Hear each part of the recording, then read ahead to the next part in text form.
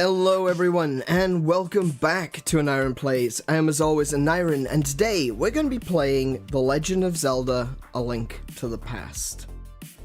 That game for me has always been the pinnacle. That is the game for me. I don't know if anyone else has this sort of concept, but that there's one game that is their game. It's a game that means so much to them, that is the game that turned them into a gamer. And for me, that is A Link to the Past. Did I say Tears of the Kingdom? I'm really confused now. No, A Link to the Past. For me, A Link to the Past is one of those games that I've played since it first released, and for a long time, it was a game that I played annually. You know, I played it all the time. And to the extent that I actually have a saved file on every copy of it that I own. Even going back to my original SNES cartridge that I've still got, and I've still got the save from. A Link to the Past is a really important game to me, and when I started streaming in 2021, I wanted it to be the first game that I played on stream. And it was. And unfortunately, it didn't go well. So I actually kind of felt bad. Kind of wish I had played something else to work out all the kinks, you know? But it was the first game I played over on Twitch. And it was a game that I thought, I'll play it when I start YouTube as well. And I just never got round to it because we had Breath of the Wild, we had Tears of the Kingdom, and we didn't have enough time at the end because of all the other games that we were playing to actually fit in A Link to the Past. But now, it's 2024. We're starting over. We've got some new ideas, some new overlays, some new concepts, some things that we are playing with. And we're going to be starting 2024 with A Link to the Past. So I hope you're going to enjoy me, excuse me. Buy me dinner first. I hope you're going to enjoy this, this series with me. And, as we go through the Zelda game that made me a gamer. And basically, I would say that it was Ocarina of Time that dedicated me to the Zelda franchise, that made it my favorite franchise, but it was A Link to the Past that made me a gamer.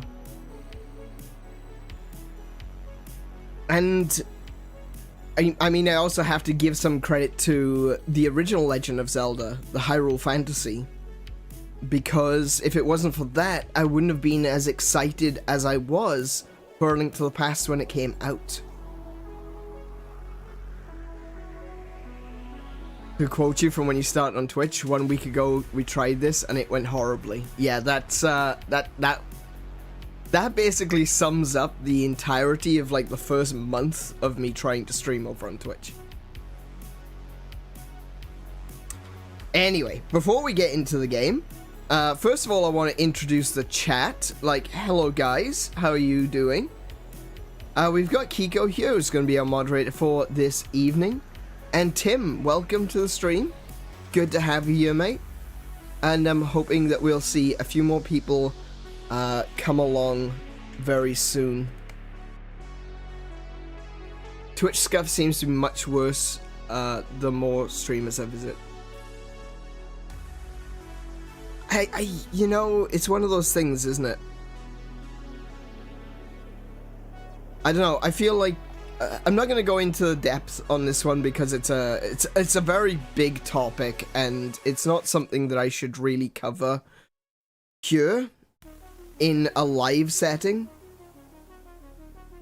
If I were to make a video on it though, I would have to go into a lot of depth about Twitch themselves And I predicted a while ago, just before I started streaming here on YouTube, and this is one of the reasons why I left Twitch, is that Twitch is headed down a very dangerous road.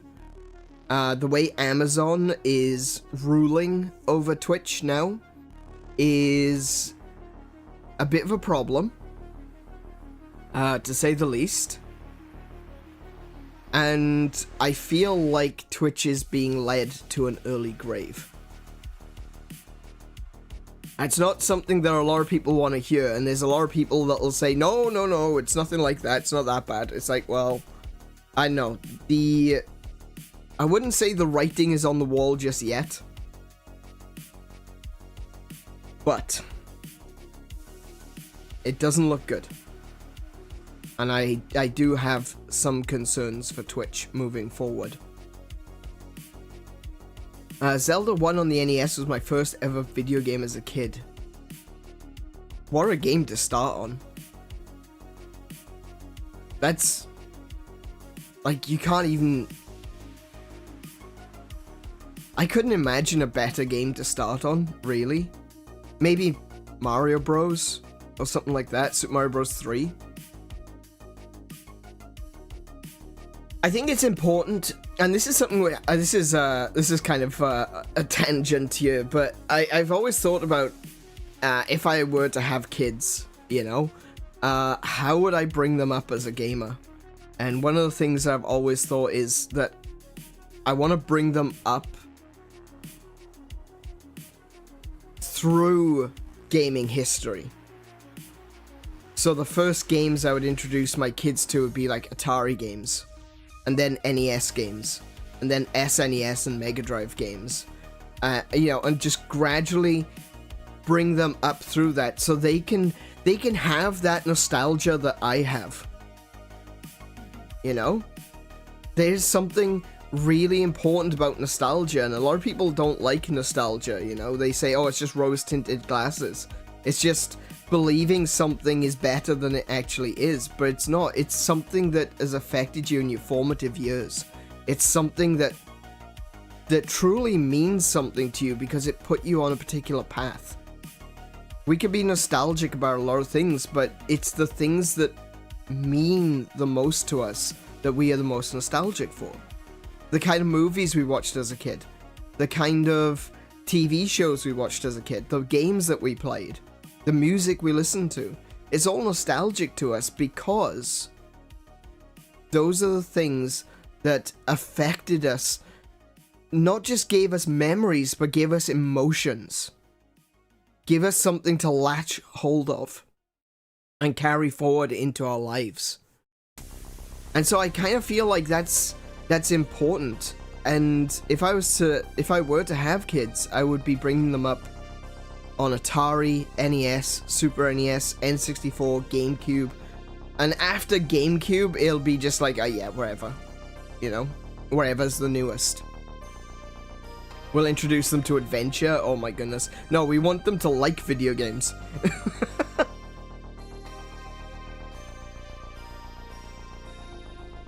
I won't go on about it. I just visited Twitch again today with streamers who usually stream on YouTube, and the Twitch scuff was horrific. Oh, really? Okay.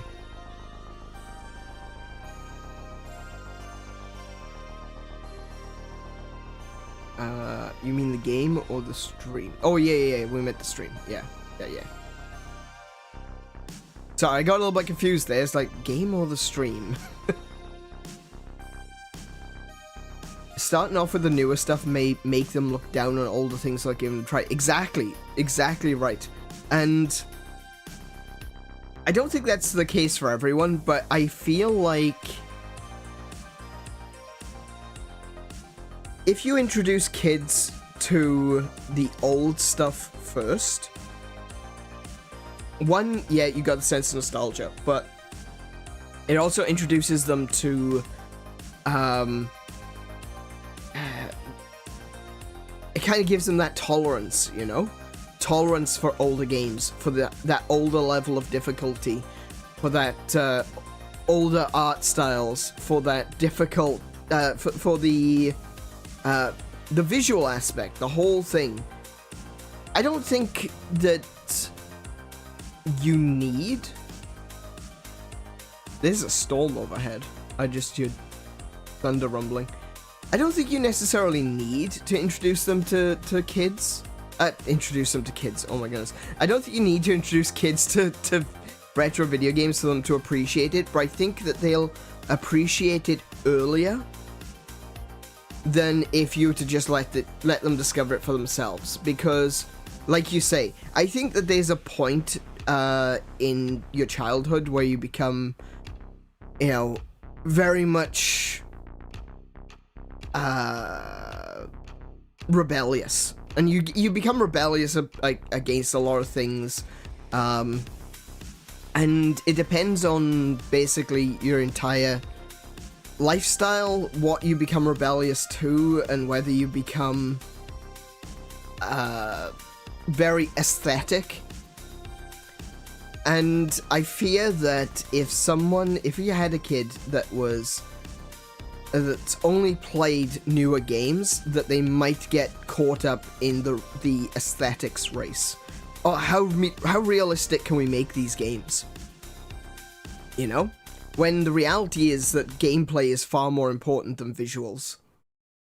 But if you introduce them, but eventually they'll get to that point, you know, once they've matured, once they're like in their late teens, maybe early 20s, that they'll start to mature and they'll start to realize, no, hang on a minute, I think gameplay is more important, because you could have the best looking game in the world and it still plays like trash. It's still not fun. So, but I think introducing kids to retro games means that they'll already have a tolerance for those older art styles, for that lower quality, and for that increased difficulty, that it would be more accessible to them in the future. And it may be something, like I said, they'll have that same nostalgia. At the end of the day, I've got nostalgia for things, and I don't mean this to come off as like accusatory or anything like that, but when I got the Atari 2600 Plus, I was really excited about it, obviously. You know, we played it on stream.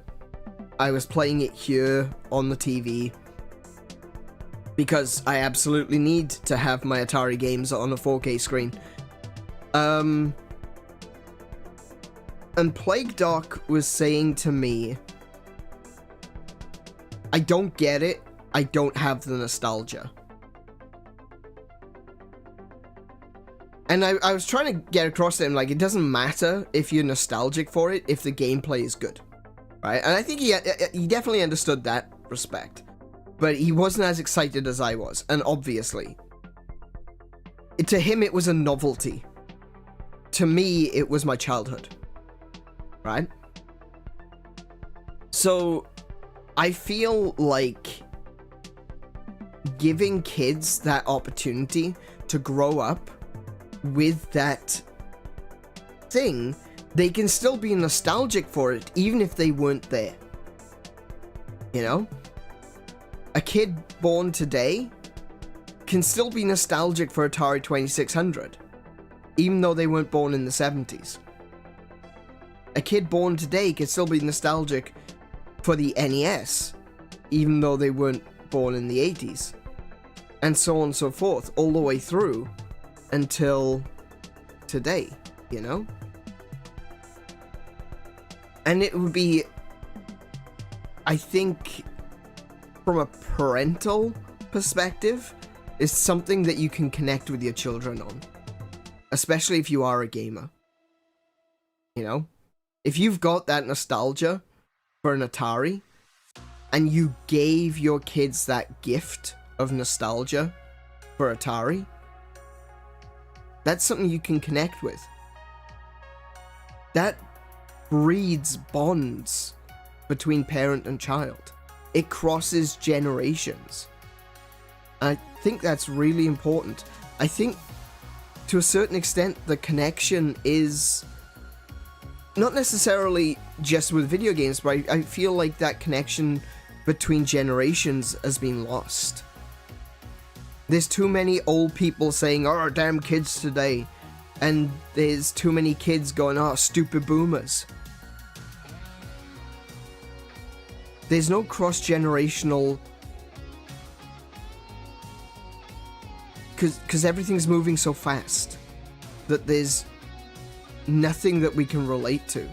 Even me, right? I'm not old. I mean, to some of you I might be.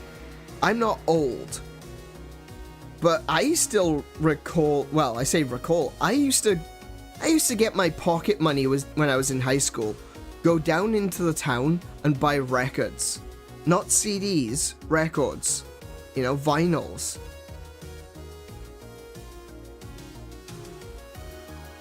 That's me. My generation. And today, we have Spotify. And no one really cares about physical media. Actually, that's something else I want to talk about before we get into the game. But when you consider all of the changes that have occurred in the past 30 years, technological changes, social changes, political changes, all these things, there's nothing for my generation to really connect with the next generation. We don't have those things anymore. We don't have those hand-me-downs. What good is a hand-me-down if the kid doesn't have the thing to be able to play it? If I've got I actually used to have. There was a box of VCR, video cassettes. In the UK, my mother asked me, what do you want to do with these? And I said, I don't know, maybe chuck them out. There's no point me giving video cassettes. The videos that I had as a child will mean nothing to my kids, because by the time they're old enough to actually appreciate them, VHS and VCRs will have been gone for 30 years. It's so hard. I mean, thankfully we're living in a situation where nostalgia is actually starting to take hold, you know? Records are coming back. Record players are coming back. But they're ridiculously expensive. Even if I still had all of my records, and sadly, I probably will never see them again because they're all still in the UK. But even if I were to give them to my kid, what would they do about it? What would that mean to them? I may as well just send them my playlist on Spotify.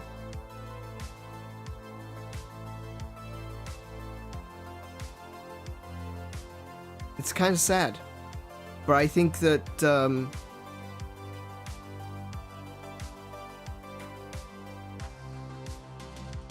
we can share those things if we introduce kids to those things slowly, over time, throughout their lives, in their formative years. Then we can teach them the value of those things and let them have the same nostalgia that we do. And it doesn't need to be just video games, like I said. It could be records. It could be movies on film. It could be actually, it can't be Laserdisc. Laserdiscs are all dying now, unfortunately. But, I think we kind of have an opportunity. We kind of have a responsibility. Because history is important. And if there's one thing that I've tried to get across on this channel more than anything, is history is important.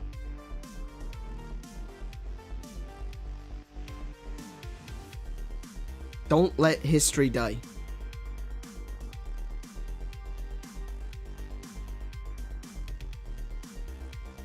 I refuse to be that mom with the toddler holding a smartphone. Right? Yeah, exactly. My kid will... My toddler will be running around with a Game Boy in hand. The problem with technical focus game is that there must be a limit to the visuals due to the limitations of technology. Exactly. But for gameplay, it comes from the creativity of the human, which to me is limitless. Exactly. 100%, Tim. 100%. That's exactly where I am. There's one game on my old Radio Shack console. Oh, my guy. Radio Shack. Pour one out for the homies.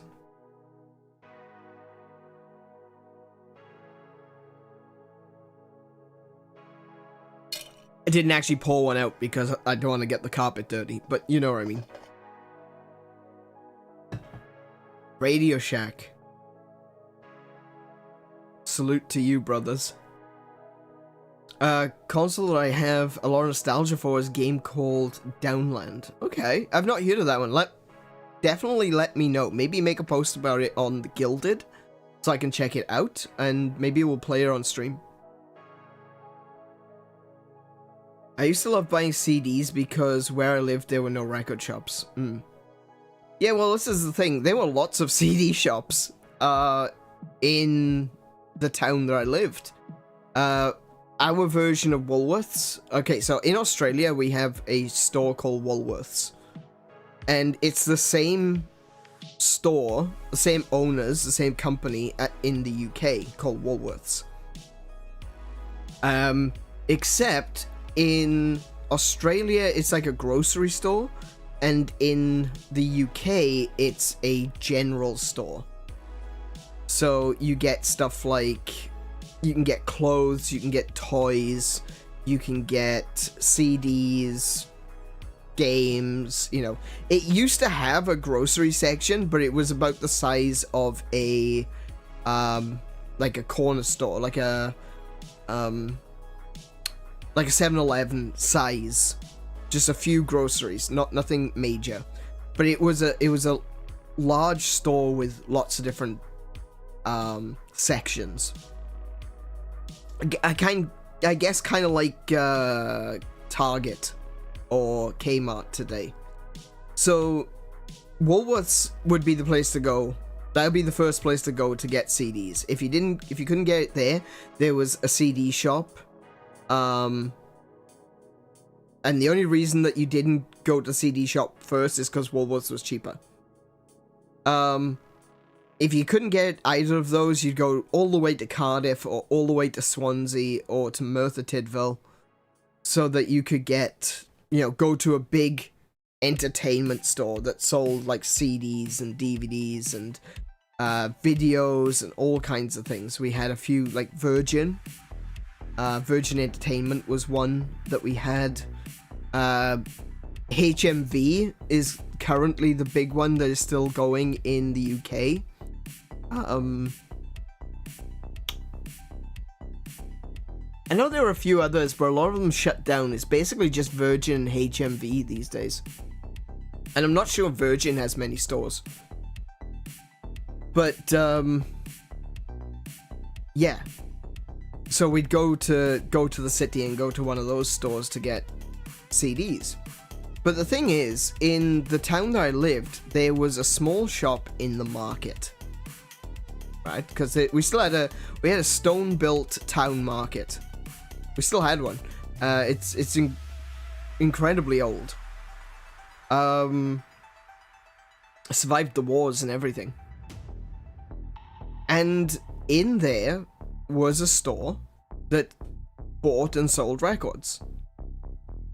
And I could go out and buy my Iron Maiden albums on CD, and they'd be like 10, 15 pounds each. Or I could go into this store with a £5 note and buy 2. So guess what I was doing?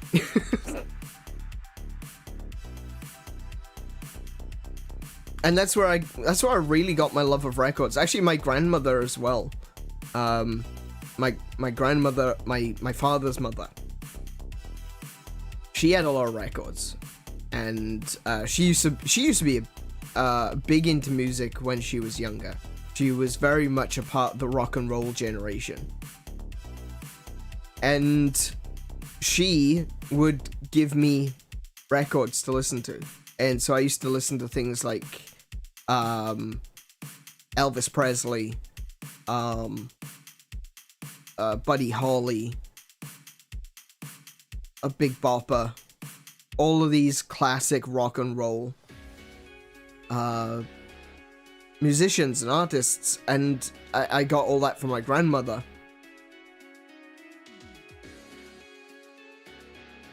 Yeah, I'm really feeling nostalgic right now. I miss having records, damn it. But yeah.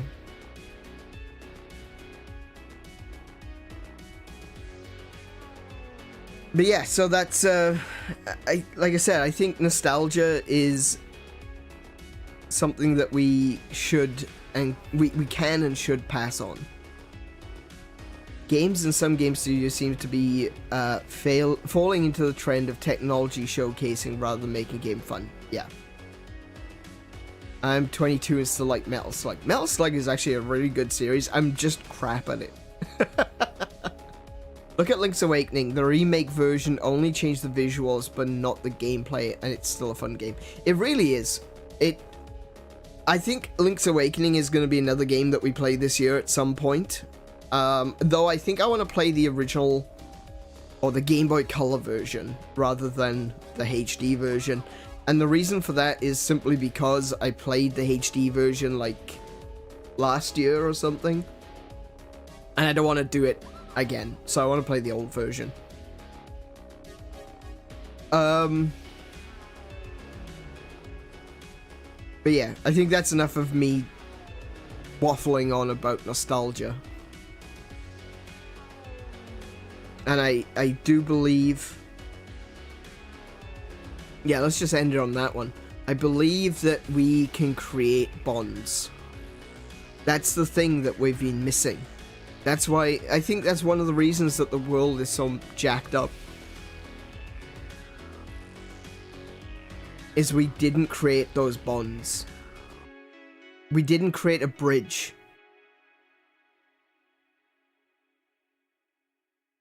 Too many people that didn't know necessarily the best way to raise kids have had the most kids, you know? And now there's a disconnect between previous generations and the modern generation.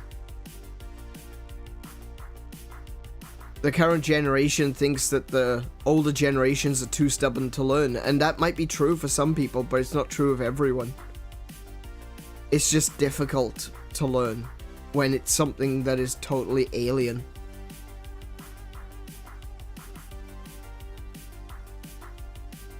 And the same can be said the other way around. The adults think the kids are being stubborn and rebellious.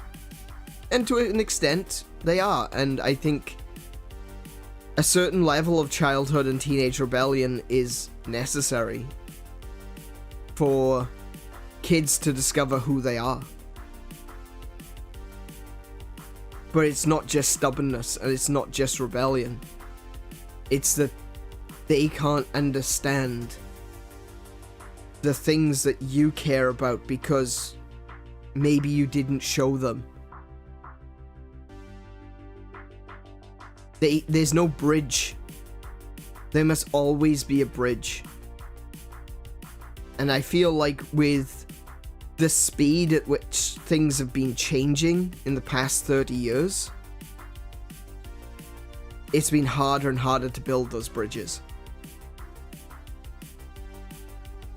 So I would say to everyone listening, whether you're here today in the stream or whether you're part of the VOD crew, whether you're listening to this 10 years time, think about building bridges. If you care about the world, about society, about making a connection, you need to build bridges between generations. You can't just sit there saying, well, we were right and you're wrong. And the same goes for the kids. Kids don't think you're right and the adults are wrong. Life is a process. But the reality is that some people exist in... It's like trees, you know? Trees, they grow in rings. And sometimes someone is too many rings away from where you are, from too many rings away from the center. And they can't understand the center. Because when they were at the center, it looked different. So I think it's important for dialogue, for openness, and for connections to actually be made,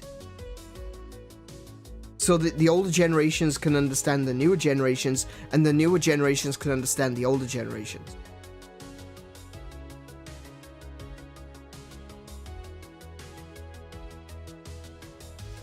I think people nowadays have a trend that listening to the idea and thoughts that they want to hear. That is, I think that is true, but I think that's a part of the problem, you know? It's not one way. Maybe adults are speaking from experience and see the present day clearer than you think. I don't know. That's what I'm saying about the trees. That's the thing. That's what I mean. That's why the tree analogy works. Is that when we were there, when we were the center, when it was our turn to grow, the center looked very different.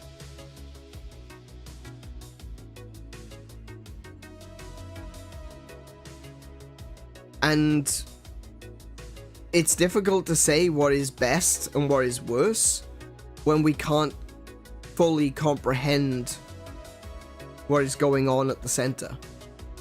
We can't say that the center is better or worse now because we can't see it. It's like when grandparents, my grandfather used to say to me, oh, you've never had it so good. You know? That's a quote from a British Prime Minister, by the way. Oh, was it? Wait. Hang on. Pretty sure it was, I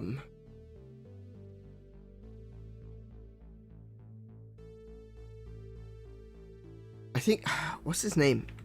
Neville Chamberlain, was it?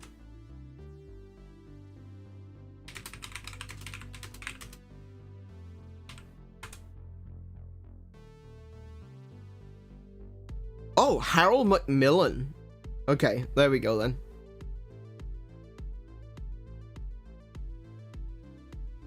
So, Harold Macmillan, a guy who did Prime Minister impressions, said that the British people have never had it so good.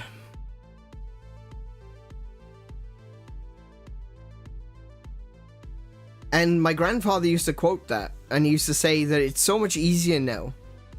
There's more jobs because technology. That it was a lot harder back in his day.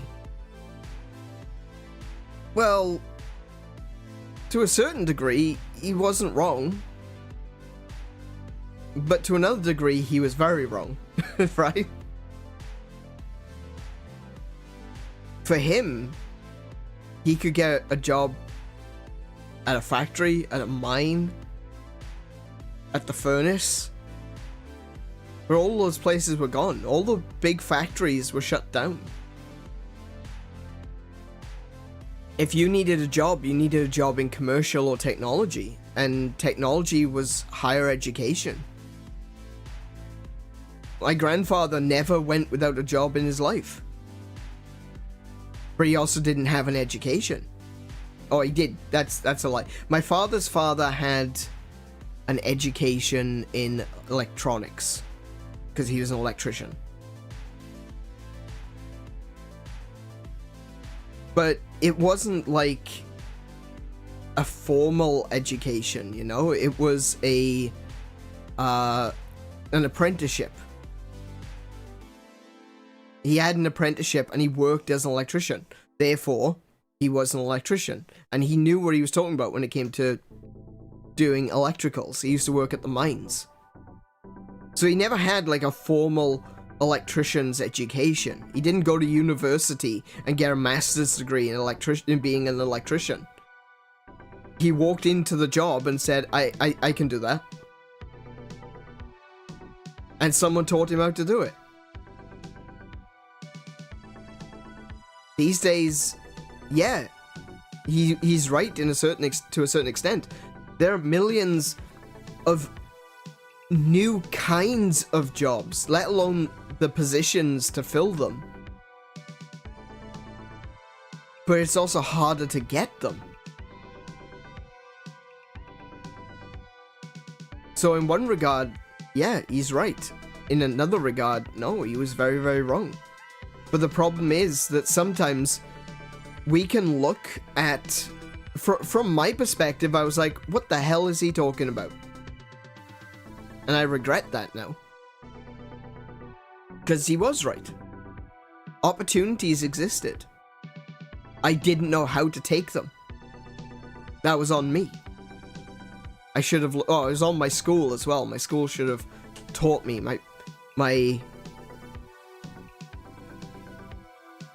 A lot of opportunities are missed because you don't even know that they exist. So from my perspective, I'm like, oh, this old codger doesn't know the thing that he's talking about. And my grandfather's like, this kid's never had it so good. Why is he complaining?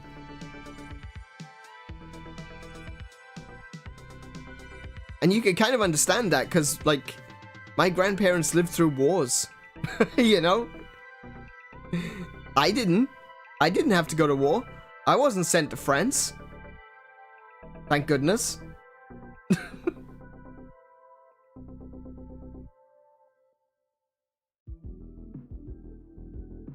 Perspective is a big thing.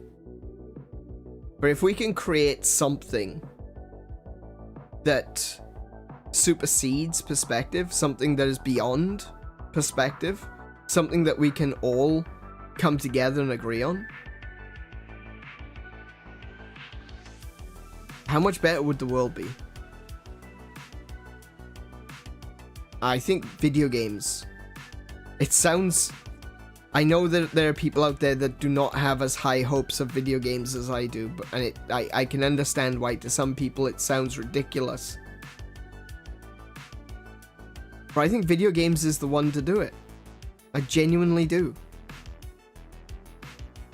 Because of how invested we get. And speaking of investing and technology and hardware and games, I do want to talk very briefly now. My main talk, I was actually going to talk more about this than the previous topic, but Ubisoft.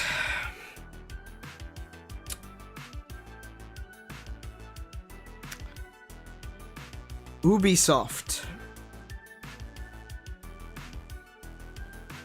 recently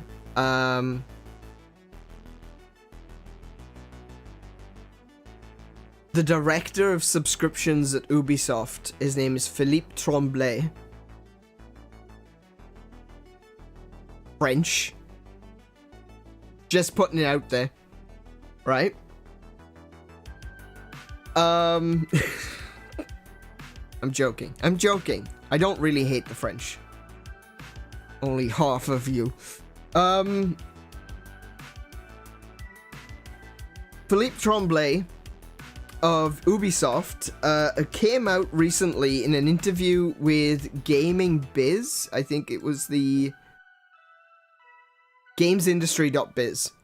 Did an interview with them and said gamers or consumers need to... Hang on, let me actually get the actual quote because I do have it here somewhere.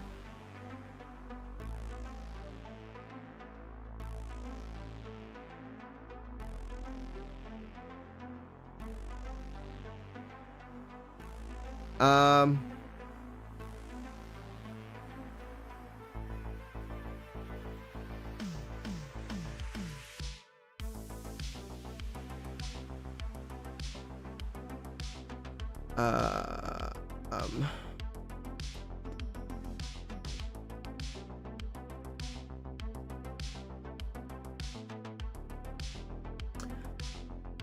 can't find the actual quote. Where is it? Oh, yeah, I've got it.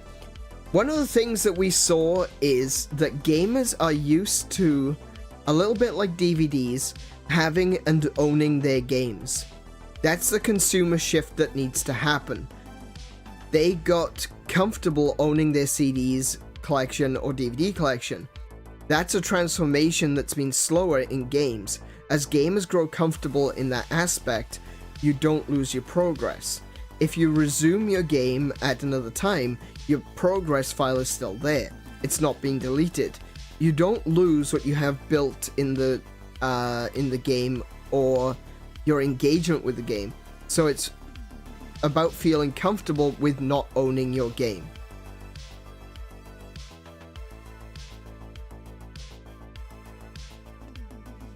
Essentially, the short version is you will own nothing and you will be happy.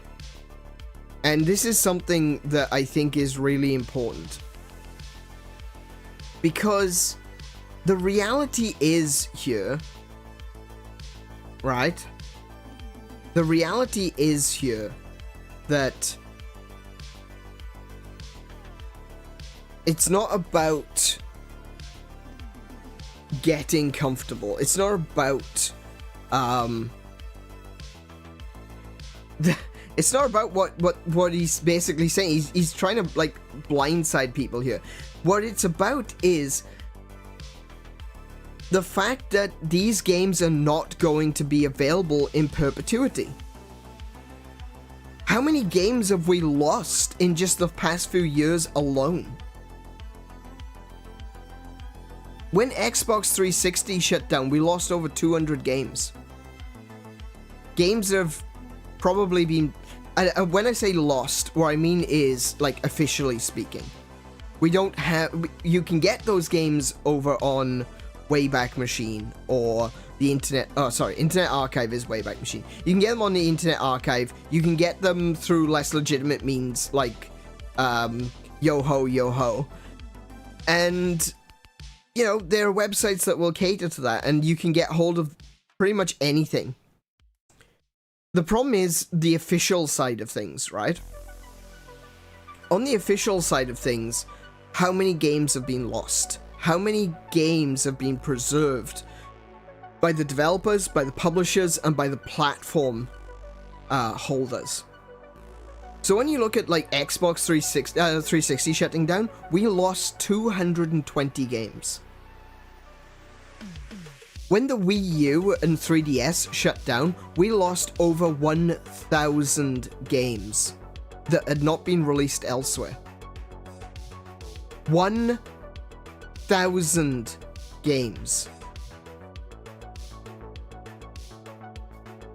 Sony wanted to shut down the PS3 and the PSP online stores. There was some massive pushback, and Sony were like, okay, we won't shut down the PS3 store. But they did shut down the PSP store, and that's another 35 games gone. In just the past few years alone, we have lost over 1,300 games. Since 2020. Think about that. Think about what I was just saying about nostalgia. Think about what I was saying about bringing kids up right. Thinking about what I was saying about building bridges. How can you do that if those games are gone?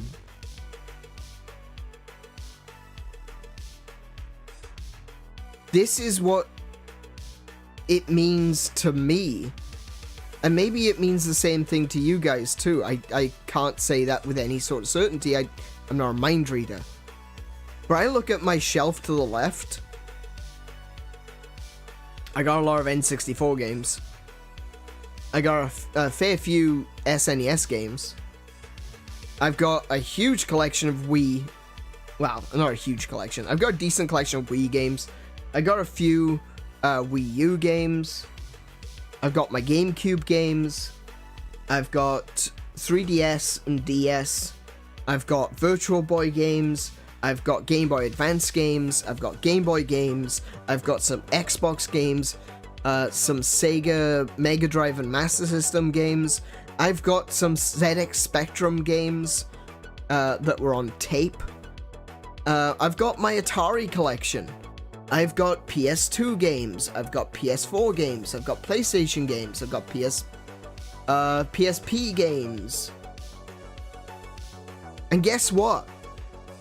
You can't have them.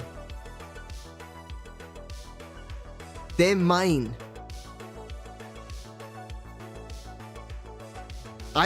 Like I said, and this will come back to the Zelda stuff, I've still got my Legend of Zelda Link to the Past game from when I was a kid. It still has my save file on it. Right? I can literally reach out and touch my Zelda game. And then I can take it off the shelf, put it into a SNES, and play it. Do you know what games I can't do that for? Lego Lord of the Rings.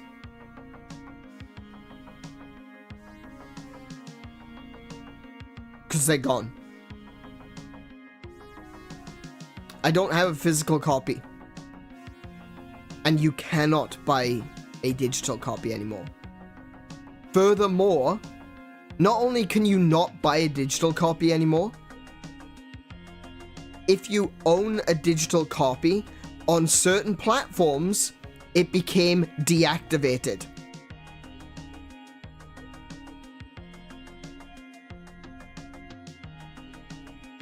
Sony recently talked about, and this was in the past few months now, Sony recently talked about how they were going to be losing the license to be able to distribute the Discovery Entertainment packages. So anyone who has bought the Discovery Entertainment stuff on PS4, it would no longer be available on the store. It was no longer available for download. And if you had it on your console, it would be removed from your library. I'm sorry, what? They've got the right to remove stuff from my game library? If they can do that when the license runs out on something, they can do that at any point. And in fact, we know that they can do it at any point because they tried. Because there was a bunch of stuff that they released in 2022, and they tried to kill the digital versions of older versions of the games. I think it was Chrono Cross, I think, was the one that they got caught for. The Chrono Cross, there was a digital version on the PlayStation Store, and people were discovering that their license was being revoked because the new one was available to buy. They did a remaster. And the license was being revoked because they wanted people to buy the remaster. This has happened with Blizzard. When the Warcraft remaster happened, you had to buy it through the Blizzard launcher, or BlizzNet, wherever it's called, Battle.net, wherever it's called, I can't remember. I haven't used Blizzard in decades, right? You could only buy Warcraft through that, and if you already owned a copy of Warcraft on your account, it was disabled. You had to buy the new one.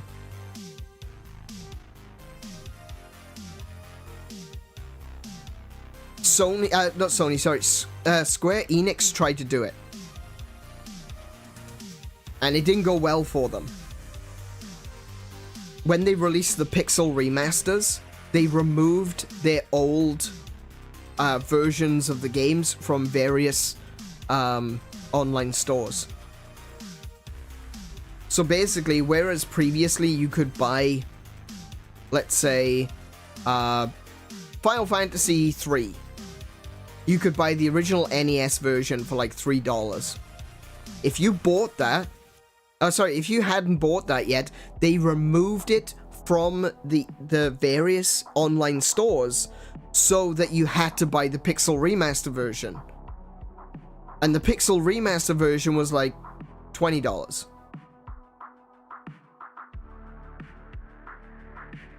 It's not difficult to see why they were doing that.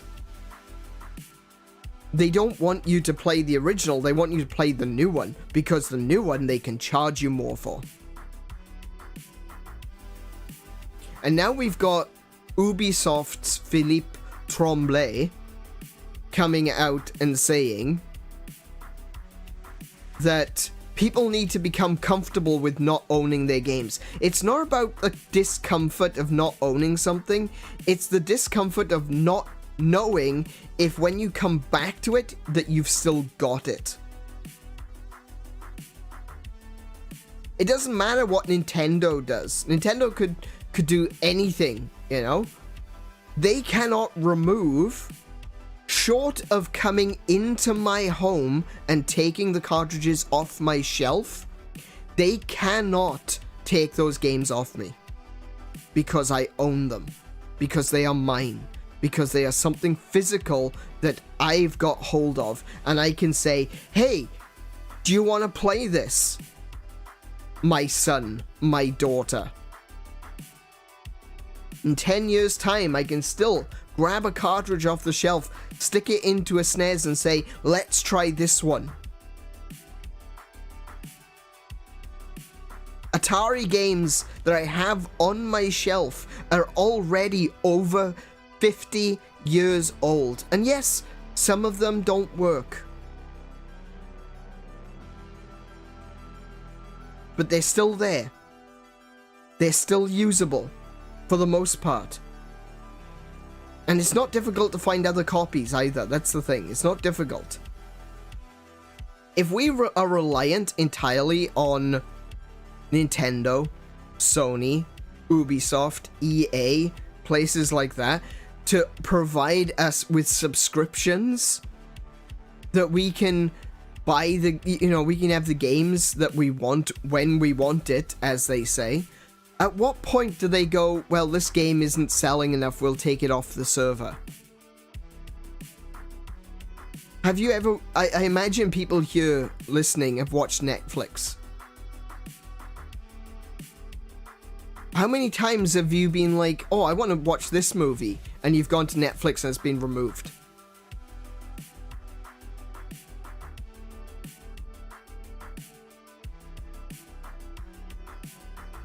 And they want us to believe that that'll never happen to video games. Philippe Tremblay said, I still have 2 boxes of DVDs. I definitely understand the gamer's perspective with that. But people embrace that model, talking about subscription. They will see that these games will exist, the services will continue, and you'll be able to access them when you feel like. Bullshit! Philippe Tremblay.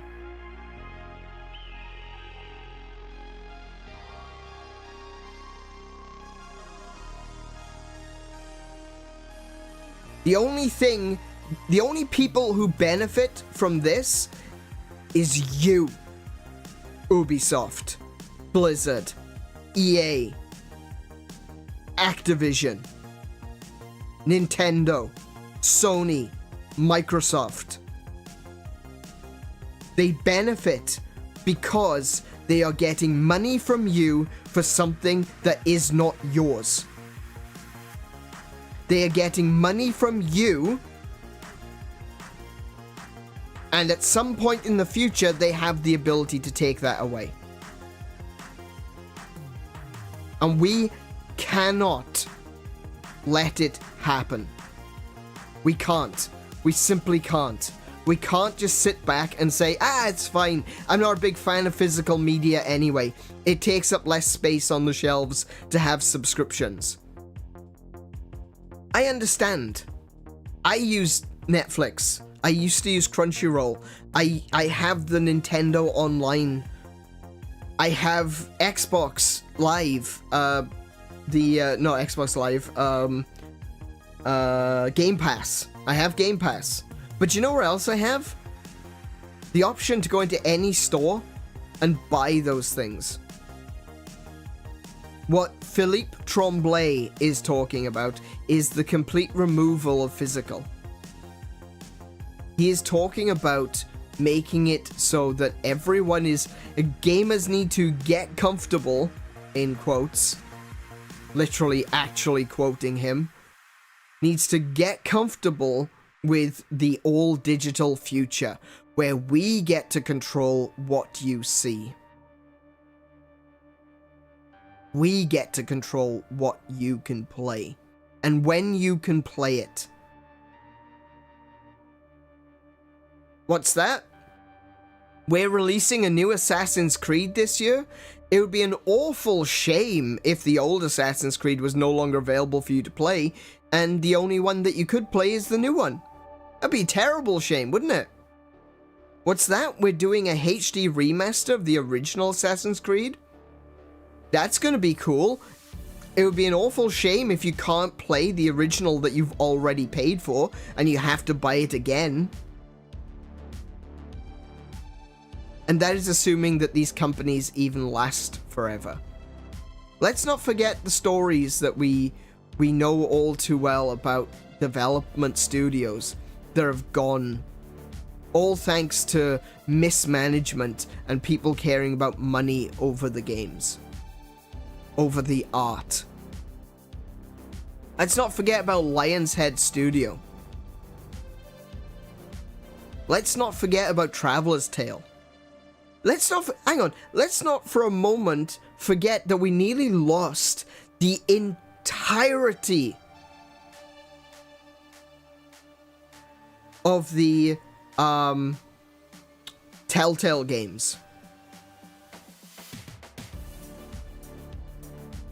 The entirety. When that studio went under, we nearly lost everything.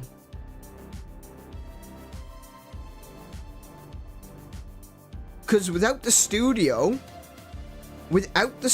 Telltale Games, right, there was no one to keep the licenses up to date.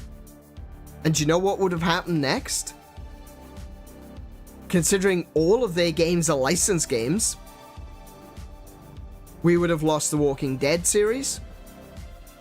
We would have lost their Batman series. We would have lost the Minecraft story mode. We would have lost the Tales from the Borderlands series. Every single game that they ever released would have disappeared in a flash. If it wasn't for people coming along and saying, no, hold on. We're going to buy this studio and we're going to keep it going. If it wasn't for some fast movement and quick exchanges of money, we would have lost everything Telltale had ever made. Let's put that down for a second and let people think about it. That is on the table. Think about that. One studio, hundreds of games.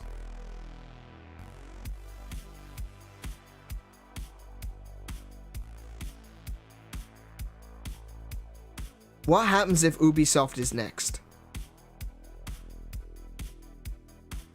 What happens if EA is next? It sounds almost impossible, but it sounded impossible for Lionshead as well, because they had such a huge backing. Let's not forget that THQ died as well. THQ was huge back in the day. It's gone. The only thing that still exists is THQ Nordic. Let's not forget what happened to Eidos.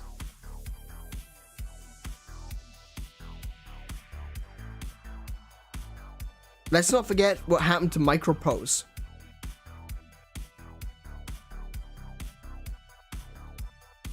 And if those games are not on some form of physical media that we have access to, that we can put our hand on and say that is the whole game, stranger things have happened. If Ubisoft goes under and their entire business model is subscription, what happens then? Do you think they're going to be courteous and give away the games? Do you think they're going to care about the consumer and just say, oh, here you go, you can have the games now. We're going under, but hey, whatever.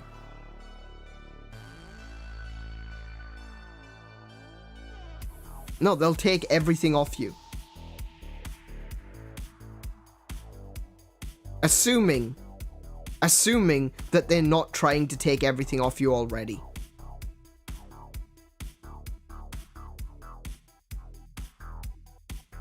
So we have to stand on this. This is one of those hills that I am very, very willing to die on.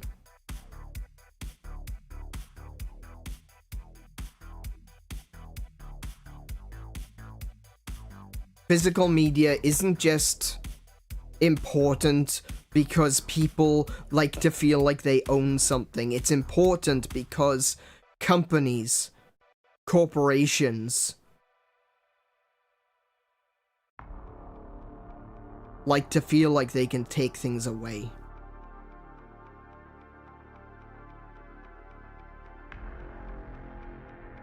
And if we can prevent them from doing that, we absolutely should.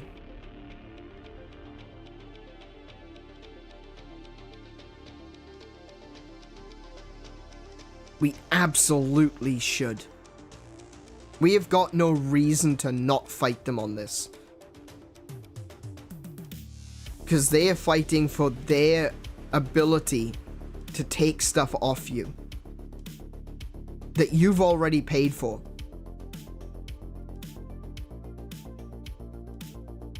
And too many people just go along with it.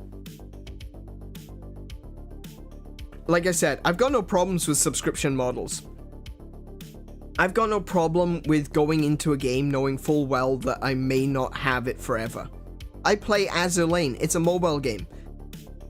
I know I'm not going to have it forever. In fact, recently I've found it very difficult to be able to play it because I just haven't had the time.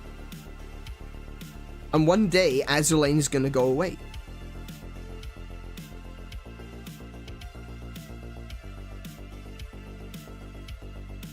I've got the Game Pass from Xbox because I feel like it's a good value for money. I'm able to play the games that I want to play. Though admittedly I haven't played Xbox in a while because streaming. I feel like I can play the games that I want to play, and if there was a game that I wanted to buy, I can go out and buy it. The option is there. I've got the Nintendo Online service. And I like it. I'm going to use it today to play A Link to the Past. Eventually. But that's... I'm aware that could go away. And it probably will. When the Switch lifespan comes to an end, that's gonna go away.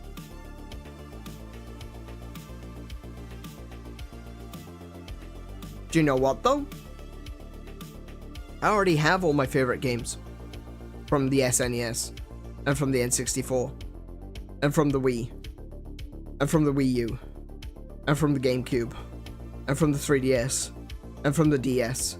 And from the PlayStation 2. You can, you know, I've still got all of that. Oh, sorry, not PlayStation. From the Mega Drive.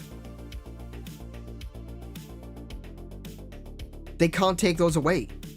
Because I already have them. It needs to be a balance. It needs to be a... This is something we are offering. The subscription service, the digital purchases. But also, the ability to buy something physical. As well, the other thing as well is like digital purchases that stay on your system. That's another thing. You know, if you can be guaranteed that after making a digital purchase it stays on your system, then that's fine too. It's not as good as having a physical disc or cartridge, but that's fine too. The problem is when we now know that Sony can't. I've completely lost trust for them. Because they can deactivate your license and say, no, you're not allowed to play that anymore. We know they can do it. We have seen it happen once by accident, where people started discovering that their licenses, their terms of their license had come to an end, which was quickly revised. And times where they've done it on purpose. Times where they've tried to remove stuff from people's libraries. The reality is that they want you to pay twice. They want you to pay 3 times, and 4 times, and 5 times. There's a reason why The Last of Us 2 is getting a HD remaster this year. Do you think The Last of Us 2 needs a HD remaster? I don't. But it's getting one. It's because they want you to buy it again. They're not satisfied with the sales that they got previously. They want you to buy it a second time. They want everyone to double dip. I'm fine with double dipping. I've double dipped. I have Shovel Knight on every system it's released on.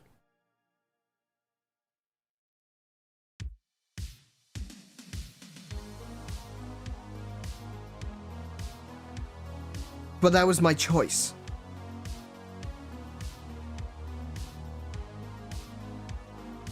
I certainly wouldn't buy it a second time if, for some reason, I had one of those copies taken away from me. If Yacht Club Games comes knocking on my door and walks up to my shelf and grabs my physical copy of Shovel Knight and says, oh, right, we'll be taking this, you're gonna have to buy it again, I'd be like, well, if that leaves this house, you are not getting a single penny from me ever again.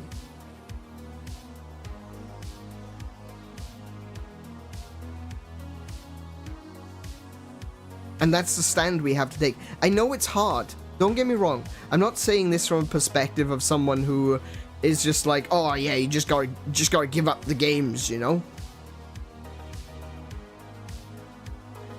It's hard. It's hard to feel like you're the only one trying. The last Ubisoft game I bought was Sparks of Hope. And even that I got on sale. I don't buy Ubisoft games unless they're on sale. Because I don't trust them. I don't buy Blizzard. I don't buy Blizzard at all. The last Blizzard game I played was World of Warcraft before Cataclysm released. But I stopped trusting Blizzard.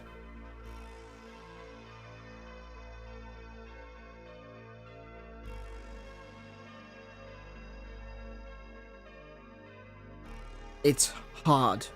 It hurts. You see a game and you go, damn, I really want to play that. But it's better to say no. It is so much better to say no.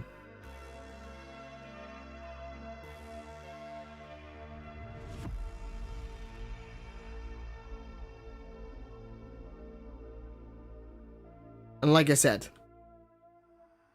If you got physical games, it means that in 10 years' time, 20 years' time, 30 years' time, you'll be able to reach over to the shelf, pick it up, and say, you didn't get your hands on this one. And that's where I'm at. That's where I stand on this whole thing. No, we shouldn't be getting comfortable with the idea of digital games and losing our sense of ownership. We should be getting more comfortable with saying no when companies that just want you to spend your money twice, 3 times, 4 times on the same game tell you that that's the way the industry is going. It doesn't have to be. Every single one of these companies could turn around tomorrow and say, yeah, we're not doing that anymore. We're going to do physical games. We're going to make sure that every single game is released physically. We're going to make sure that the entire game is on the disc or cartridge. They could do that. But there's not as much profit in it. Even if there was more profit in it, they will have more control.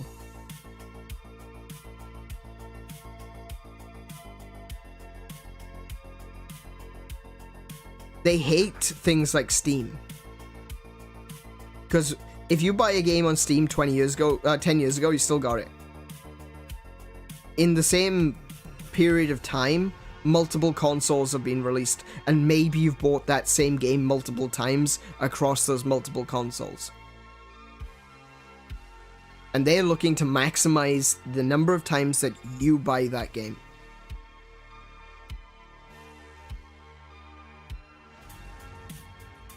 So stand up to them, please. For the sake of games industry as it is today, and for the sake of the games industry that we leave to our kids. We've already talked about nostalgia and bridging that gap.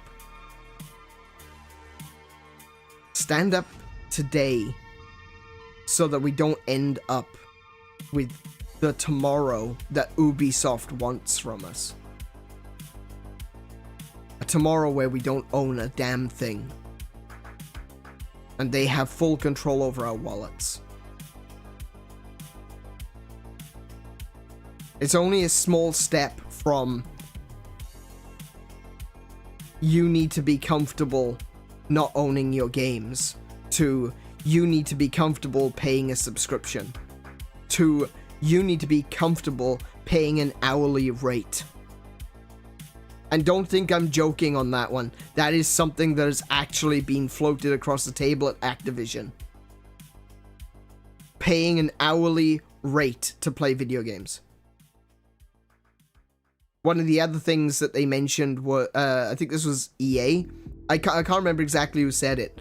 I wish I could. But you could probably look it up. What if we charged $1 every time someone needs to reload?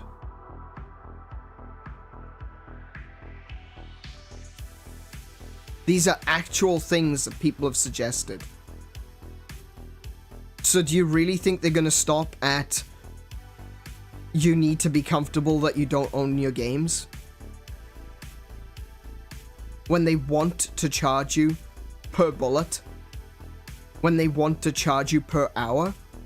Do you think that's where they're going to stop?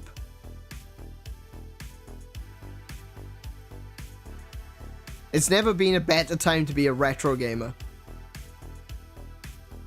Because the future of the gaming industry is looking terrifying. But all the games I love, I've got on my shelf.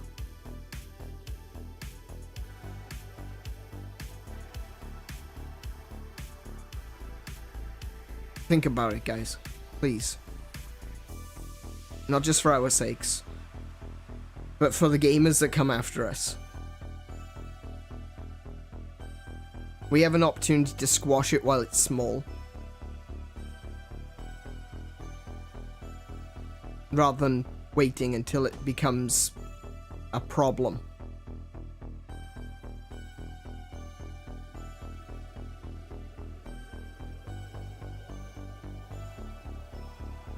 That's really all I've got to say on that one. Ubisoft are evil. You can quote me on that one. No allegedly, no in Minecraft. You guys are evil.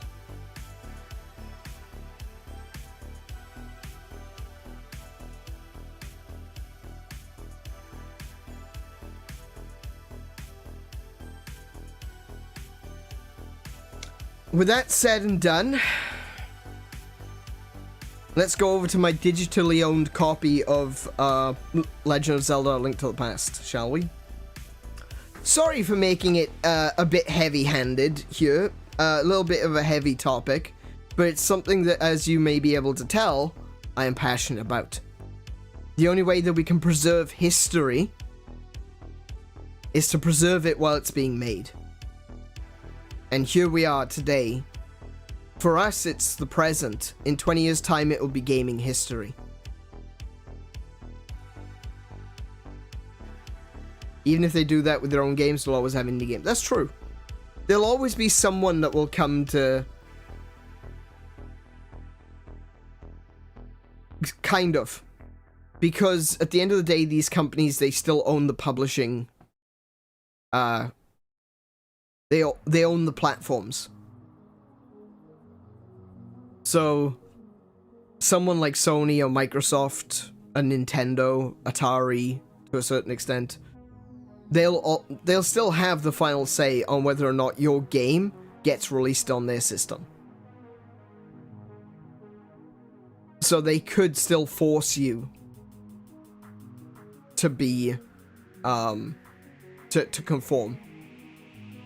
You could always release things on PC, and let's face it, I want to make games. I'm working towards that point where I can make games.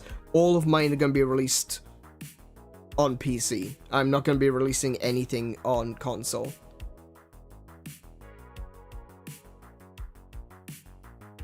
So yeah, I guess there is still hope. Indie developers creating games for PC where they have the capability of making their own terms. Excuse me. But you can't really... Indie games rarely have physical copies unless they go through a publisher. And if the publisher says, no, we don't do that anymore. I mean, at the end of the day, the next Xbox and the next PlayStation may not even have a CD slot. I've got this vision in my head of like 10 years time when Nintendo is the only console that has a media port. Because I still think Nintendo will keep media even long after Xbox and Sony give it up.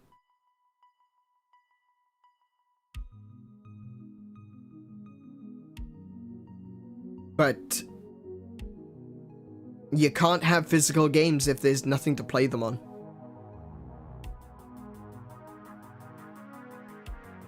That's a scary thought.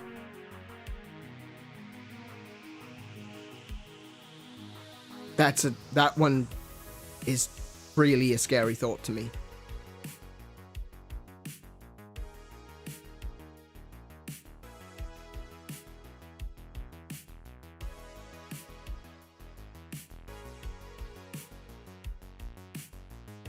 Alright, well, with that said, done, and again, sorry if I got a little bit too heated, and my apologies if it was a bit of a heavy topic. It is, for me at very least, a very heavy topic, and that's the reality of the situation. The way we are right now is that the companies that are giving us, yeah, I wish, the companies that are selling us their games are telling us that we don't have any right to own them, and that's frightening, frankly, for a multitude of reasons. Not simply because I'm entitled. I'm an entitled gamer that just wants to own everything. No. It's not entitled to want to own the things that you've paid for. Don't let anyone tell you differently. It is not entitled to want to own the things that you have paid for. And with that, we're going to jump on into A Link to the Past. We've already been going... Damn, we've already been going for over an hour now. Wait, when did we start? Like 6:45? Yeah, so we've been going for like an hour and a half. Okay, that's not terrible. That's not too bad. We did some pretty big topics. We did 2 pretty big topics in an hour and a half. I'm okay with that. Actually, that's not bad. So, let's jump on over to the game, and we are going to play The Legend of Zelda: A Link to the Past. And there's going to be a huge historical aspect to this as well, because it's a game that is very close to my heart. And it's going to be pretty nostalgic.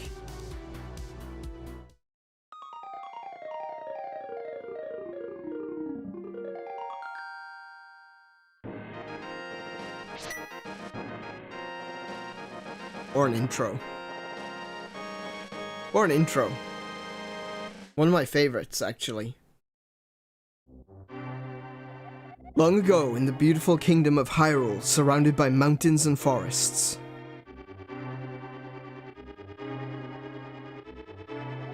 legends told of an omnipotent and omniscient golden power that resided in a hidden land. Many people aggressively sought to enter the hidden Golden Land. But no one ever returned. One day, evil power began to flow from the Golden Land. So the king commanded 7 wise men to seal the gate to the land of golden power.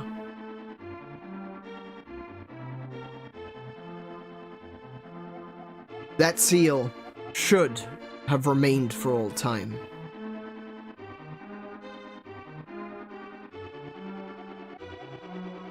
But when these events were obscured by the mists of time and became legend,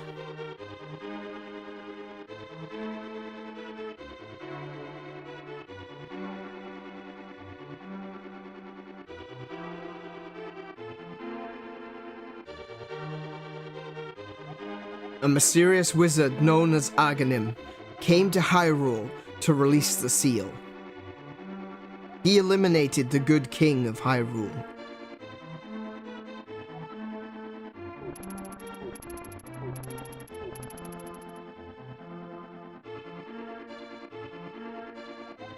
Through evil magic, he began to make the descendants of the 7 wise men vanish, one after another.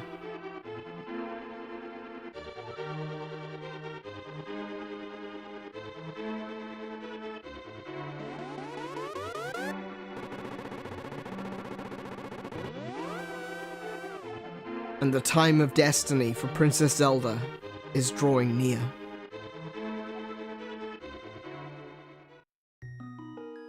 Oh! You see, when I say that I've got a completed save file in like every version of this game that I own, apparently I have a completed save file across multiple profiles as well.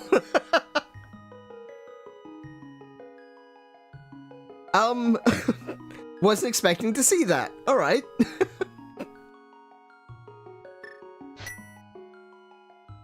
Let's see what we can fit in here, shall we? And I'm assuming that the reason I used a nay is because you can't fit a Nyrin. A Nyr... Yeah, a Nyri. No, okay. No, we won't do that. We won't do that.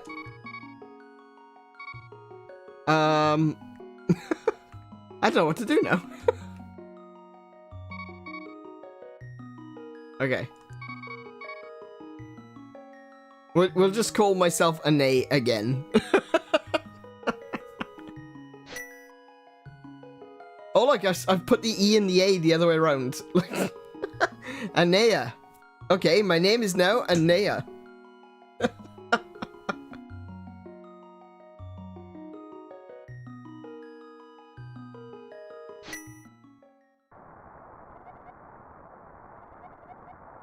Please, help me. Oh, I gotta press the button this time. Okay, right. Please help me. I'm a prisoner in the dungeon of the castle. My name is Zelda. The wizard Aghanim has done something to the other missing girls. Now only I remain. Aghanim has seized control of the castle and is now trying to open the Seven Wise Men's seal. I'm in the dungeon of the castle. Please help me. Anea, I am going out for a while. I'll be back by morning. Do not leave the house.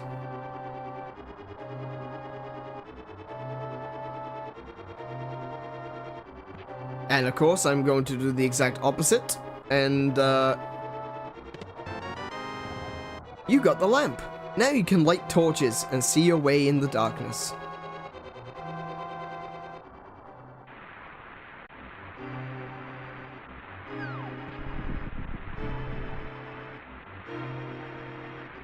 There's actually a lot of questions regarding the opening to this. I thought this was a weird one, but I was actually looking it up and I discovered that the Zelda wiki themselves did a daily discussion sort of thing, and it was a question asking whether or not Hylians are telepathic. And it's just like, yes, this is entirely explained in the game. What are you on about? Hey, you're not allowed in the castle, son. Go home and get some sleep. And it was questioning, it's like, why is Link telepathic? Why can Link hear Zelda? And why can his uncle hear Zelda? And I mean, it's all pretty much explained. Mary calls you Annie. Yeah, that's right, Annie. Yeah, and Annie. It's an interesting way of spelling it, given my language. Imagine if you use some kind of NSFW joke name or something on the file that you forgot about. That is that's why one of the reasons why I never do that is because I'm always terrified that I'm accidentally going to show it to someone. But no, to get back to what I was saying, like, there's a thing in the manual for Legend of Zelda where it says that the Hylians have telepathic capabilities. It's the Hylians with the long ears. They're different to the regular humans of Hyrule. So there is technically a separation between humans and elves in the Legend of Zelda. And the Hylians are the ones with the long pointed ears. And they have the capability of having long ears. According to the manual, it's so that they can hear the words of the gods. But that also means that they can telepathically communicate. Furthermore, Link is wearing green, and so is his uncle. Which, admittedly, this was a bit of a retcon, but it is implied in this story that he is the descendant of the guards of the royal family. And so that's another reason why Zelda is able to communicate with Link and with his uncle, is because they are from the royal guard bloodline. Help me. I'm in the dungeon of the castle. I know there's a hidden path from outside of the castle to the garden inside. Of course, I already know what it is. So the ears were some kind of antenna. Yeah, essentially. Essentially.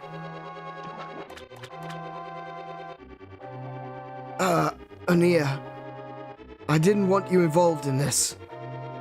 I told you not to leave the house. Take my sword and shield and listen. You can focus the power in the blade, then release it using the secret technique handed down by our people. Anea, you can do it. Save the princess. Zelda is your...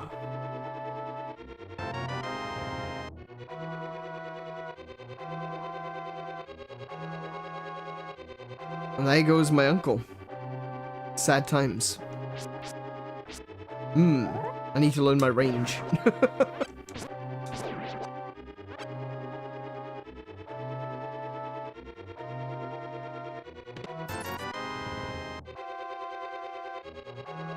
Oh, that's what I was looking for. I was gonna say, hang on a minute. What, 5 rupees in the chest? No. Shouldn't that be a potion bottle? No, it's not. Potion bottles are in the jars.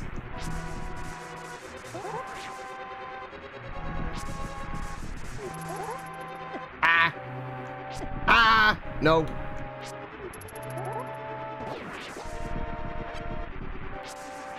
So despite Legend of Zelda being, you know, dungeon crawler hack and slash, there's also a huge puzzle element to the game, which is based around positioning, because enemies always attack from like the same position, you know, they always have the sword on the same side, and the same for you. You always have your sword and you can slash directly in front of you and to Link's left, right? Which means you can hit an enemy that's on your left, but you can't hit an enemy that's on your right from this position, and the opposite when facing downwards.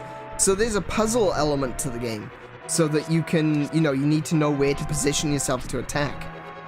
It's very strategic in that respect, and I think that's something that a lot of people maybe overlook. Like, it's a mechanical way of doing sword fighting in a game that is a bit more primitive.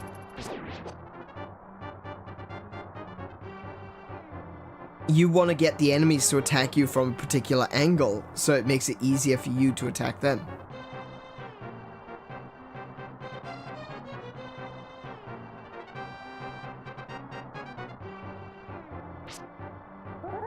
Oh, see, like, that was a mistake there. Because I thought I'd be able to just let him walk into my sword. But he was too far to the right.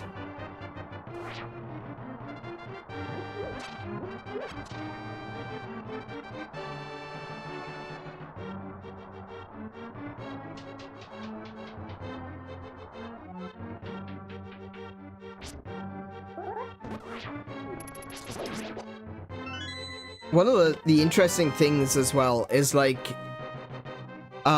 Tears of the Kingdom did such a good job of becoming a sequel to A Link to the Past.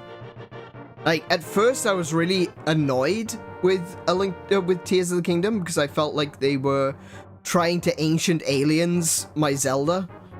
And then I actually went back and I reread the manual for A Link to the Past, and it actually has in the manual that the gods of Hyrule came from a distant nebula. And it's like, oh damn, ancient aliens were always there. You got the map. You can use it to see your current position and the rest of the dungeon. Press X. That was why. Because my brain is backwards from using an Xbox controller.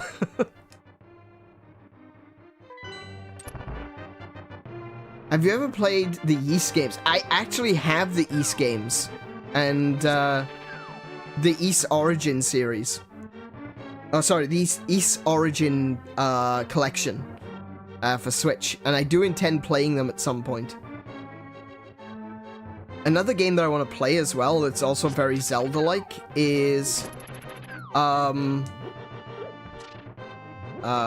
what's it called? It's on the TurboGrafx. I can't remember what it's called though. But it's basically a Zelda clone.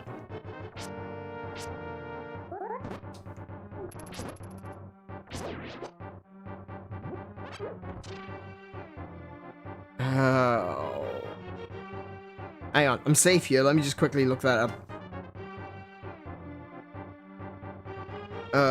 TurboGrafx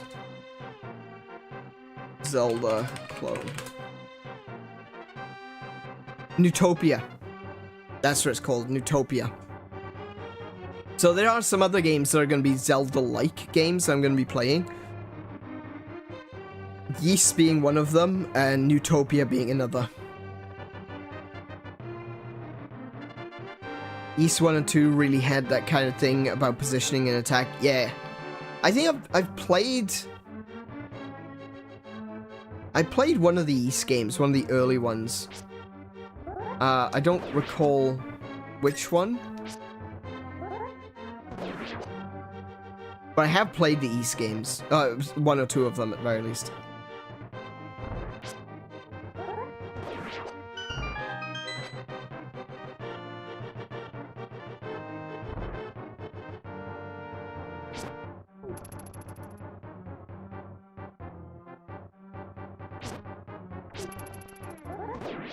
There we go.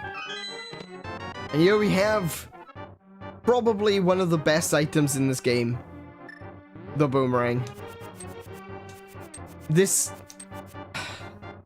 so good. Oh my goodness. If you've not played this game before, I can easily understand that people will be looking at some of the other Zelda games and going like, oh, remember the Gale boomerang was pretty cool in Twilight Princess, and the boomerang you have in Wind Waker is okay. What makes this so good? Oh my goodness, let me tell you. The boomerang is so useful because of its stun ability. Like, if you ever have trouble in a Zelda game, the stun ability of the boomerang is so useful. Like, it doesn't work very well on this guy. Just kind of knocks him back for a bit. But there's other ways of defeating him.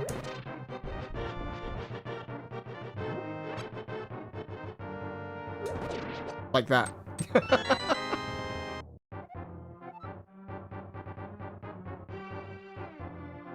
They don't even have an attack button. You just position correctly and move towards the enemy. Oh, so it's like Faerun.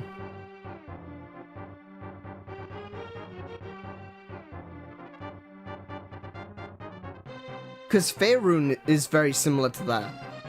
And that's another game that I've actually got on my list to play. Because again, that's another collection that I have, is the Faerun collection. Okay, I'm interested. I'm really interested in that kind of gameplay, so we're definitely going to be checking those out in the future. You've got the big key. This is the master key of the dungeon. It can open many locks that small keys cannot. And this, ladies and gents, very important moment.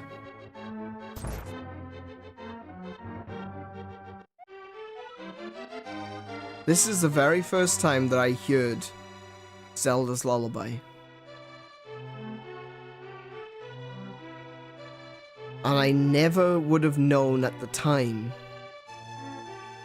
just how much this song would mean to me.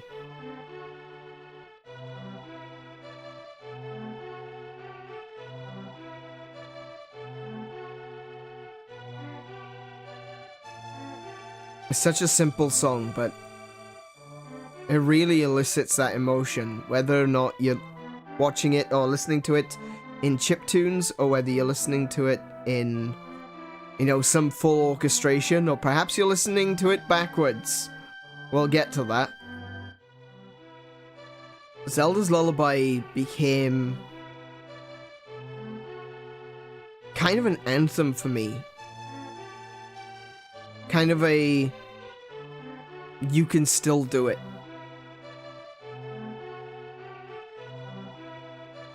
More so in Ocarina of Time. I had a rough time in high school, and I used to play Ocarina of Time to escape. And Zelda's Lullaby kind of became that. You can keep going. You're still strong enough to keep going.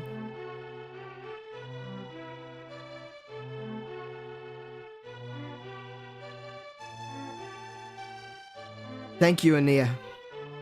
I had a feeling you were getting close. Ania, listen carefully. The wizard is magically controlling all of the soldiers in the castle. I fear the worst for my father. The wizard is an inhuman fiend with strong magical powers. Do you understand? Yes. Alright. Let's get out of here before the wizard notices. I know a secret path, but first, we have to get to the first floor. Let's go. Please just say a nay. Nah, it's a Nia.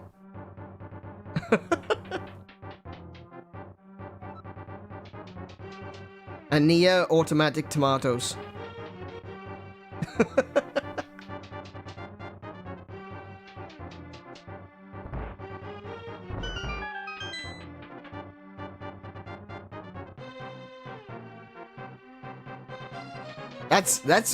See, now I know what I should call my game. Ania automatic tomatoes. That'll be my video game.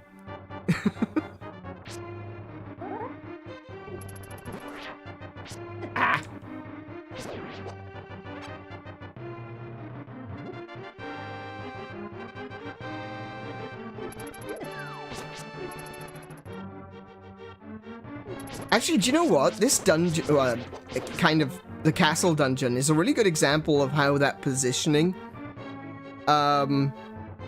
is a big factor in this game. Because when we came in from the top, this area was really easy. You could just hit one of the guards into the pit, grab that, knock the other guard into the pit, you know?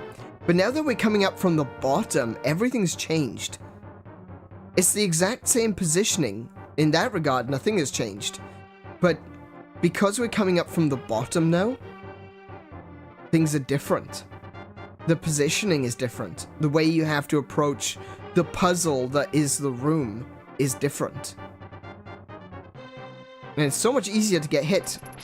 Like, this guy didn't notice us at all when we came in from the top. But as soon as we come in from the bottom, his first move is to look south. So he sees us and immediately tries to rush at us.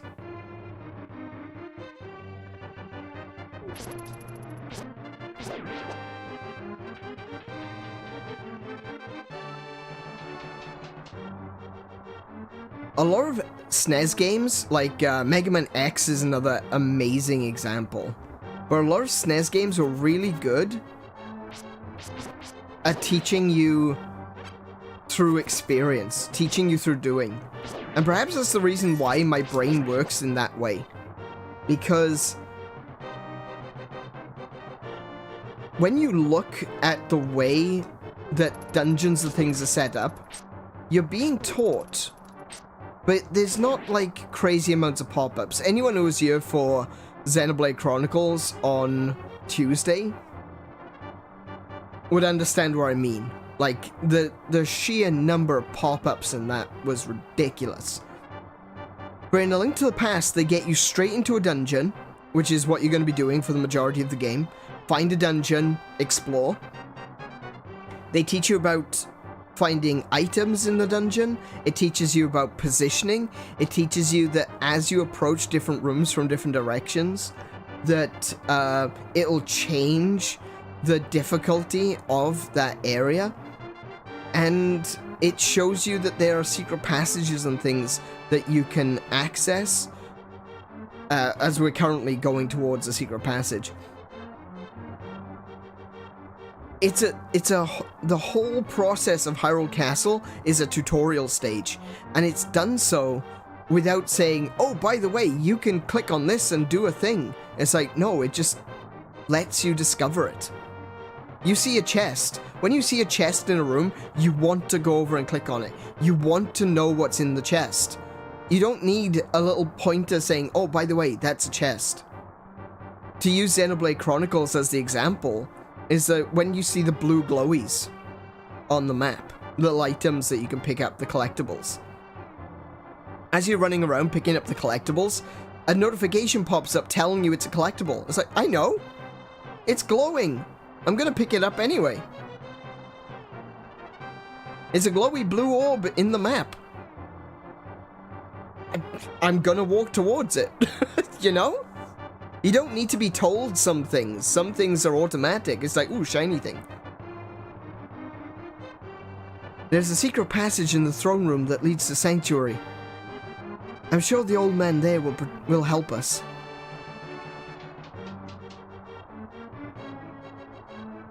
And the interesting thing is, you already kind of know where the throne room is because you saw the intro. Ah, damn it. If you watched the intro, you would have seen them say Aghanim had killed the king. And so you see the pass-through of the castle. And so you know exactly where the throne room is. Like, that's... Game design back here is superb. Especially when it comes to teaching you how to play. That ornamental shelf should open. Do you have a light? It's pitch dark inside, and you can't see without one. If you're ready, let's go. Help me push it from the left.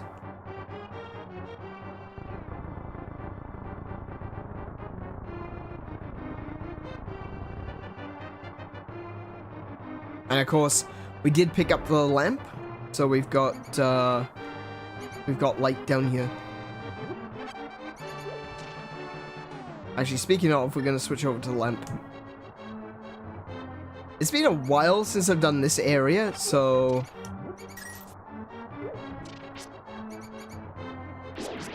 I don't remember exactly where I need to go.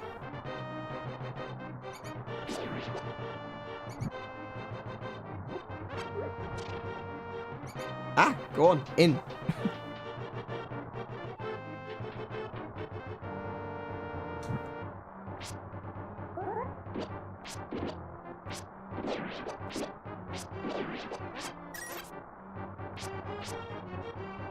Ow.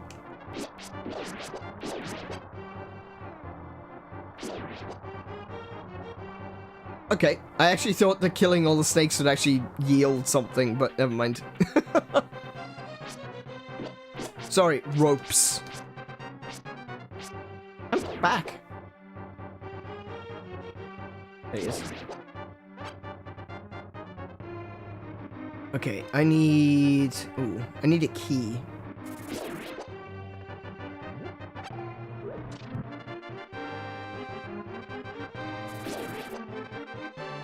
Key in chest? Key in chest. There we go.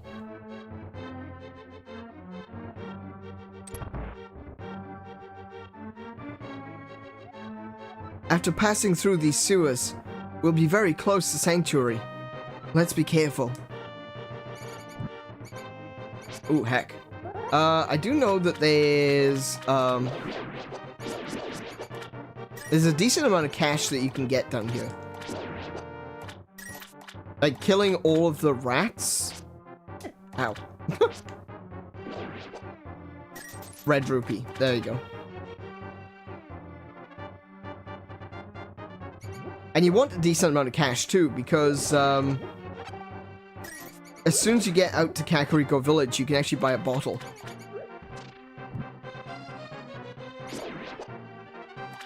Ow! Stop that.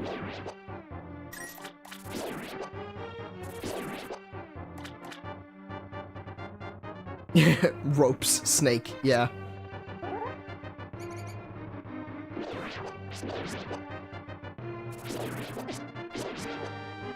I guess that's something that is actually kind of common when you think about it. Like, in the West, it's like, oh, well, we want a cool sounding name for our enemy, right? And we go, okay, so what do? We look at other languages, you know? So maybe you'd look at Japanese and say,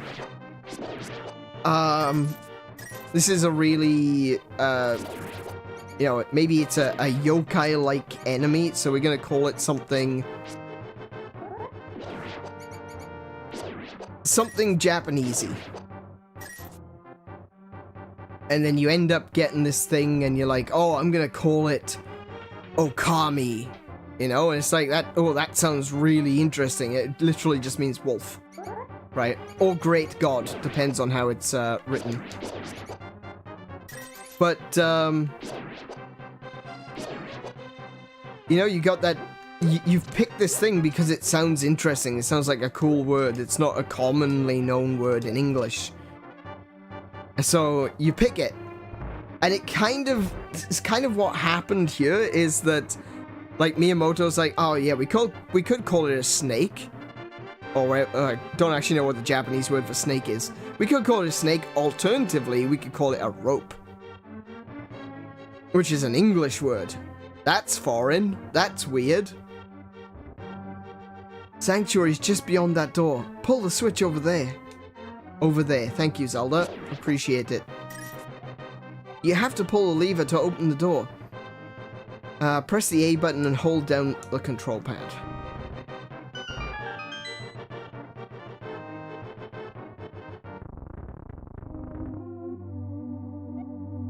Princess Zelda, you are safe. Is this your doing, Anea? Yes, it was Anea who helped me escape from the dungeon. When I was captive by the wizard, he said, once I have finished with you, the final one, the seal of the wise men will open. Anea, you must not let the land of Hyrule fall into the wizard's clutches. If he releases the seal of the 7 wise men, evil power will overwhelm this land. Before that happens, before it's too late, destroy the wizard before he destroys all of Hyrule. You can do it. You can. I sense that a mighty evil force guides the wizard's actions and augments his magical power. The only weapon potent enough to defeat the wizard is the legendary Master Sword. It is said that the village elder is a descendant of one of the 7 wise men. Maybe he can tell you more. I will mark his house on your map, but watch your every move. I am certain that the castle soldiers will be looking for you now. I will hide Princess Zelda here. Do not worry. Seek the elder. Do you understand? Yes, I understand. You have found a heart container. Your heart level has increased.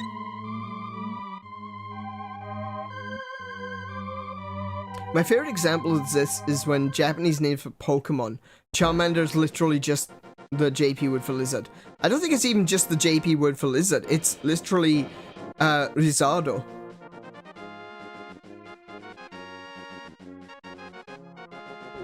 Oh, no.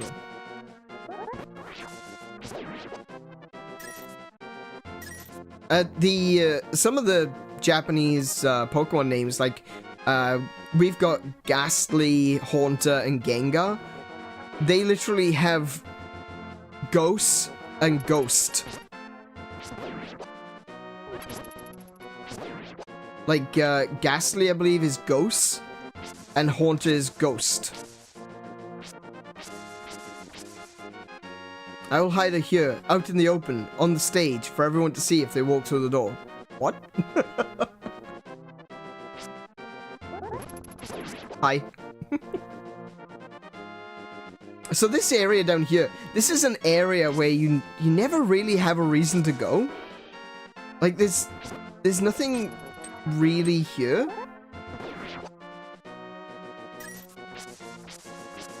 Oh no, bee! A bee!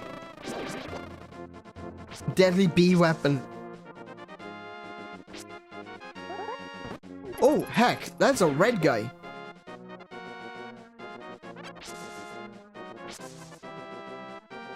See, it just goes back to the castle grounds. But, like, there's no real reason to come this way. I think there's a... I feel like there's a building or something here. I'm not sure. But for the most part, you'll never go into this area. You'll never be... You'll never be told to go down here to find something.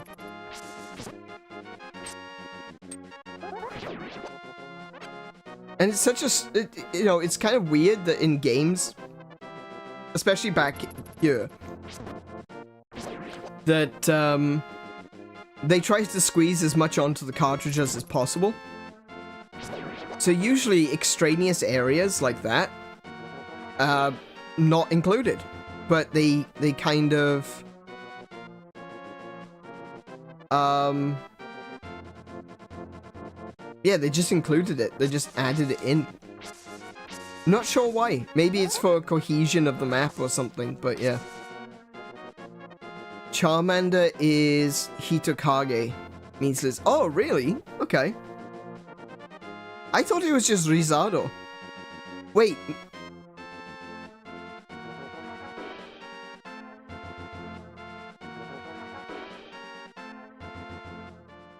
No, there's another one that's just called Lizard. I mean, Charmeleon. You say it Charmeleon, but it's literally just Chameleon.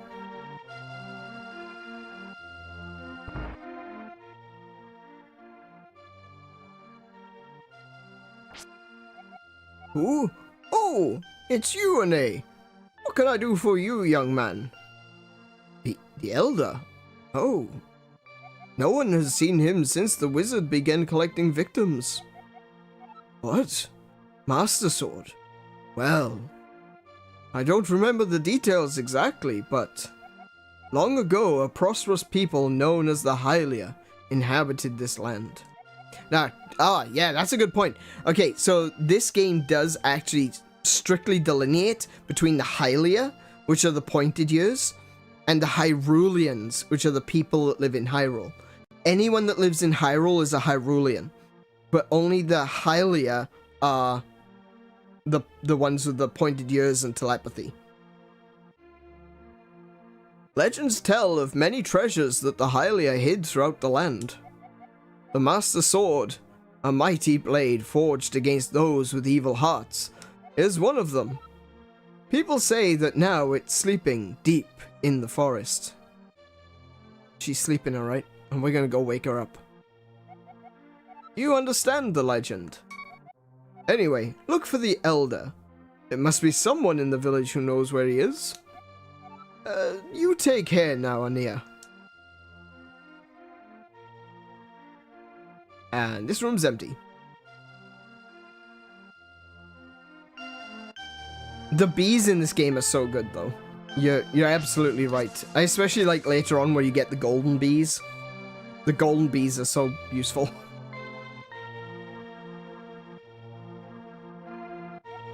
You, sir, have you been going through life without one of my hold anything bottles? Well, step right up and make your life complete.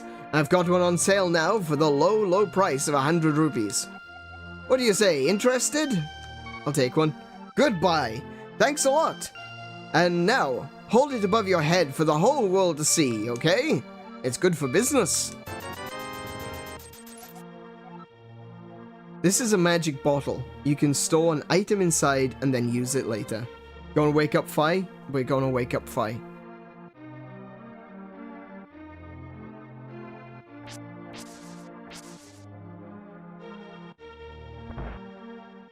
Let's just sneak into this girl's house. Oh, there's a chicken. She's got a chicken in a pot. See, that to me indicates that she's gonna have chicken for dinner.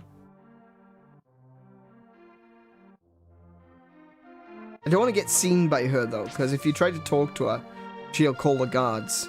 Because... Wanted. This is the criminal who kidnapped Zelda. Call a soldier if you see him. Everyone thinks I'm evil. That I kidnapped Zelda from the castle.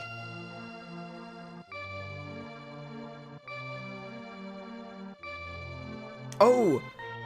So I talked about this in Breath of the Wild and Tears of the Kingdom, that there's a location that looks like it's, this village, this particular version of, Kakariko Village. And there's one location where there's a pillar. And in Breath of the Wild, after you've, finished, Varudania, Var Meadow, right? And he sits on the perch above Rito Village. If you stand next to the pillar and you look to the north, it looks like Var Meadow is standing on top of the pillar, which to me is indicating that they did that on purpose and that it is supposed to be Kakariko Village. Obviously not you, the wanted poster person had blue hair instead of pink. Absolutely. That's a good point, yeah. They're looking for Blue Link, who is an evil version of Link. He's like Shadow Link, but not quite as competent.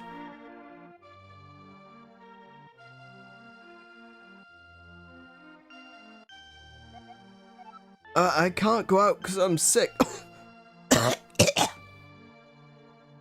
People say I caught this cold from the evil air that is coming down off the mountain. This is my bug catching net. I'll use it when I'm better, but for now, I'll lend it to you. You borrowed the bug catching net. There may be some other things you can catch with it, too.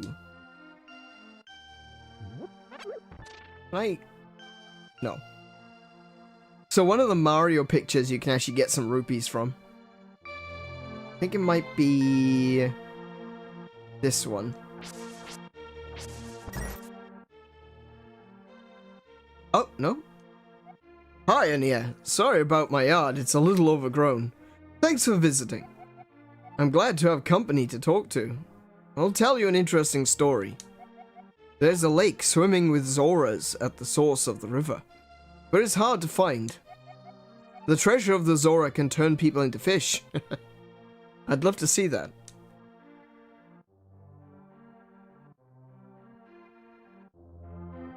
The skrunkly looking, what the hell?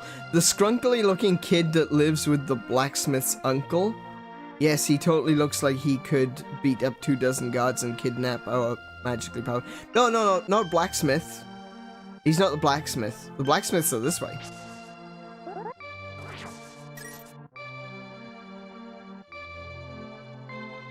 The blacksmiths in this are actually dwarves. Hyrule used to have dwarves. But we purged them all.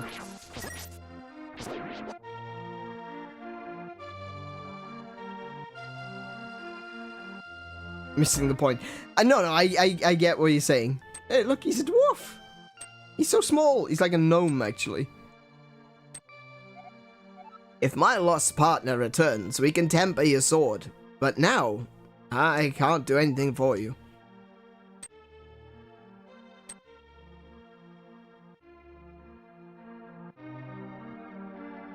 This garden never learns. Poke in the face.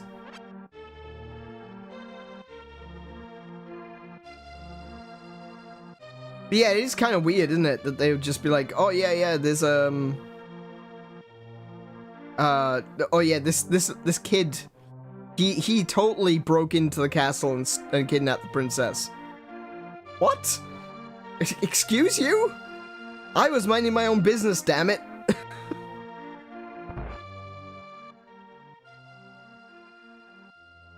And there's so much story in Kakariko Village as well. You kind of have to go from person to person and really talk to everyone. You get so much information on where to go next, and it's so good. My son really liked to play the flute, but he went to look for the golden power and has not returned. Wonder where he is and what he's doing now.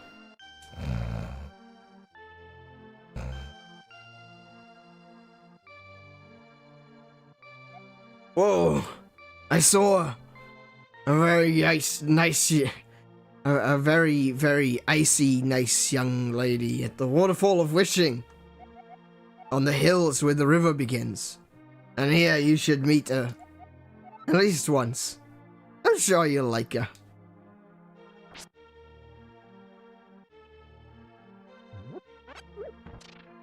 Oh yeah, that's right.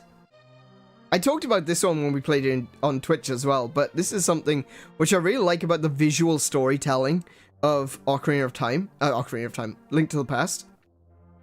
Like, you come up to the bar and you can't go any further, right? But you can see there's a chest on the other side, and it stops you before you're able to see the wall. So you can't see anything further than this, but you know there's a chest there, and you're like, how do I get to that chest? Well, you can't get there from this side, so you go outside, maybe there's another way around. And it's like, oh, there's a break in the wall. Hold on. What if I go this way? And there's a door there. So you couldn't see this door from the inside of the bar. But it's there, you know, and it was hidden to you. And it's something that you might not even notice as you're walking past, that there's a break in the wall. But once you see the chest, and you get yourself your second bottle.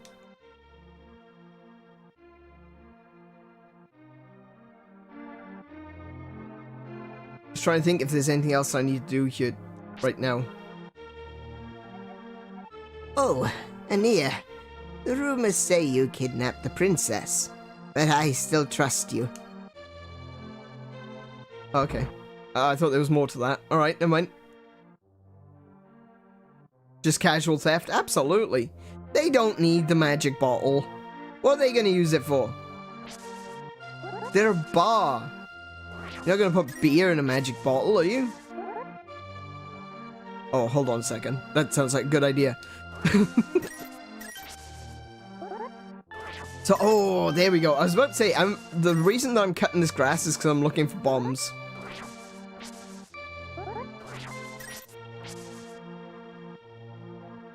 Because this has a door. Can we magic beer? Let's definitely have a go at that magic beer idea.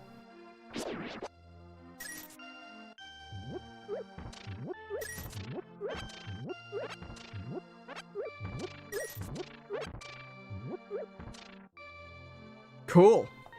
So now I've got some bombs and some arrows. Don't have a bow just yet, so that's not really important, but we got some arrows. Hi, Ania. Elder. Are you talking about the grandpa? Oh, okay. But don't tell any of the bad people about this. He's hiding in the palace past the castle. I'll mark the spot on your map. Here you are. Alright, so if I take a look at the map now, there's a cross over on the Eastern Palace.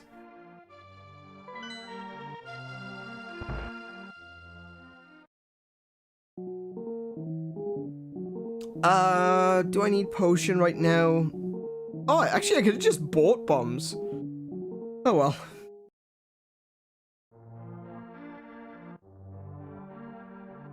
Oh, there is one thing I can do.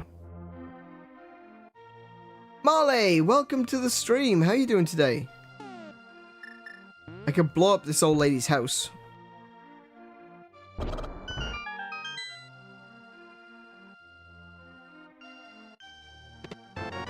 Oh, 10 arrows. Great. That's not helpful. Ah, that was kind of a waste, actually. Those would have been useful later on. I'm pretty sure when you get the bow, it fills up your arrows too. So that's a bit of a waste.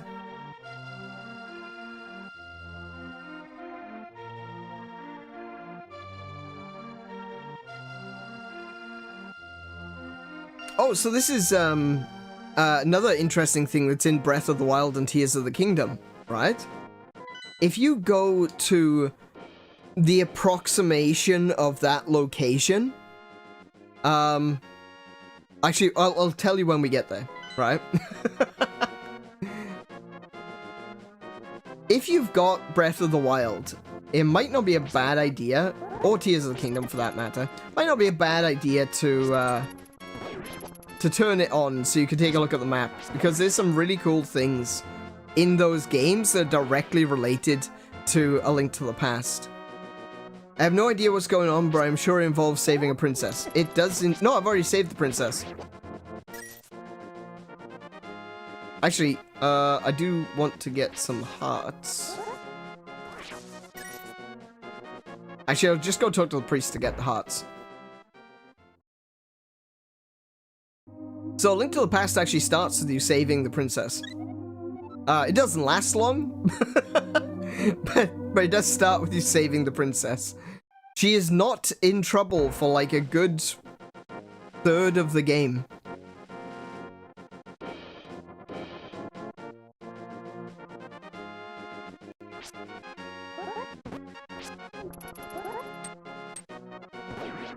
Oh, there's a red guard there with a throwy spear. Don't want to deal with him.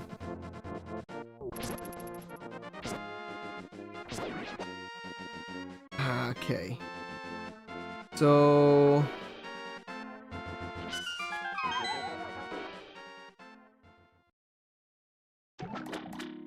Oh, it's a fairy fountain. I couldn't remember what this one was. Yeah, it's a great fairy fountain. I will soothe your wounds and comfort your weariness. Close your eyes and relax. Yeah, my HP's already full, so that's, yeah, not helpful.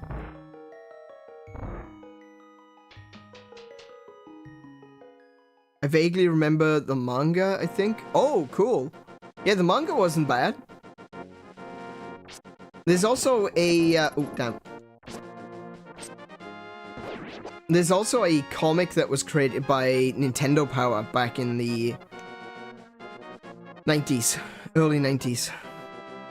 I actually have the full completed collection of that.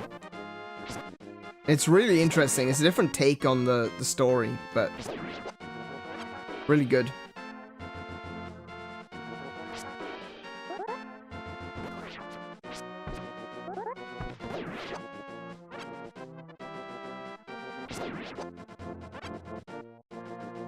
So, right. Now, you may recognize this place if you've played Breath of the Wild or Tears of the Kingdom, right? There's an... It admittedly doesn't have this many Octoroks in that game. They've kind of spread out. But, in Breath of the Wild and Tears of the Kingdom, if you go to the right-hand side of the map, to the east, you'll find a mountainous region, right? And there, you'll find the new Kakariko village. Well, the new to the west of Kakariko village in Breath of the Wild is a place called Sahasra Slope.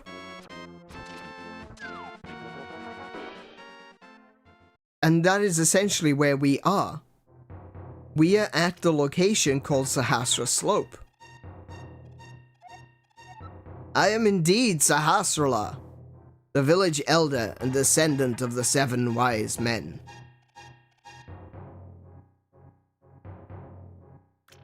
Sahasra Slope in Breath of the Wild is literally named after the location where Sahasrala went into hiding in A Link to the Past. And the Kakariko village is basically built on top of where the Palace of Light was.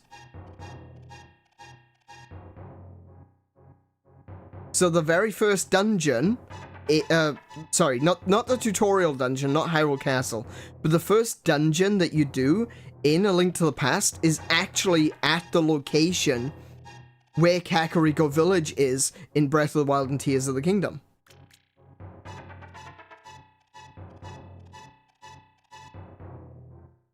Descendant of the 7 wise men, what, all of them? Yes. I don't want to get into the logistics of the interbreeding that was involved, but yes.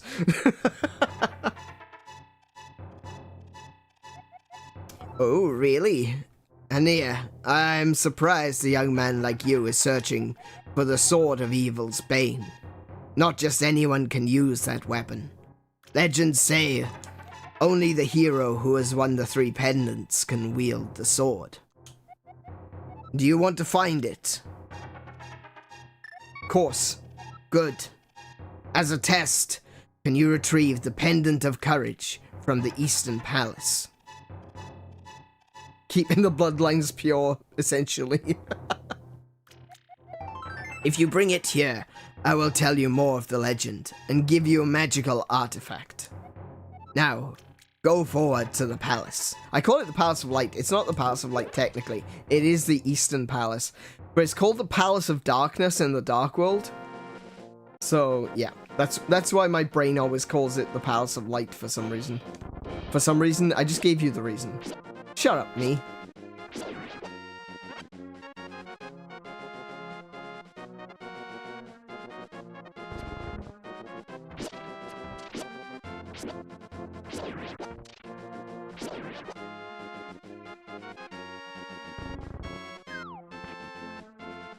So you know that,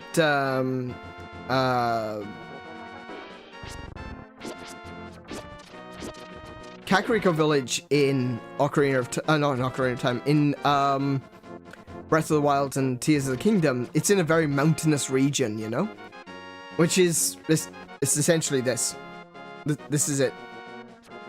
This is what it looked like some thousands of years ago.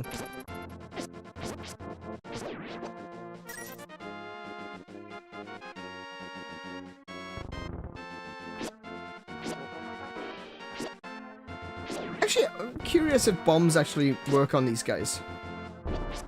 Oh, it does, but it doesn't, like, instant kill them. In Ocarina of Time, armor statues die straight away from bomb blasts. So, yeah.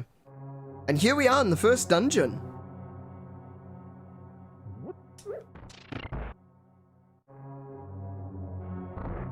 It kind of looks like they do human sacrifices. Not just humans.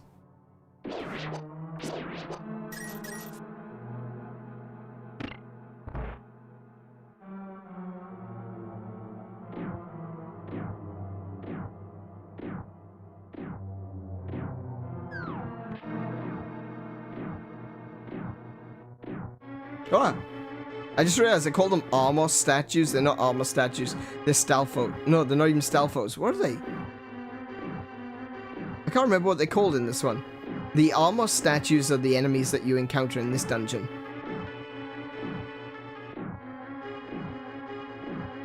Now, hang on a minute. Is there anything else in this room? Oh, I can't see on the map. Right, okay. Hold on. Let me just do a quick explore. Doesn't hurt to do a quick explore. Oh! Nice. Yeah, down for 100 rupees, definitely. Hell yeah. That's gonna be useful. Starting to wonder if I should have grabbed a red potion, actually.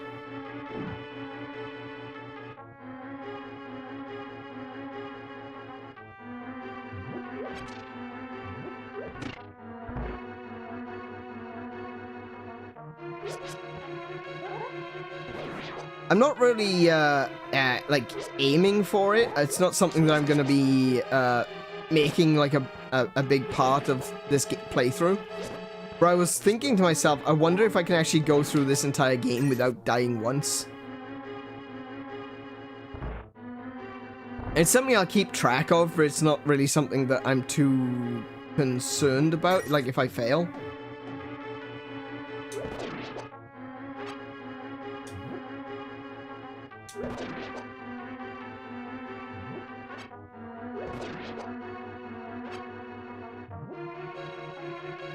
Ah! You dink!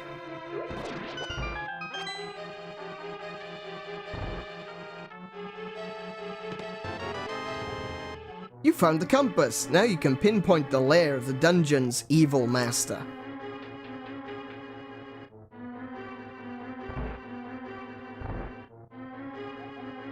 Ania, it is I, Sahasrara. I can talk to you telepathically when you touch these tiles. Here is a hint. You can use the treasure hidden in this palace to defeat armored foes. These guys, the armor statues. These are the actual armor statues. But I don't have... I need the large key, though. I think I can kill them with the... Yeah, I can. I can kill them with the pots as well. But, yeah, they take arrows to the eye, and that'll kill them. I mean, to be fair, that would kill me too, but, you know, it's just... that's their weakness.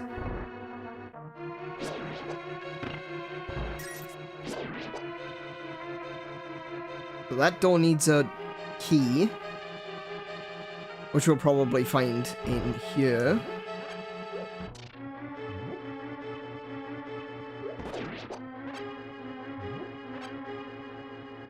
Oh, damn.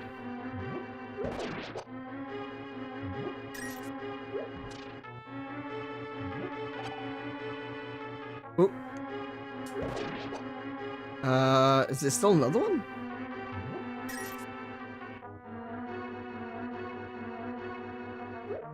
Oh!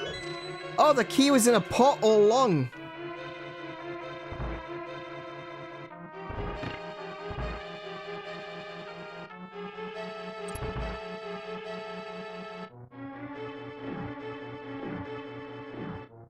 The pocket change collected from all the sacrifices. Maybe. I was once watching a vampire anime where the dude was like a stake to the heart. Oh, that's Interview with Monster Girls.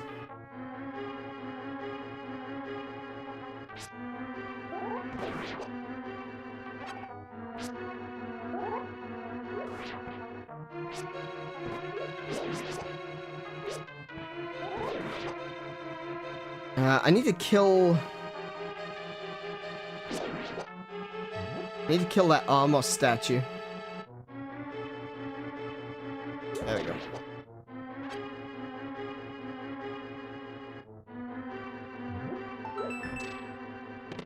And there's the big key.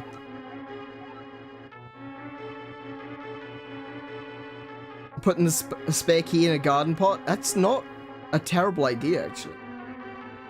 Well, I mean, it kind of is, but, you know.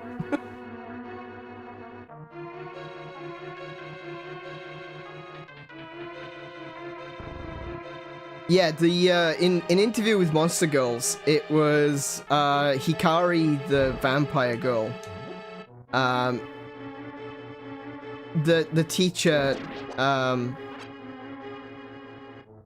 was asking her, like, which of the myths and things that she thinks are real. And she turns around and she's looking at the book and she was like, no, I kind of like garlic. I like foods with strong smells.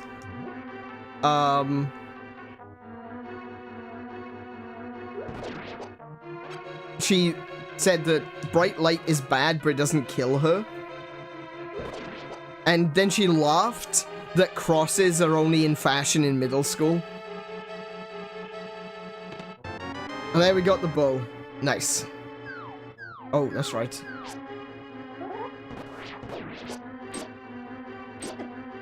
Get off me! Get off me! Etchy! Stalker!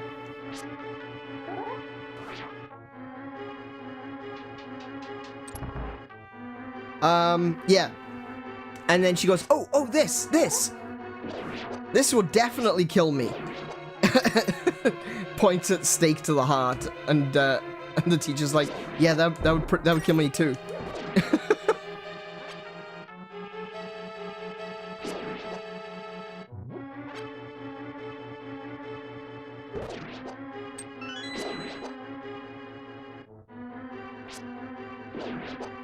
Okay. Do we have everything? I think we do. What's over this side? Oh, 2 doors. Hang on a minute. Let me just quickly light it up. Do you know about jumping into the large pots? Of course I know about jumping into the large pots. You just gotta find the right place to be able to get into them.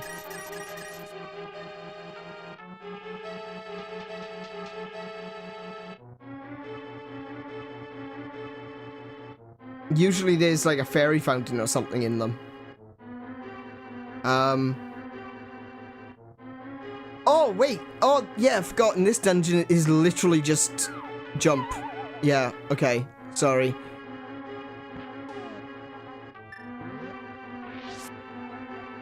Keep it in a ball. And bully it. Because it's out there and because I'm out here and it's in there.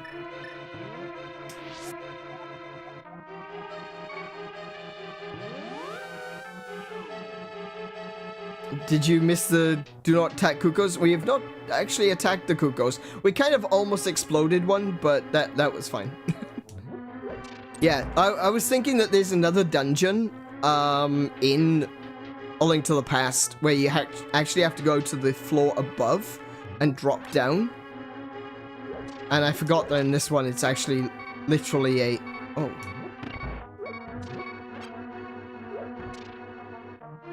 Oh, damn it! Okay, switching to bow.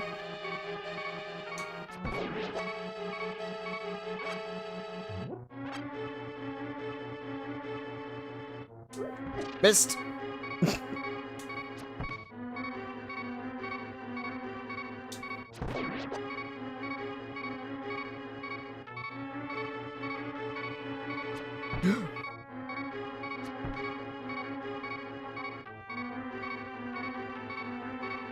This is what I mean by it's all about positioning.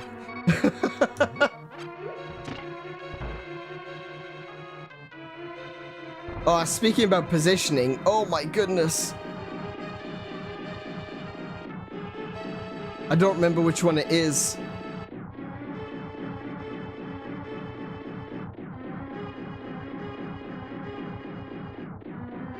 Okay. I think it's top left. I might be wrong, but I think it's top left. It is top left. Good. Cool. Nice. Easy.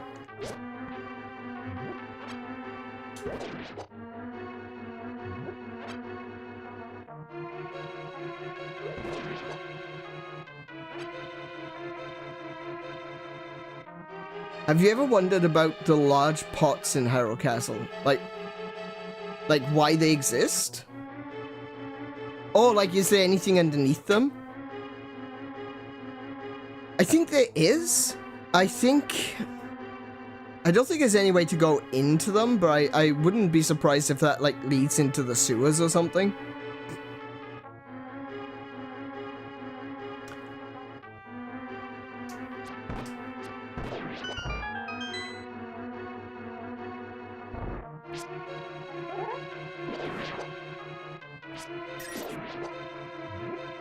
Actually, no, that would be horrible. I just thought, if those pots led into the sewers, that means that the Hyrule Castle constantly smells of poop. That would be awful. Oh, wrong level. Wrong layer. I mean...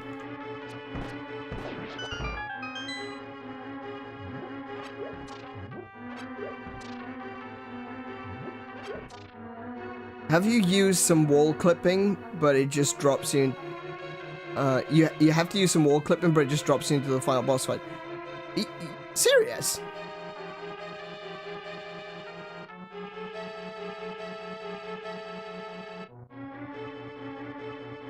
That's weird. I had no idea that was a thing.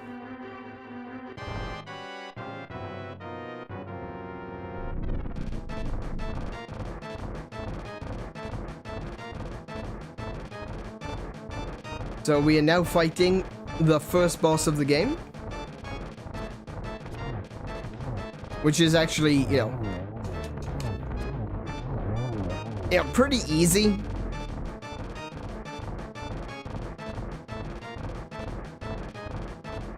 But it is the first boss. It's like, what do you expect?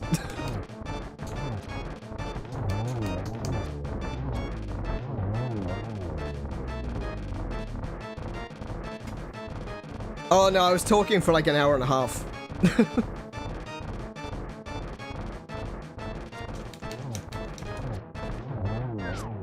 Ow.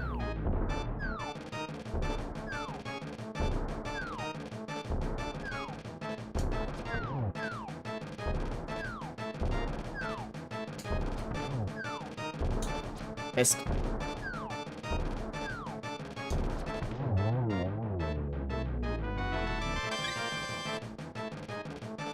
And there's the first pendant, the Pendant of Courage. I don't think I've even really been playing for a full hour yet. Oh, maybe just an hour. You won the Pendant of Courage. Take it to Sahasrara. 2 pendants remain.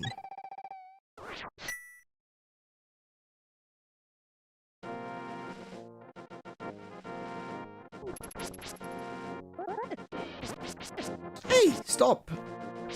Stop! You shouldn't be able to hit me from there.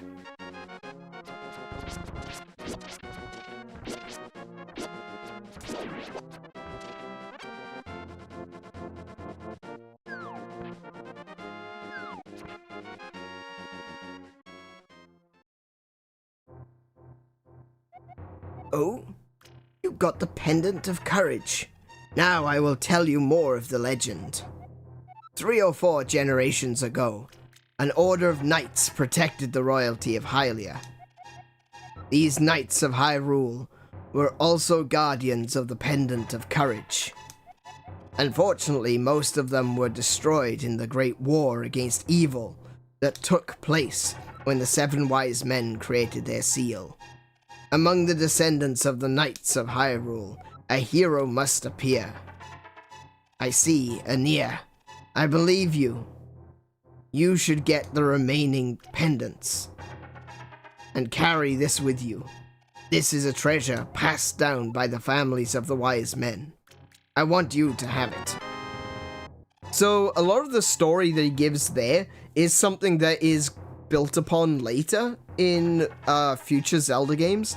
Like the Knights of Hyrule thing is built upon in Skyward Sword, where they explain that the Knights of Hyrule were the people of Skyloft. Or they were the first Knights of Hyrule, because you've got the Loftwing, the Flying Knights. And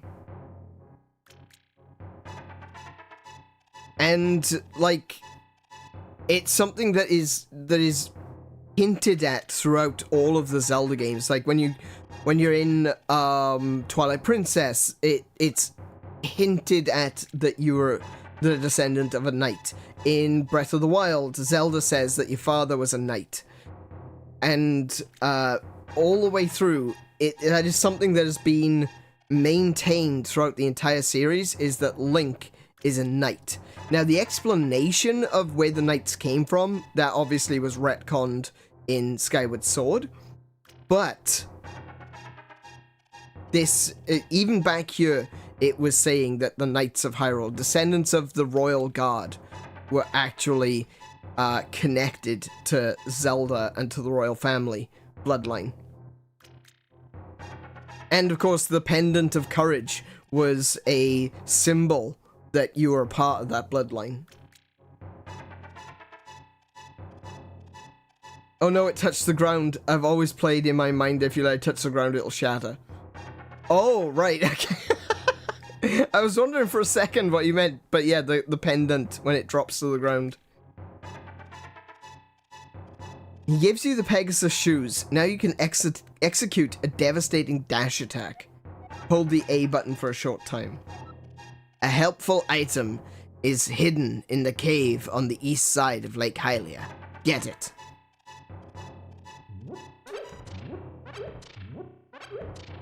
Can I do this? Hang on, can I do this? Yes, cool.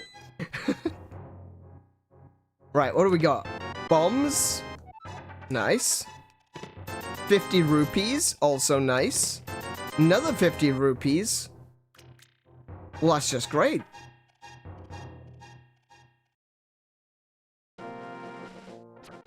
Alright. So we got the first pendant. We've got the running shoes. And we've been told that there is a treasure on the east side of Lake Hyrule. Or Lake Hylia, sorry. This is Lake Hylia. Oh, ow. Yeah, that's something that you need to watch out for, is that in tall grass, there's actually the possibility of bombs spawning. So, yeah, that's kind of rough. You can also actually get enemies to spawn, which I think is funny.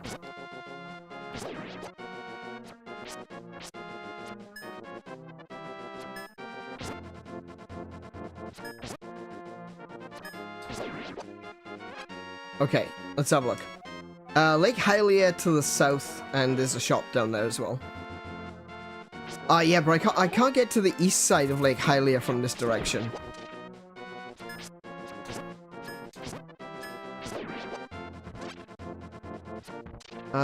Which one is the oh, the shop. Right, okay. It's in a cave. I forgot. Early Zelda.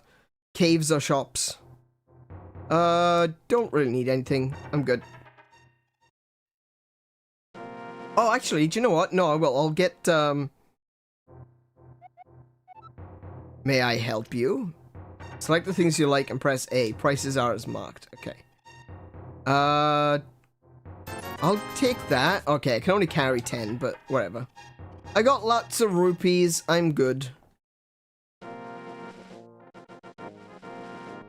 Now, the way I run, it's kind of cute, isn't it? Like, the way his little feet just go. Look at him go. His little feet.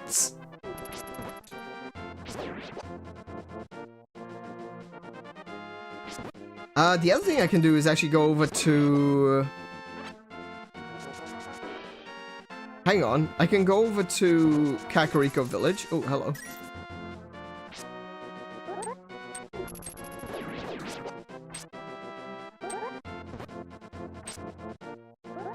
There you go. If I go over to Kakariko Village, I can catch the running kid.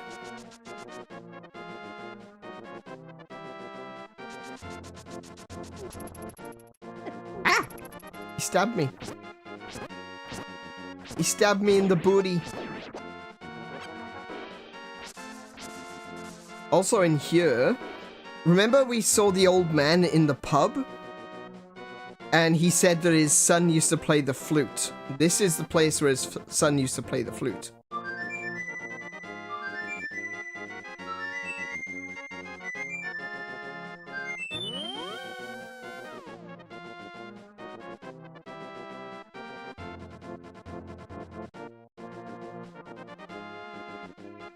And his son has disappeared and no one knows where. But every now and again an apparition of his son will appear. Still playing the flute. Ah, you god damn it!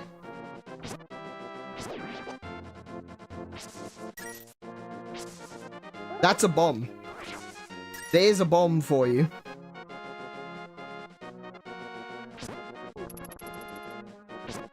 And annoyingly, it doesn't explode when enemies walk over it. Only when you do.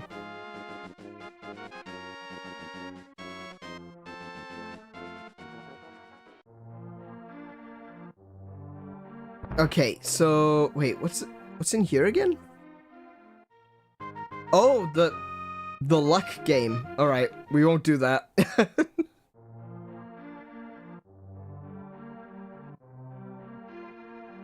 So this is the library.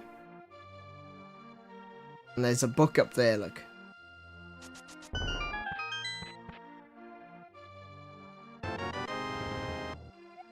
You found the Book of Mudora. You can use it to read the ancient language of the Hylia. And you want to know something else that's really cool?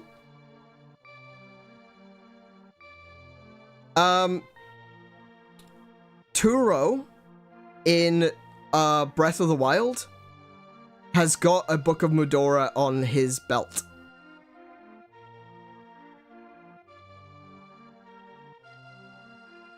Oh no, not Breath of the Wild, Tears of the Kingdom.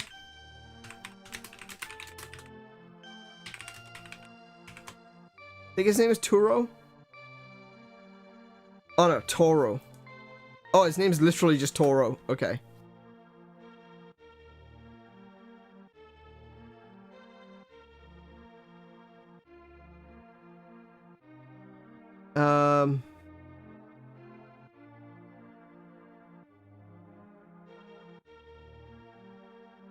Book.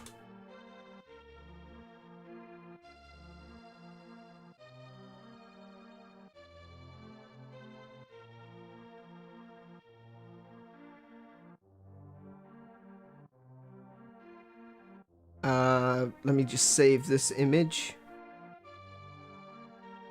I'll do.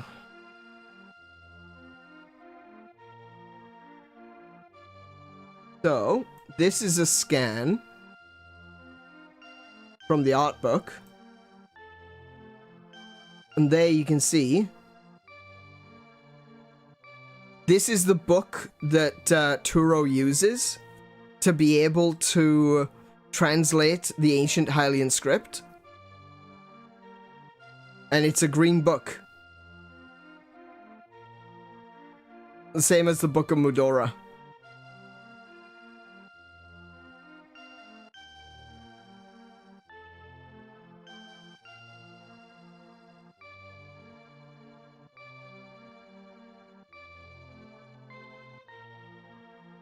That's really cool. I like that. Hey, Midlow Sage, welcome to the stream. How are you doing today?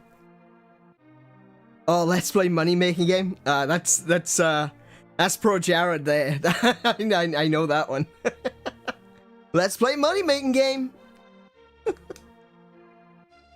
$10. Yeah, it's just that easy, folks. It's just that easy.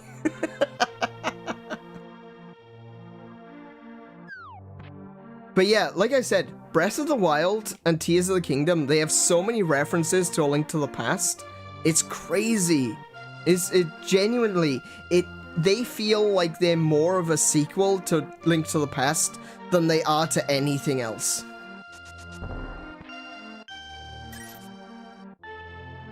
Alright, where's the running kid? He's gotta be around you somewhere. There it is. I botched that up. Let's try it again. I was holding the wrong button.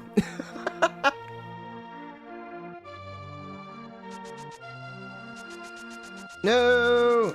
Missed him.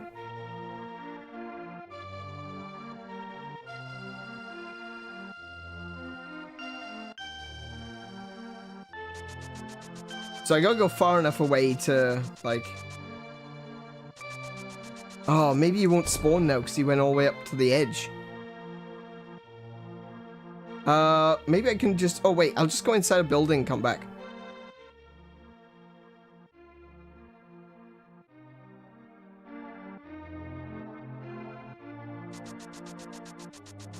Oh, no! So close!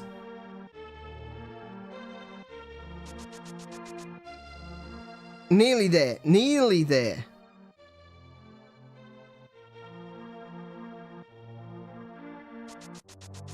Come here! Got him. I can't believe you caught me. With your speed, it must have been easy to kidnap Zelda. You don't look like such a bad guy, though. Anyway, because you have such quick feet, it might be a good idea to run and bash into many things. For example, the trees in this village have many useful things hanging in their branches. Well, just try it, okay?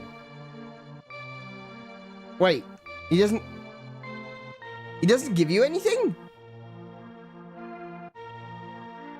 I thought he did. I thought you got a heart piece from that.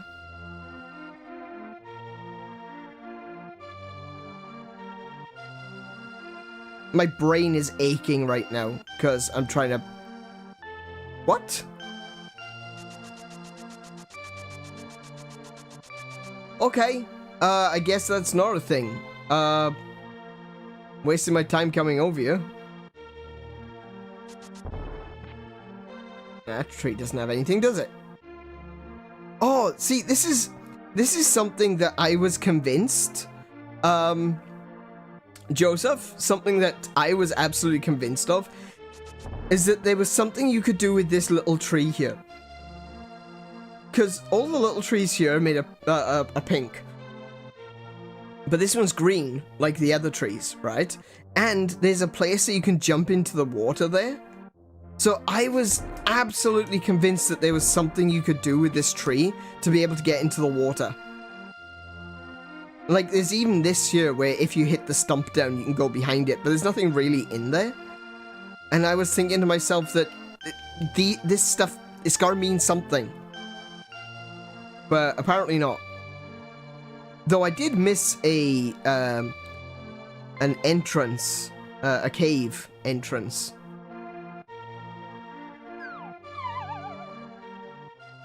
the last time I was here. So it's good idea that I came back. Have a look. More bombs. Did not need those. Tar very much. 20 rupees. 20 rupees. 20 rupees.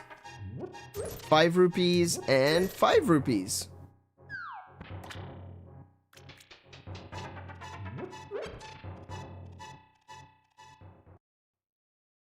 That's a decent is a decent smash of cash.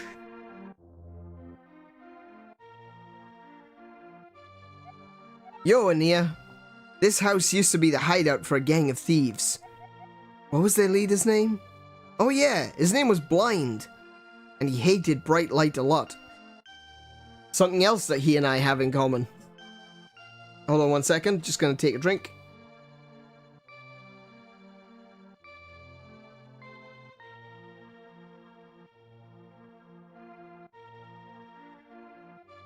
An oddly pleasant chat, considering he thinks you're a kid. Oh, the running kid, yeah.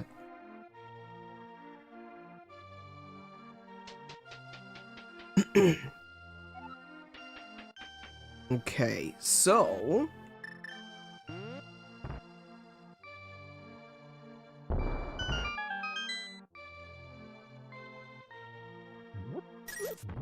more rupees. And there's a piece of heart. Nice. I think these are all rupees as well. Now, I think all of these chests contain rupees. I don't know if it's worthwhile doing them just yet. May as well. Let's see.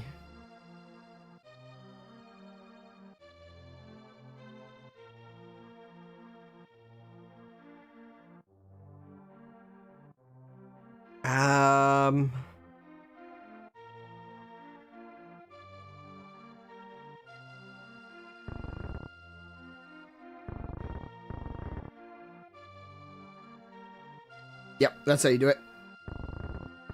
Nice. 20 rupees. 20 rupees. 20 rupees. And 20 rupees. There we go. 80 rupees from this room. Fantastic.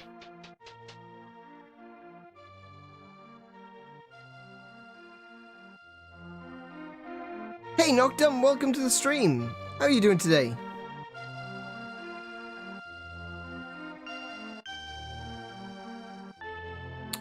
What else do I need to do right now?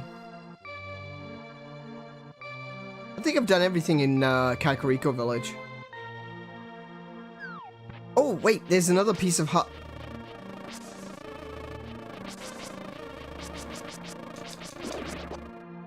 There's another piece of heart I can get over here.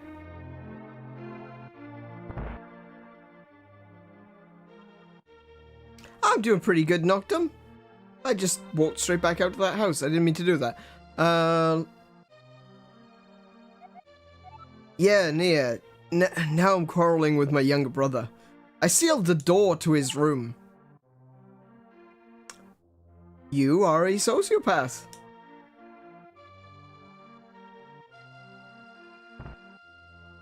Just casually bricking your brother's room up.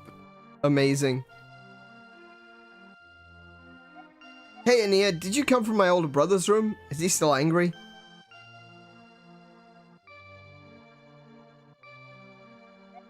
So the doorway is open again.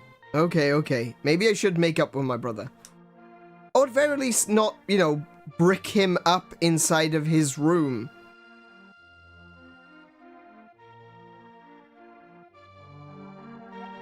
If you can reach the goal within 15 seconds, we give you something good. Ready, set, go. Now, I don't remember the exact route for this, but, I believe it's like that. 10 seconds! Legendary. You qualified. Congratulations. I present you with a piece of heart.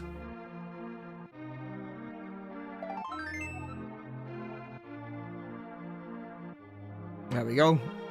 Nice. Easy. We got 2 pieces of heart.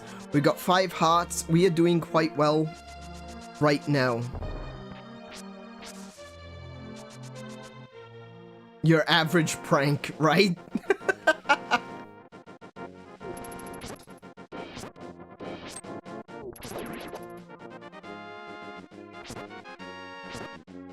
It's like, hey TikTok, I wanted to prank my brother, so I bricked up the door to his bedroom. He's completely sealed in there right now, and he cannot get out. I'm sure he's freaking out right about now, but wait a minute. We're gonna send this phone through the window so we can find out.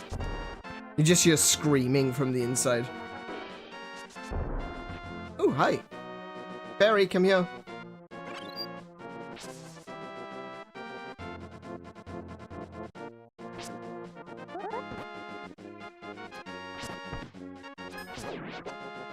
Okay, so, the next dungeon we need to go to is the desert dungeon. That means we need to go south.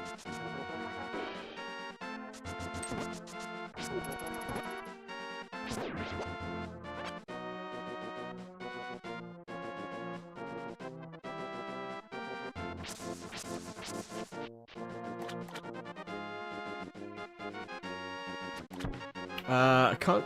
No, don't need to go that way. I need to go this way.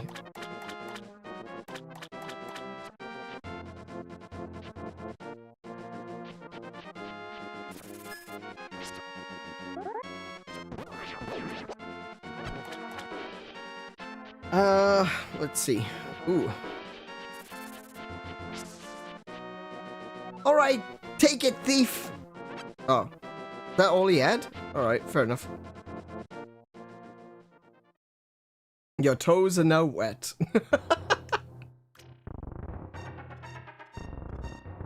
What's this?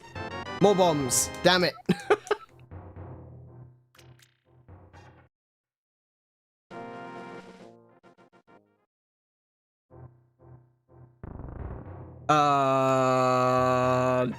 No? Did that wrong. Hold on. There we go. Gotta keep an eye on that anti-fairy.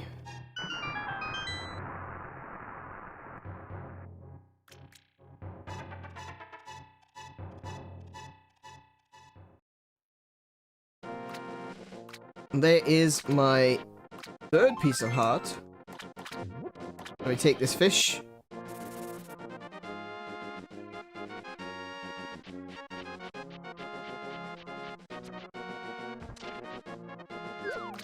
Oops. Take some rupees, but don't tell anyone I gave them to you. Keep it between us, okay? I can't reach that fish. Okay. Yes, the fish gave me rupees for saving its life.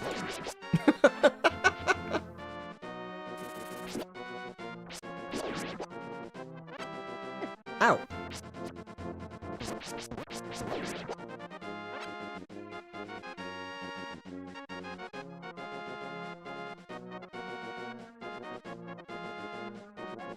Pay no attention to the average middle-aged man standing by this sign.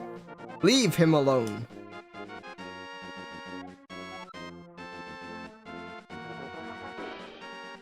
I'll come to him later.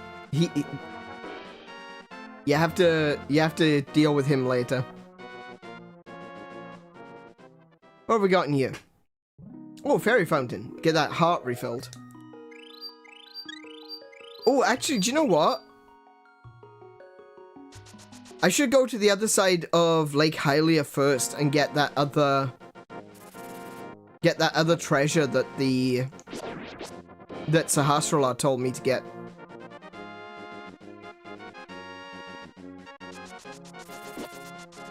Time to poke aggressively? I'm always poking aggressively, Marley. That's the way it works. Poke, poke. Except for this guy. This guy's just getting my nerves. Ow. Ow! Hang on. There's a place here.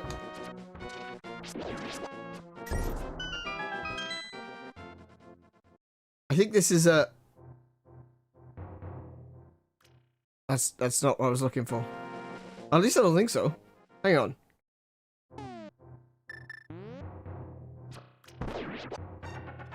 I don't remember what's in here.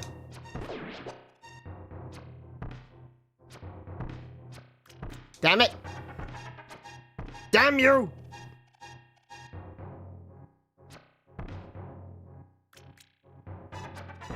Got it.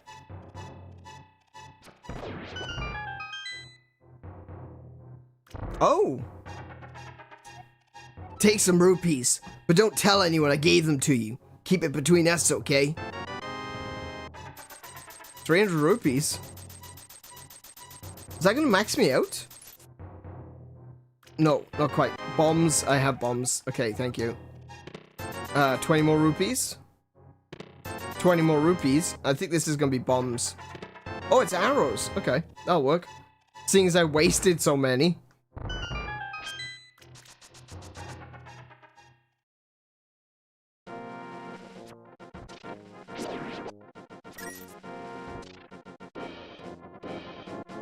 I need one of them. That works. Ow!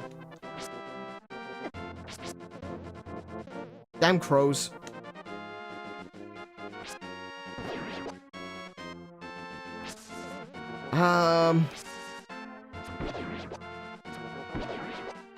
Ooh. Large magic jar.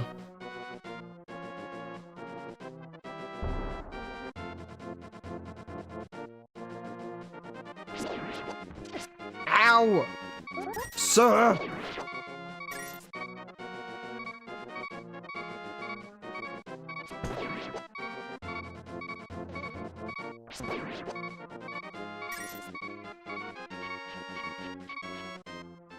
This area is really cool.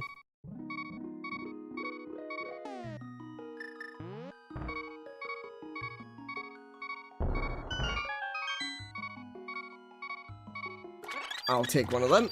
Okay, I'll take both of them. So, this is what I was talking about when I said that there's, like, visual storytelling, like how you discover things in this game. So, you just came through the obvious open cave, right? You come in here, you get some fairies, and hold on a second. There's a chest in here, and there's a cave that goes to the south. Okay, so let's take a look then.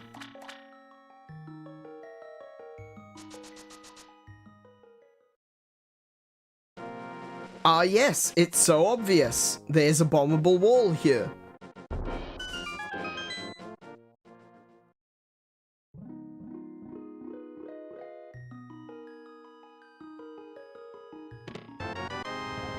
You found the ice rod. Its chill magic blasts the air, but watch your magic meter. Now, the interesting thing is, and unfortunately I can't do anything about it right now, is you would think that that is all that is in this area because, you know, you've gone through the cave, you've blown up a hole in this one. There's actually a third cave underneath this stone. Do you know the secret of the statue in the cave? Is this the one where... I can't remember. You have to use the ice rod on it? I don't remember.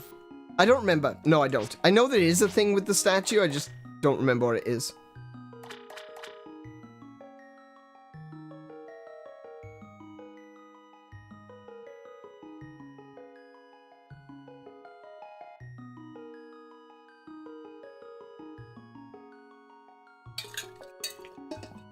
Try running into it.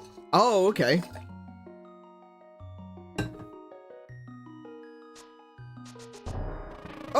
Oh yeah, that's right. Yeah, that's where you get the silver bee. I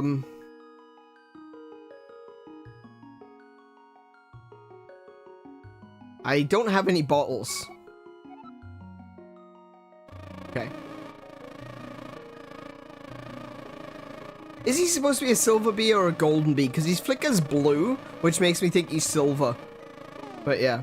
So this is a friendly bee.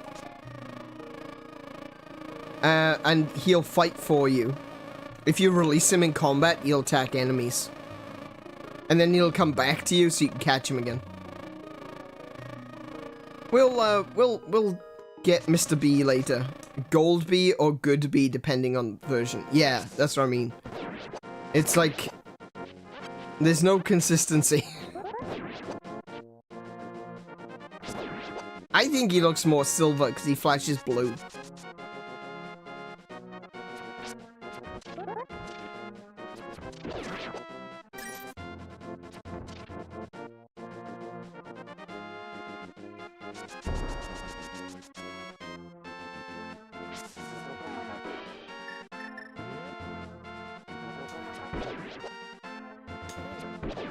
Ah! Okay, so now that we have the ice rod, we'll head off into the desert. That was a complete miss.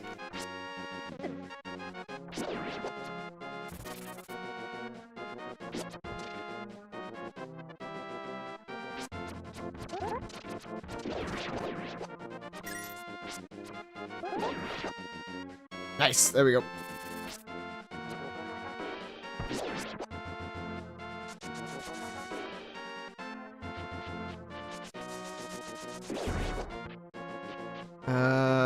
This way.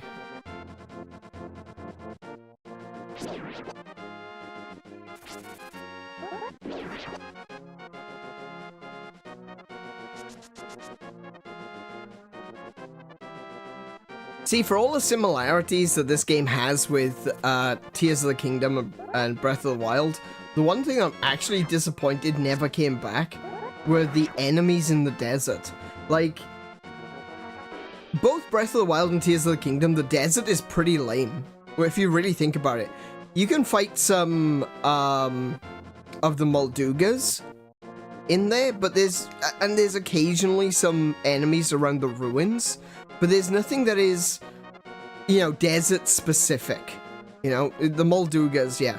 But in this game, you have these things called Geldmen. And Geldmen are basically sand giants. And they are supposed to be gigantic because if you look at the artwork for A Link to the Past, there's one piece of artwork where Link is actually standing on one of their arms and about to stab it in the face. And it just feels like such a missed opportunity with Breath of the Wild and Tears of the Kingdom that they could have had Geldmen in the desert and actually having them as these giants, you know? Kind of like the Taluses, but just like a sand giant. I think that would have been amazing. That would have been such a good fight.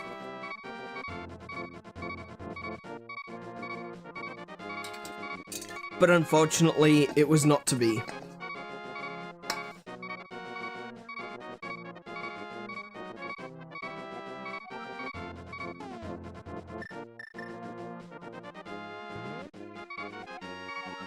To open the way to go forward.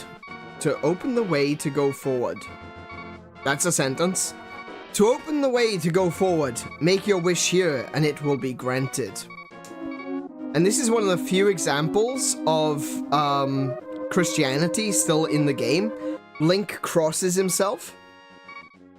Because when Legend of Zelda was first created, the religion of Hyrule was actually supposed to have been Christianity. Or Catholicism. Specifically. That's why Link has a cross on his shield in the first game. And the book of Mudora in this was originally called the Bible. So you had to find the basically what Link was doing here is he was looking in the Bible for a specific verse to be able to know what to do next. And instead of making a wish, he was supposed to pray. So Link crosses himself and prays for the dungeon to be opened up. In fact, Hyrule was supposed to have been a small kingdom in Europe.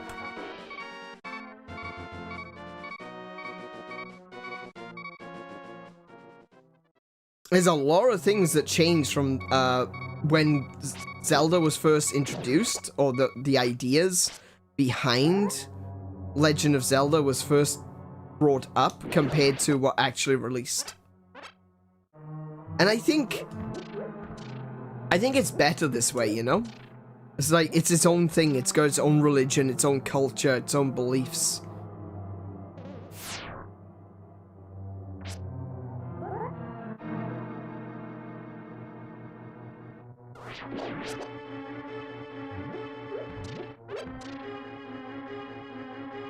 I don't remember my way around this dungeon very well. For some reason, I find that this one is probably one of the least memorable dungeons. Oops.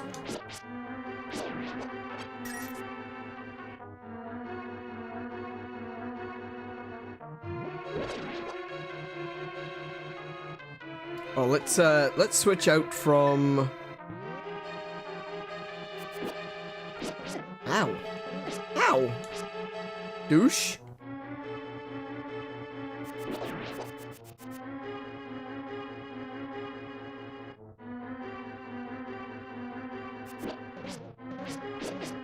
Ah! Being swamped.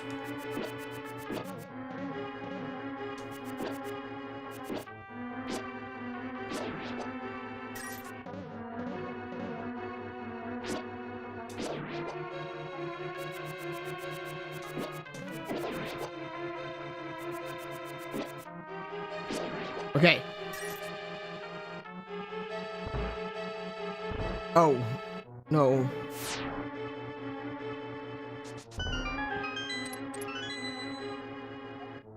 Nay, it is I, Sahasrahla. You must never fail to find all the treasures in each dungeon. Well, I was gonna be looking for them anyway. You didn't have to tell me that. It's fine. Dude.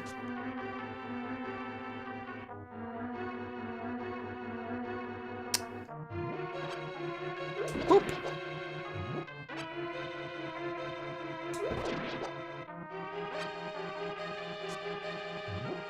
Aha!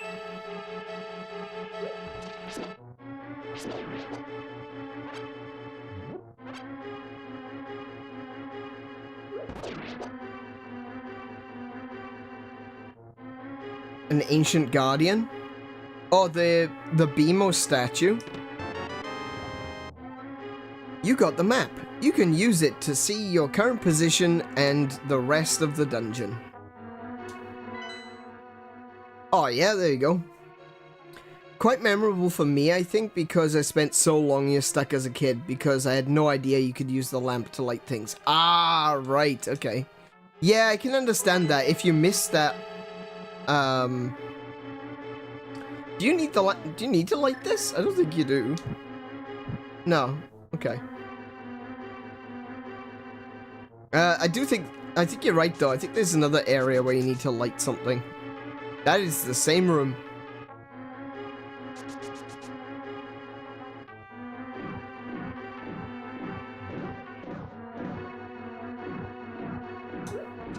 Well, that was a big miss. Ow!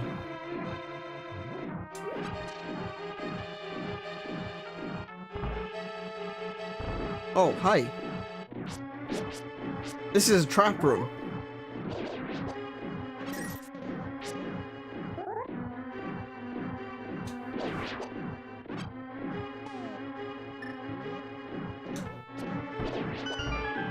Okay. Let's see here. Do I have a key? I do have a key. Okay, I do have a key. I can go through this door.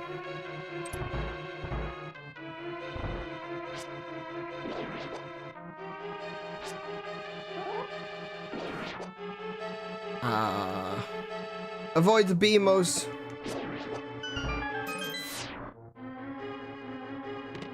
Compass! Right, where am I?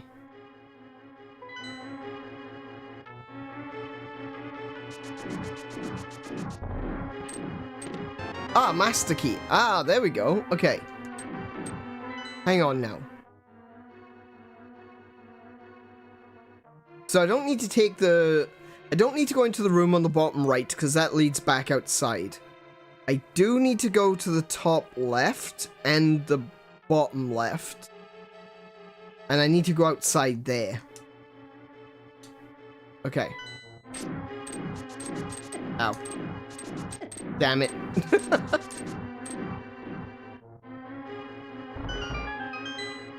Wasn't gonna go well for me twice in a row, was it?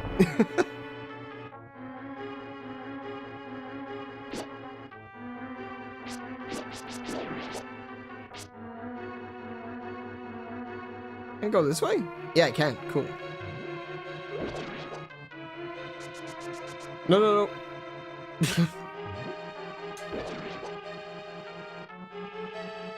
I've already killed these things. Hang on. So, did I say top left? Yes. Okay, cool. So we go in... Oh.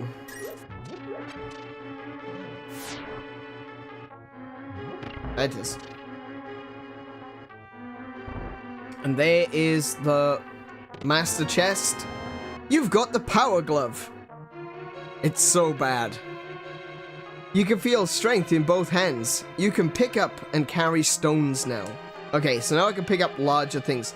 And something which I never noticed. I didn't notice this in my first playthrough at very least, or actually in quite a lot subsequent playthroughs. If you look at Link's hand, his left hand is currently grey.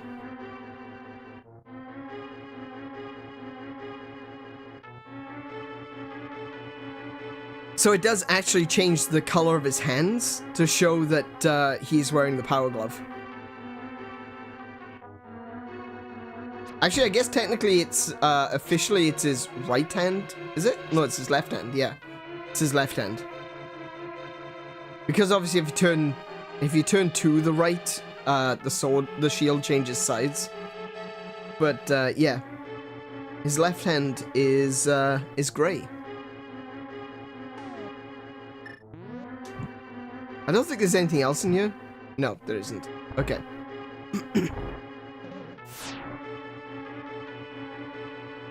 You finished?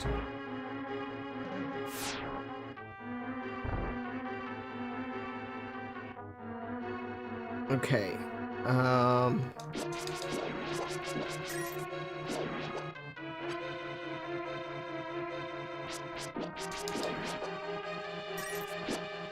I am maxed out in rupees already.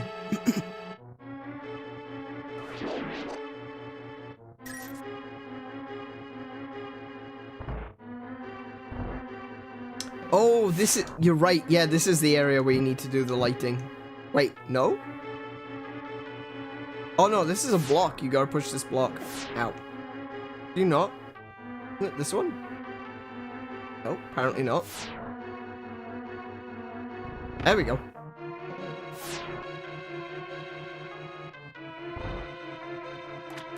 Come here. Yo.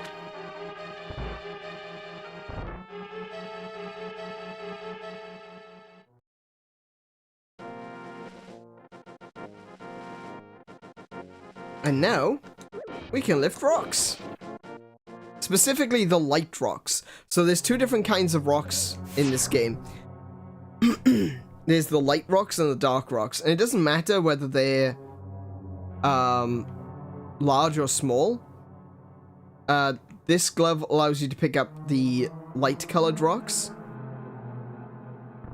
And another glove you get will allow you to pick up the dark colored rocks.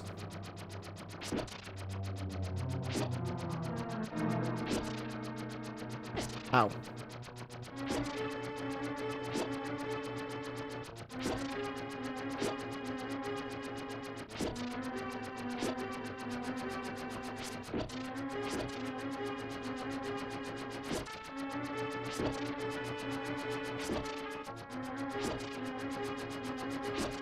Gotta focus on this one. I'm not very good at this, honestly.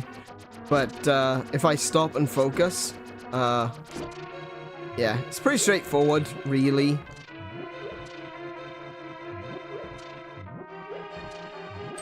There we go.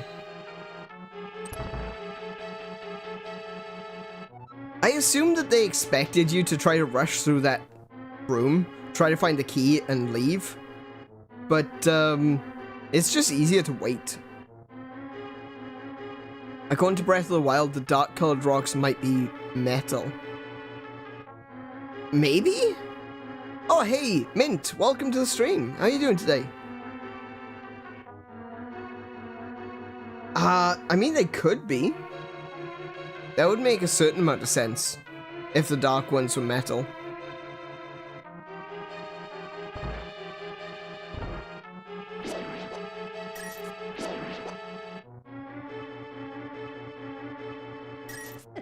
Ow!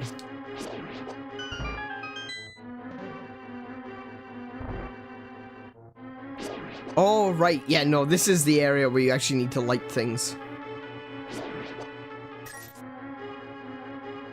It's a pain, too. Ow! Ow! There's no place I can hide.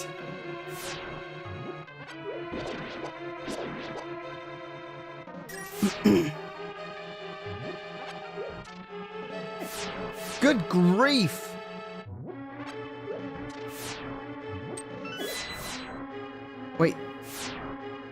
Wait, this isn't the one where... Where's the one where you have to light all of the torches? Oh my goodness. Beamos are some of the most annoying enemies in any Zelda. This doesn't look good.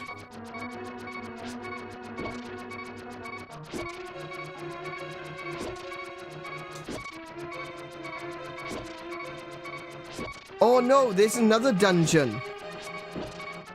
There's another dungeon with a room that looks identical to that you have to light all the torches in.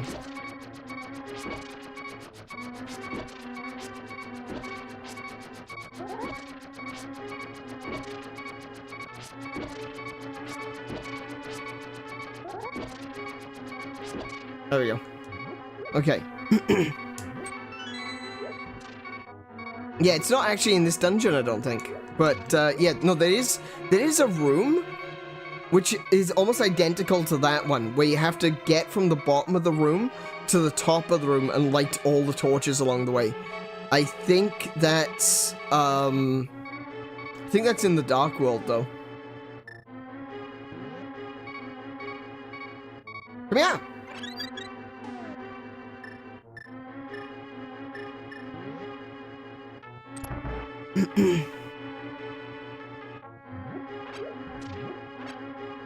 Oh, right, okay. You in the bum. Okay. Gotcha. Yep, mm-hmm.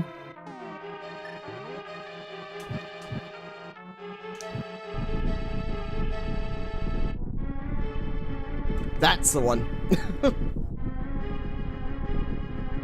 I was starting to think that there wasn't actually a torches puzzle in this dungeon.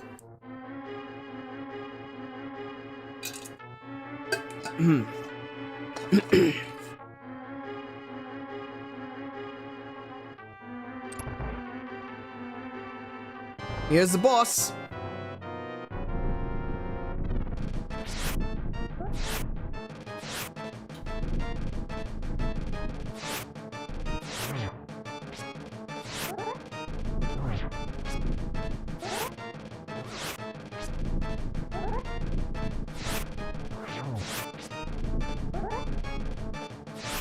Ow. Ow!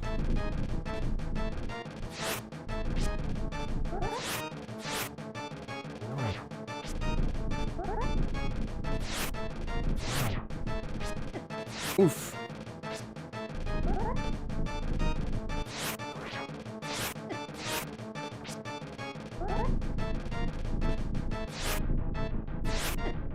Damn it!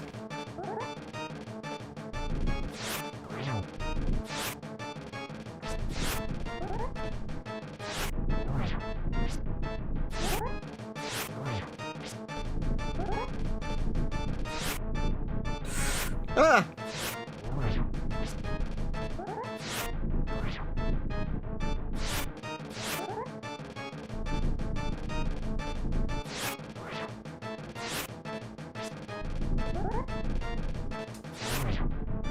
come on.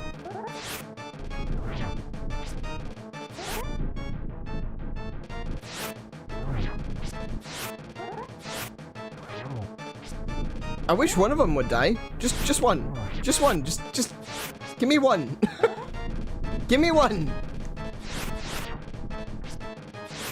Damn it. Every time they hit me, it wastes my charge. One down. Fantastic.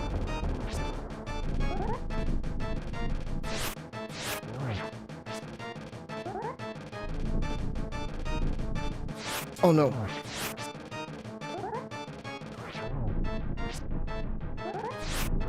Ah, 2 down. Okay. So now he's gonna get really dangerous because it's gonna shoot in 8 directions.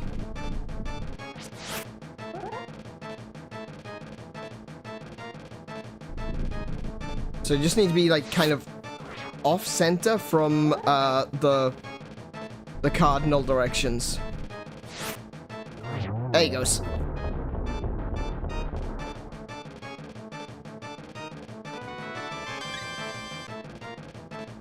And there we have it, the second pendant. Except this one is called the Pendant of Power, and it's blue. So, they hadn't quite got the colors down just yet.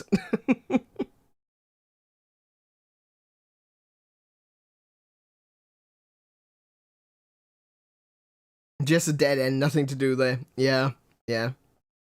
You are full zombie? I don't know what that means. I'm assuming that means that you're dead on your feet. And I completely understand that feeling.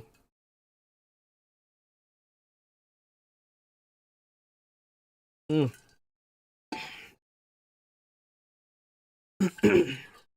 Oh, it is so warm in here. You won the Pendant of Power. Your goal of finding 3 pendants is in sight. Go for the last one.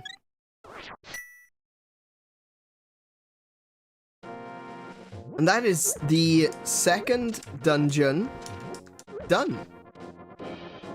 And now we've got so many more things that we can uncover thanks to the ability to lift. Do you even lift, bro? Well, Link does now. He's got a power glove.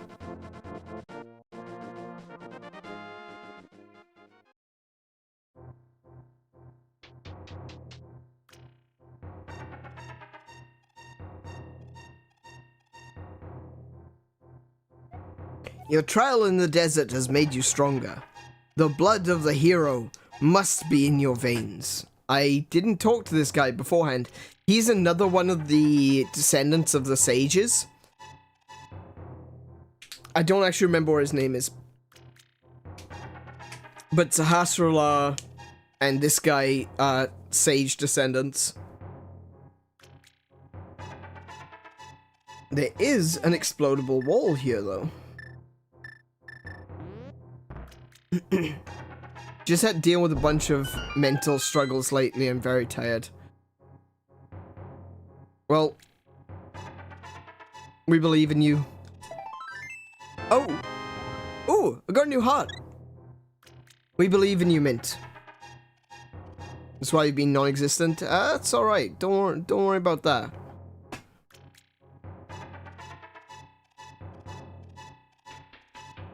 It's good to see you all the same. Like, it's good to see that you're still around. Oh, that's something we're gonna have to do a little bit later. But, we need the Master Sword for that. But yeah, you take all the time that you need, mate. Don't need to worry about that. Oh yeah, so I can pick these up now.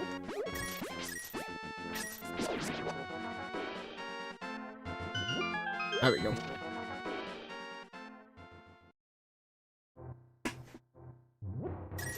Okay, so this place is gonna be all gold. Gold? No, rupees. Okay, we'll come back when we need rupees.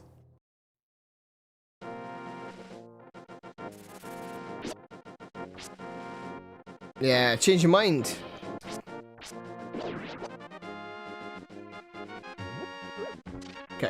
So this is what I was saying, like the dark stones, I can't lift those yet. The little, the white ones where they're small, or I call them white ones. They're kind of a greeny sort of color, aren't they? But yeah, the light colored stones where they're small or big, you can pick them and throw them, but you can't pick up the dark ones.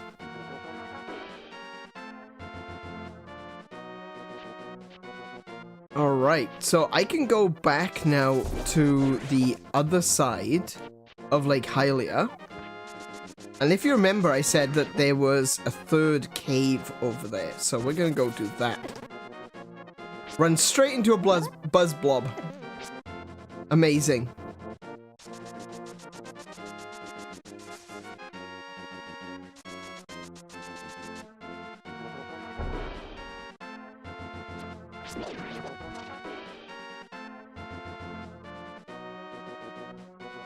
Need magnesis.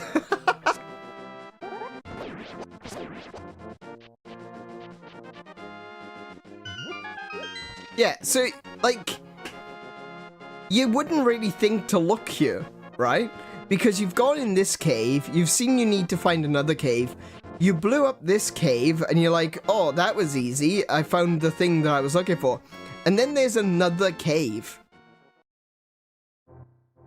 It's gonna be rupees again, isn't it? You can earn a lot of rupees by defeating enemies. It's the secret of my success. Okay, so we don't need to steal his rupees. Ow. But, again, just like the one that's near the desert, it's good to know it's there. Yeah.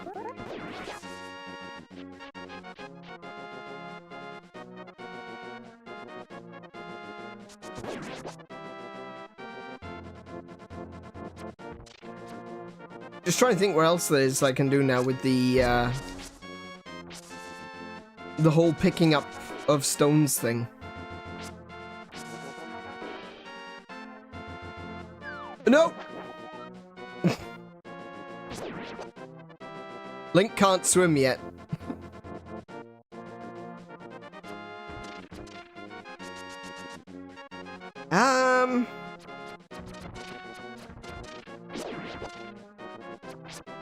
Ow! Ow! Stop!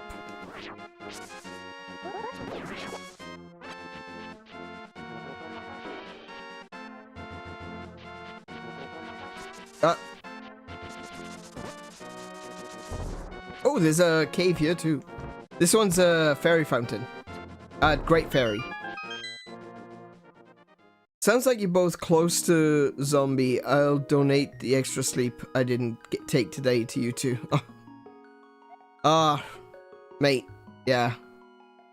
I know, it's been kind of an odd few days. Actually, it's been a pretty odd week. But, you know, it's fine. It's fine. We'll survive.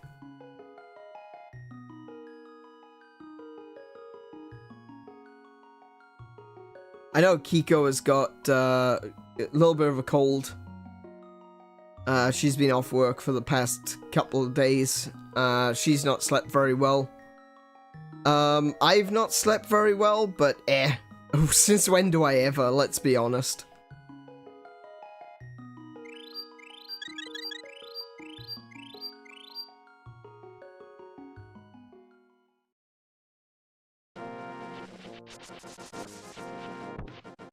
Ooh, hang on a minute. Can I go... I don't think I can go this way, because I need to go into the Dark World. Yeah, okay. So there's nothing there for me to find.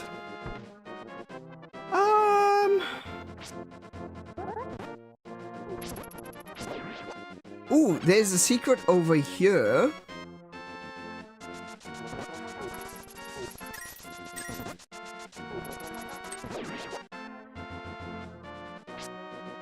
Poke in the face. Ah! There's a secret over here. Somewhere. Where is it? There it is. This pile of rocks here. I don't remember what's in here, but Oh, it's a fairy fountain.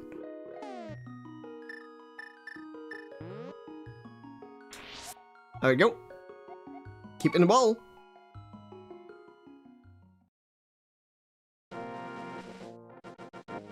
I always joke that it's the only part of me that I wish I could donate my immune system.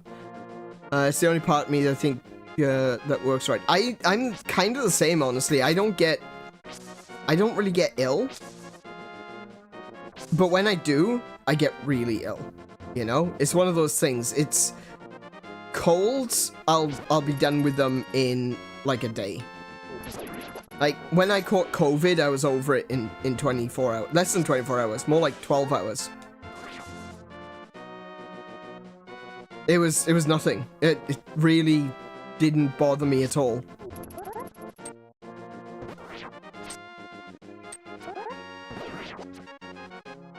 But if I do get ill, then I'm really sick. You know, it's like only the worst things can get through.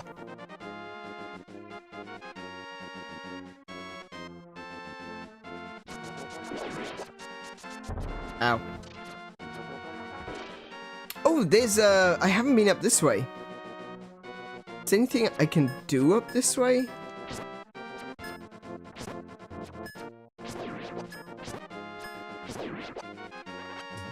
There's the potion shop up here.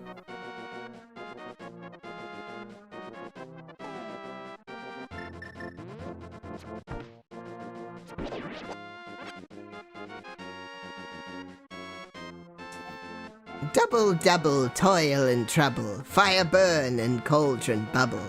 Making mushroom brew I am. So, what I need to do, for her, I need to go over to the Lost Woods. Find a mushroom and bring it back to her. And this is... Ooh, I don't need any of that just yet. I don't need that just yet. Just trying to think where the other bottles are. I know there's one that I can only get when I get the flippers. The other one.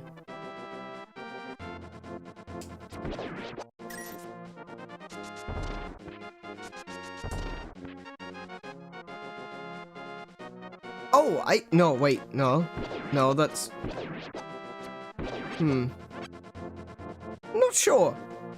I don't remember where the other bottle is. I'll find it eventually.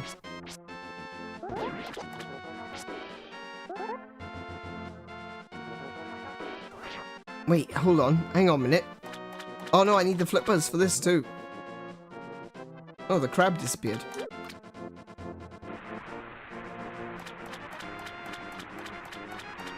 Right.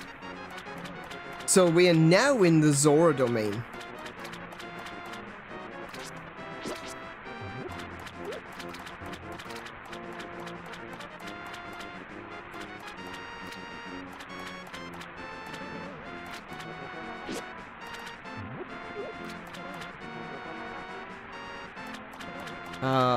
This way.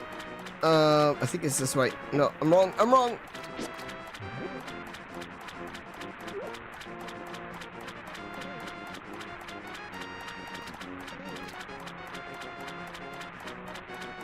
There we go.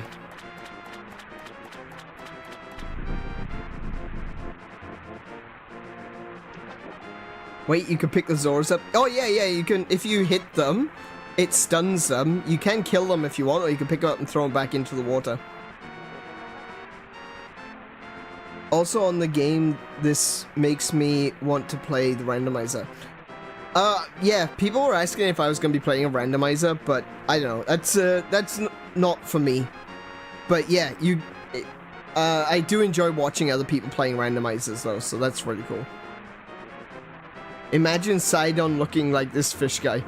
I mean, yeah.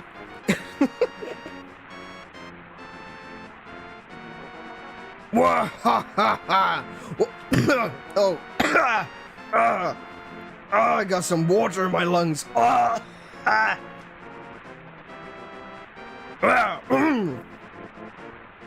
What do you want, little man?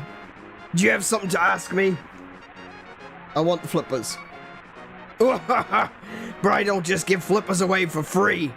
I sell them for 500 rupees a pair. What do you do? I'm gonna pay 500 rupees. 1 pair of flippers coming right up. I'll give you a free bonus with your purchase. I will let you use the magic waterways of the sea folk, which links lakes and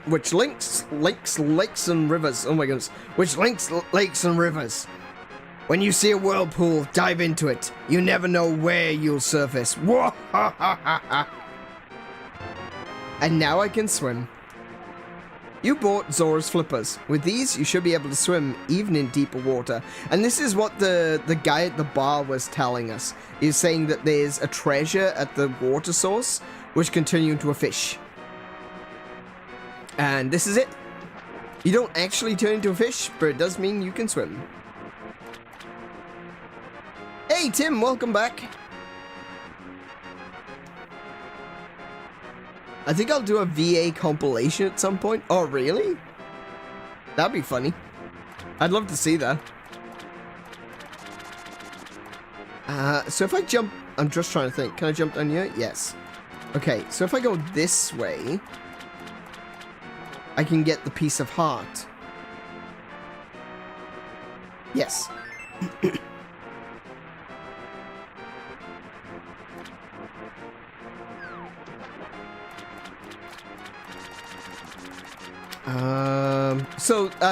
The King of the Zoras has actually allowed us to use the Zora waterways, but that isn't going to stop the Zoras from trying to attack us. We're still going to be targeted by them. But if I go in here, I think this is the Fountain of the Fat Fairy. The mysterious pond. Won't you throw something in? Of course I will. Throw an item. If I throw in the boomerang, I'll get the magic boomerang back. Oh no, this isn't the Fat Fairy.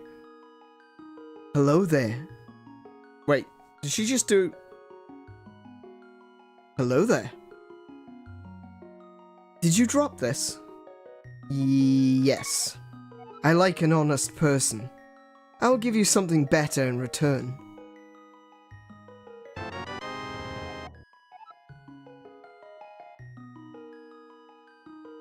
He's allowing you to be their moving training dummy. Ah, see, that makes sense. That makes perfect sense.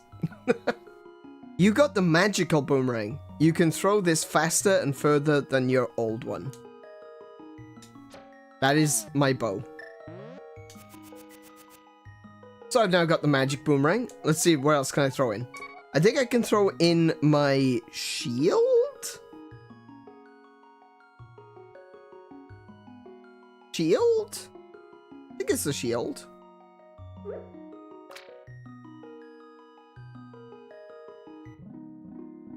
And I can get the magic shield.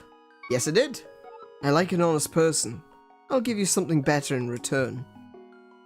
So this is interesting. There we go. Nice. Your shield is improved. Now you can defend yourself against fireballs. So basically, the fireballs that enemies fire, like the red beams that Zoras spit, I can now block them. So, funny thing about this, it's all based on a Japanese folktale. And the folktale is, I'm sure we've all heard it, but I may as well. Basically, a carpenter drops his hammer into a river.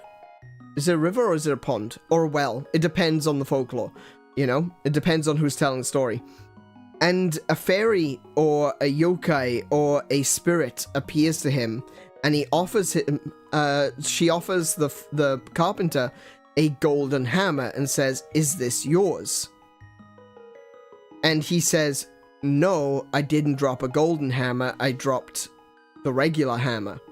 So she gives him both as a prize for being honest. And that's the basis of this.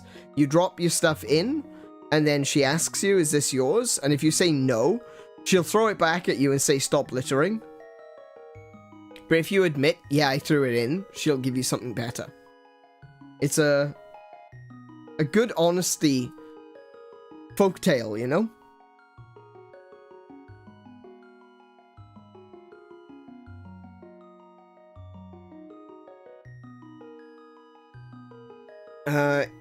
If you throw in... I wonder what will happen if you throw the Master Sword. You can actually throw the Master Sword in. I don't think you get anything from that one, though. I think you need to throw in... I think you do need to throw in the Tempered Master Sword. I might be wrong. I'm not sure. He says that, but if you glitch into the water in a way that lets you swim early, you can use the waterway thingies even without his letting you. It's been free all along. He did not give you anything with the purchase. Ha! Nice. Alright, so we have done a lot so far. We've done 2 dungeons. We've got a decent amount of items so far. We've got all the extra stuff. We've got the magical boomerang, we've got the ice rod, we got the bug catching net, and we got 2 bottles. And now that we've got the... Hang on, now that we've got the... Oh, no, hold on. I can get another bottle. Just gotta remember where to go to get it.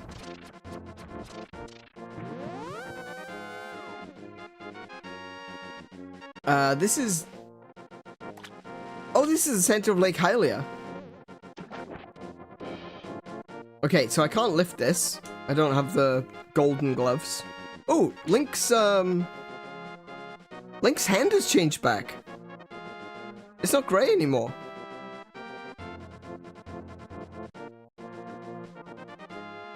That's interesting. Now it's grey. Oh, the Pond of Happiness. Oh, right.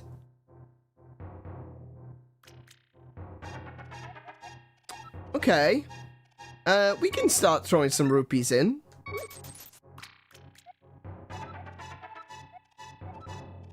Today you will have big trouble. Okay, well, I don't like that. I don't like that one. I'd rather another one, thanks.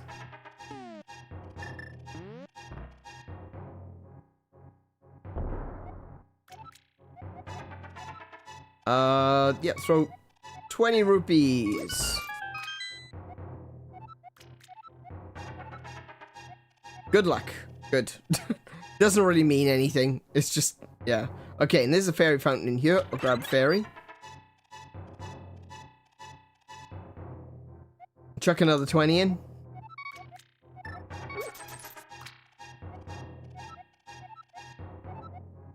Big trouble. Oh no! I don't want big trouble. I don't want big trouble in Little Chinatown. So what am I on? 80? Yep. Great luck. Oh yeah.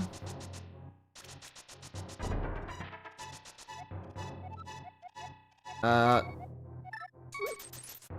100. And we have another great fairy. I will make your wish come true. Do you want to carry more bombs or more arrows? Well, I want to carry more arrows. Because I think you can carry 30 arrows as standard, which is pretty good. But 35 is better. So basically, this pond here is a money sink. You just keep dropping money in until you eventually have enough to get a bomb or an arrow upgrade. Which isn't a terrible idea, honestly. I mean, look how much rupees I have.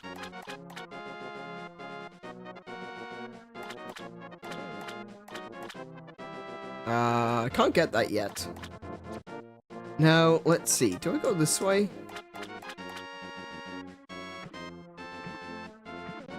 I think I go this way. Yeah, this way. Oh, I also pointed out this is actually referenced in Breath of the Wild as well. I pointed it out while we were playing it.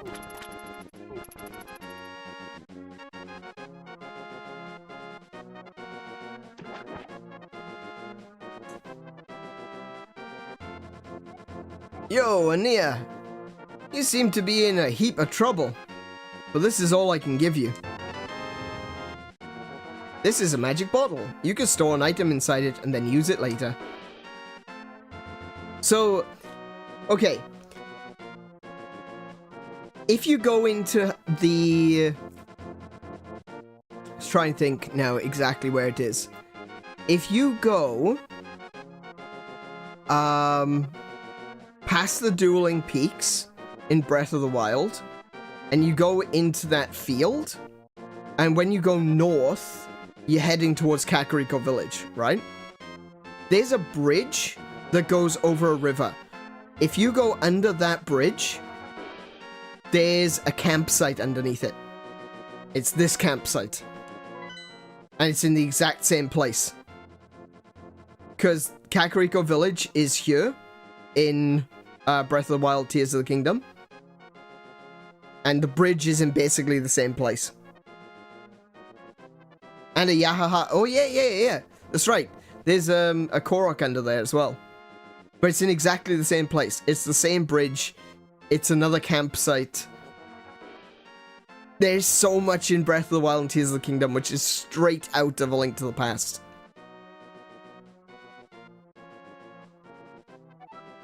Alright, so my next destination is going to be...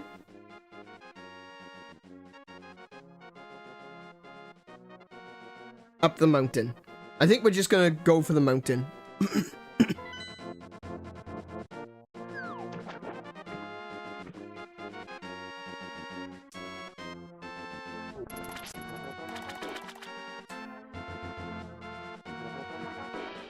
I don't know why, I thought for some reason he would jump out into the water, but apparently he just stops. Okay.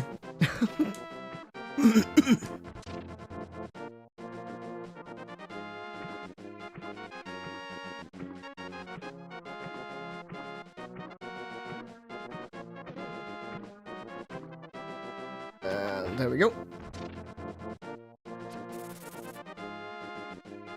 Alright, so...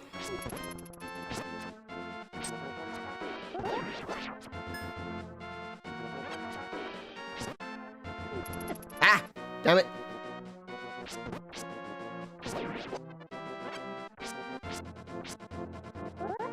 I'm doing a terrible job. There we go. Let me see. Which way do I need to go? I need to go up around the...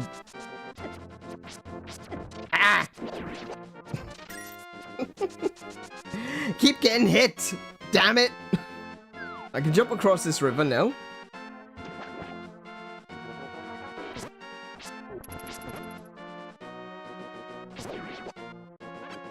Remember what I was saying about positioning?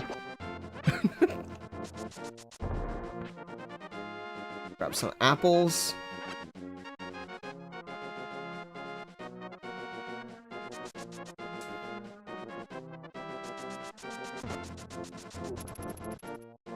I still need to play Breath of the Wild. Oh, really? You haven't played Breath of the Wild? I don't know. I just kind of thought that you had. Interesting. Okay.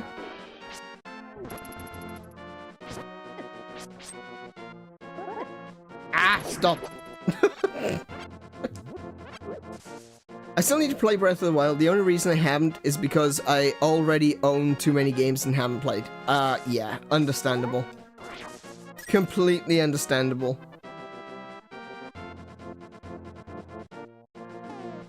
I kind of feel the same, but when it comes to Zelda games, I will buy them anyway.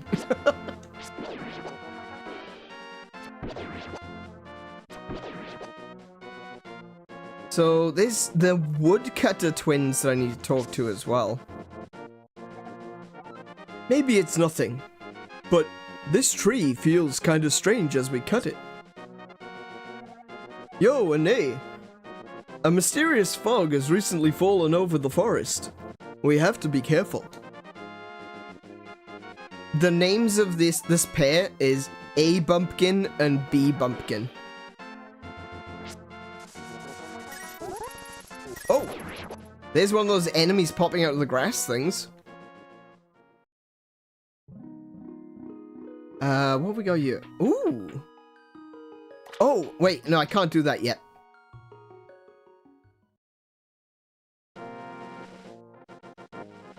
So these guys say that the tree feels funny while they're cutting it. That'll come in later. I can get the... I can get the mushroom.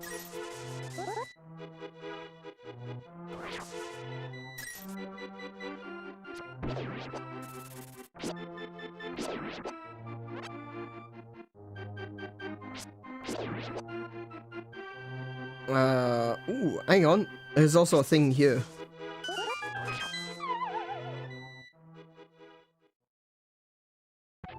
Ooh, oh, it's a piece of heart. Oh, fantastic. I actually didn't remember that that was a piece of heart. I thought that was something else. Okay.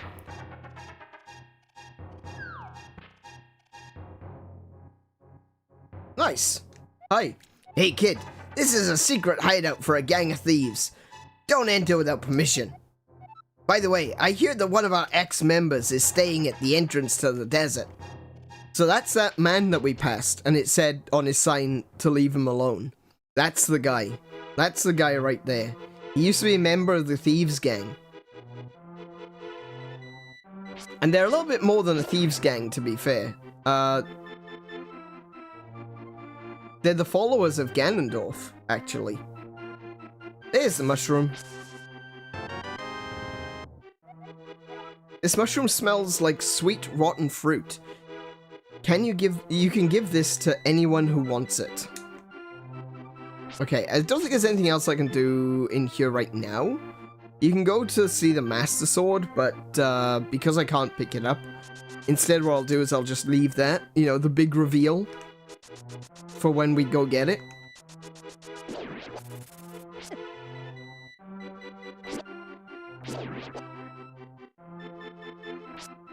Oh! Okay. This is it! The Master Sword! No, this can't be it. Too bad.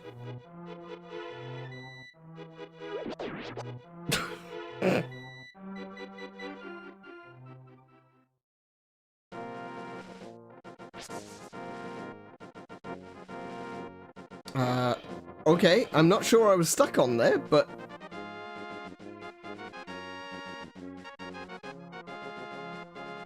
That's interesting.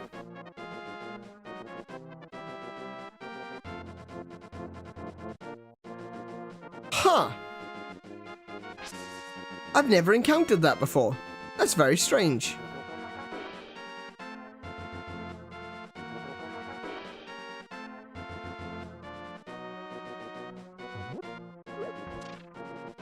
If you like the stream, please like it. Oh, thank you, Tim. He makes a lot of strange assumptions about me. Also, how about I subscribe to you instead, Tim? Strange assumptions? I don't know if that's strange.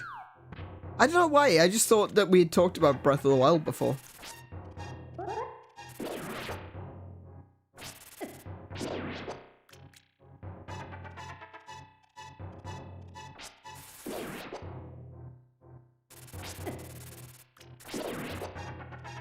Now I'm wishing that I had the fake Master Sword in fake pedestals in Tears of the Kingdom and could have used them for fuses.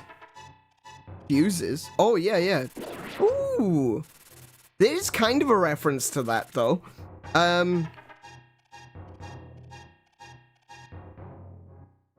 Like, in Breath of the Wild... Oh, hi. There you are. In Breath of the Wild, when you first get well, you start the game, you go talk to the old man in the cave. There's a sword. There's a small lake next to, the Temple of Time.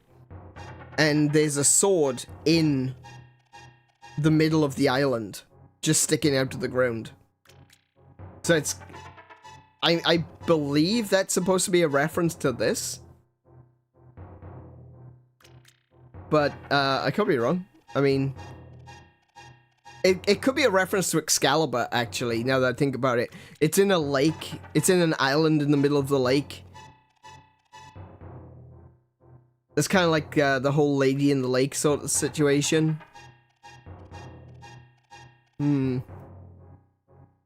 I don't know who you are, but if you're going to the top of the mountain, will you take me with you? I lost my lamp, so... Yeah, okay. You can tag along. What's your step? There are holes in the ground. Could you turn right here? Young man, are you also going for the mountain, going to the mountain to look for the golden power? Just ahead is a mountain full of monsters. Many people have vanished on this mountain while looking for the golden power. I don't want to steer you wrong, so please don't get too involved in such a mad quest. Golden power, you say? Turn right here. You know, I have a granddaughter who is your age. The king took her to the castle, and she never returned. Kidnapping those maidens must be part of the wizard's plot. I'm sure he is trying to somehow use the power of the descendants of the wise men. Sages.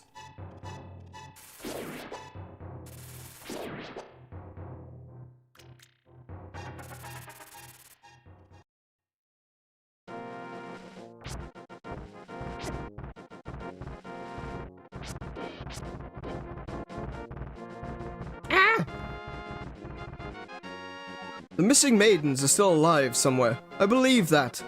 A hero will rescue them. I wait for that day. These are dangerous times. I talk too much.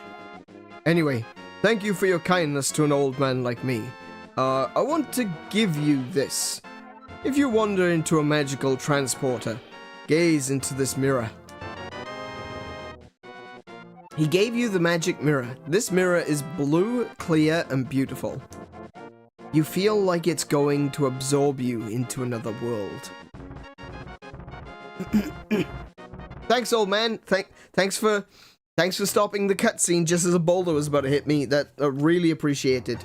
Thanks. The wizard has deceived the king, and now he is trying to open the way to the dark world. To complete your quest, you will need the moon pearl, which is in the tower at the top of the mountain. All I can do for you now is to comfort your weariness. Come back here anytime. So this guy is yet another sage descendant. And his granddaughter has been kidnapped, the same way that Zelda was kidnapped, the same way that all the other girls were kidnapped.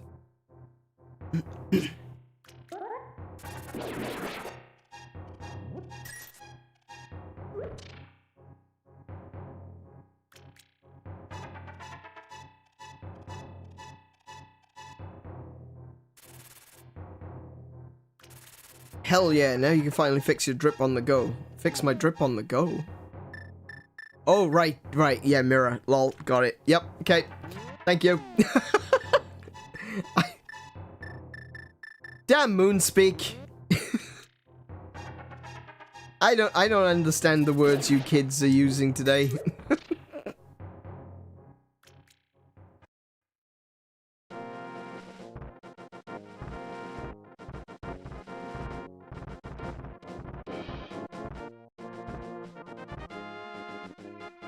And with that, we have reached the top of the mountain.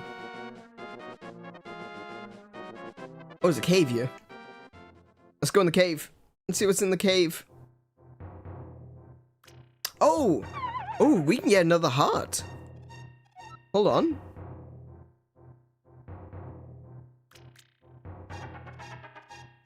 Or can we? Not if I go this way. Hang on a minute.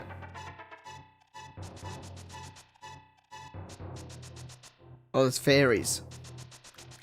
I might not be able to get the other heart just yet.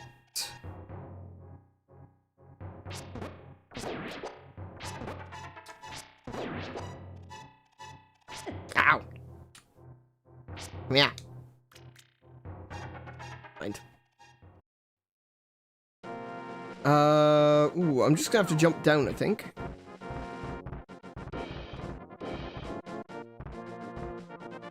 Okay, let's see if I remember how to do this now. I think to be able to get to that heart, what I need to do is jump off the side of the mountain, here. And then go in here. Yes, that's right. Okay. So, let's see, what have I currently got? I've got 2 pieces. Cool.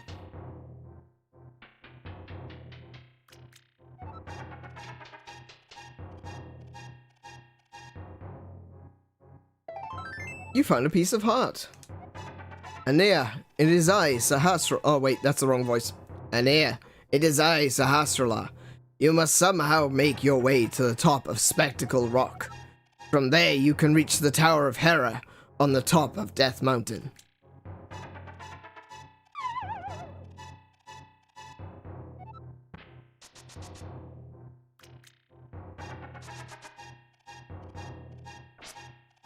Spectacle Rock is another one that's actually...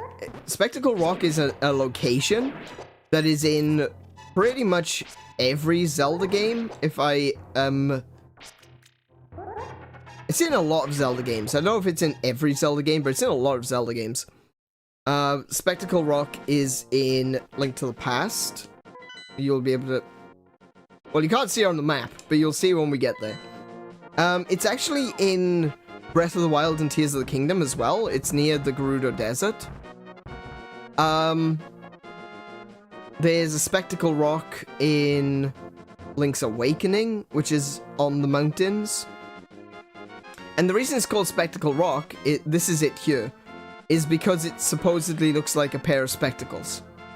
It's 2 large, domed areas with a bridge going across it, and that's what makes it Spectacle Rock.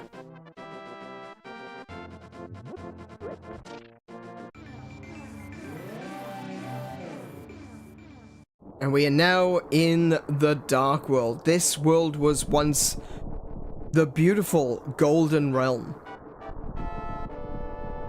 But during his assault on the realm, Ganondorf managed to get his hands on the Triforce. Actually, you can see Spectacle Rock here in this outline. Ganondorf got his hands on the Triforce, becoming Dragman Ganon. And he also turned the Golden Realm into a twisted mirror image of Hyrule, making the Dark World, making the world that we must traverse next. Now, at the moment, we can't exist in this world because... What do you want? Do you have something to say to me, silly rabbit? I came here to get the power of gold, but now I'm a freak, and I can't go to the real world. If only I had the Moon Pearl from the Tower of Hera, I could go back to my original shape. I've got good reason to be stressed out, so back off. Shoot! Oh, who are you, Mr. Bunny? This world is like the real world, but evil has twisted it. The golden power is what changed your shape to reflect what is in your heart and mind. I'm always changing my mind, so I turned into a ball. But if you have a ball called the Moon Pearl, you can keep your original shape here. Oh, he just walked into me. Get off me. Go away. Shoo! Evil Goblin Man. But thankfully, thanks to the descendant of one of the sages, we've got the mirror, and that puts us back on top of Spectacle Rock.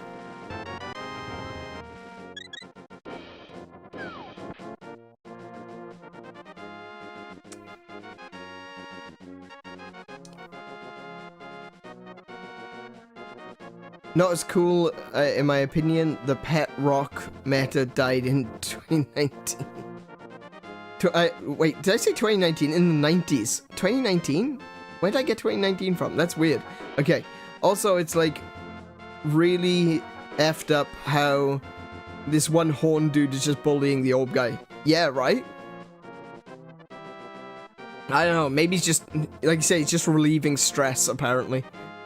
The camel thing shoots a laser from Spectacle Rock in Breath of the Wild. Oh, yeah, it does. You're right. That's right. Yeah. Varnaboris goes up on Spectacle Rock. Okay, so this is another one of those tablets, which we can read with the Book of Medora. Hold up the Master Sword and you will get the magic of Ether. Now, unfortunately, we do not have the Master Sword just yet, so that does mean we'll have to come back up here.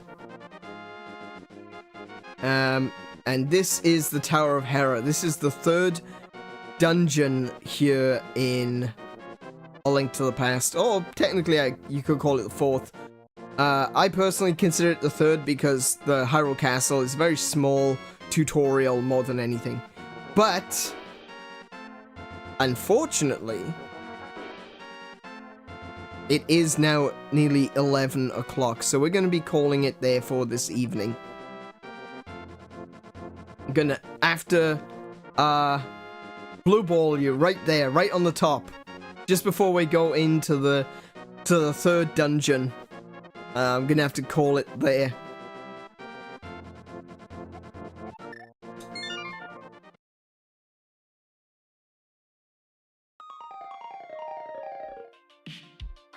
There we go. Well, that is the first episode in this series of Legend of Zelda: A Link to the Past. It's been a while since I've played the game. But I've really needed to get back to it. It's just one of those games that some people might consider this boring because, you know, I already know where pretty much everything is. I know where to go. I know how to get there, you know, all that sort of stuff. And some people might think that that's boring, but I feel like A Link to the Past has got enough challenge in it with, like, the boss fights and the enemies. Random things that you can't really change, you know, that you can't really predict. That being able to just play through the game and enjoy the game, it doesn't lose too much of its challenge. If anything, it just kind of loses a lot of that confusion. I could definitely tell you that the first time I played through, I found a lot of the hints to be a little bit confusing. I was very young at the time, but yeah, I did find some of the hints a little bit confusing, and I found it difficult to make it through the game. But I did make it through eventually, and yeah, it was, I still feel like this is a wonderful experience, just because the game itself is fun, and it gives me an opportunity to sit back, relax, chill, and just play through a game, you know? Just enjoy a game. And it's something that it can be kind of difficult to do when you're playing something new for the first time, or when you're playing something that's really difficult, to just relax, you know, and just go through the game. But sometimes you need to take that time. You need to take a step back. Sometimes things are stressful, you know? Sometimes things are stressful and you just need to take a step back. Personally, I prefer watching someone play something that I know over what they don't. Oh, okay. Yeah. I totally understand that. There's a certain level of competency to it, you know? I imagine Crystallis was pretty painful. No, I completely understand where you're coming from, actually, because now that I think about it, I get so frustrated sometimes when people play something really badly. And, like, you think to yourself, this is obvious. Why? Why do you not see how easy this is? How obvious this is? Why can you not see that? And we sometimes forget, I think, that sometimes things are not necessarily particularly obvious the first time through, and some people just miss things, you know? I started watching Asmongold playing Monster Hunter World, and while I've not played world, specifically. Not played enough of it, at very least. I have played Monster Hunter. I've been playing Monster Hunter since 3 Ultimate. And, it gets a little bit frustrating sometimes when he's doing stuff and I'm going, dude, just listen to chat, please. For the love of all things decent, please listen to chat.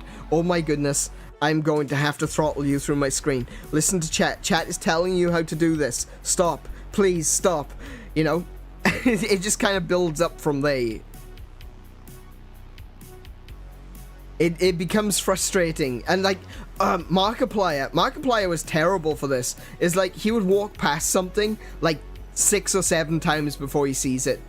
When he was doing Amnesia, he kept walking past like this one thing, which I believe had the key to the door that he was trying to get through.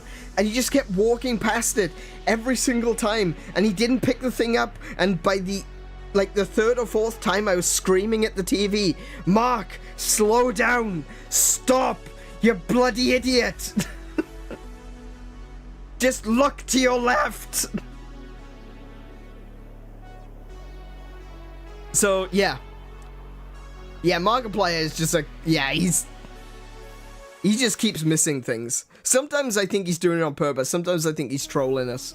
Because he's so good. When it came to learning the methodology for the Five Nights at Freddy's games, he's so detail-orientated. The fact that he misses some details so easily, I just want to throttle him. I just want to reach my hands through the screen and strangle him in Minecraft. You know?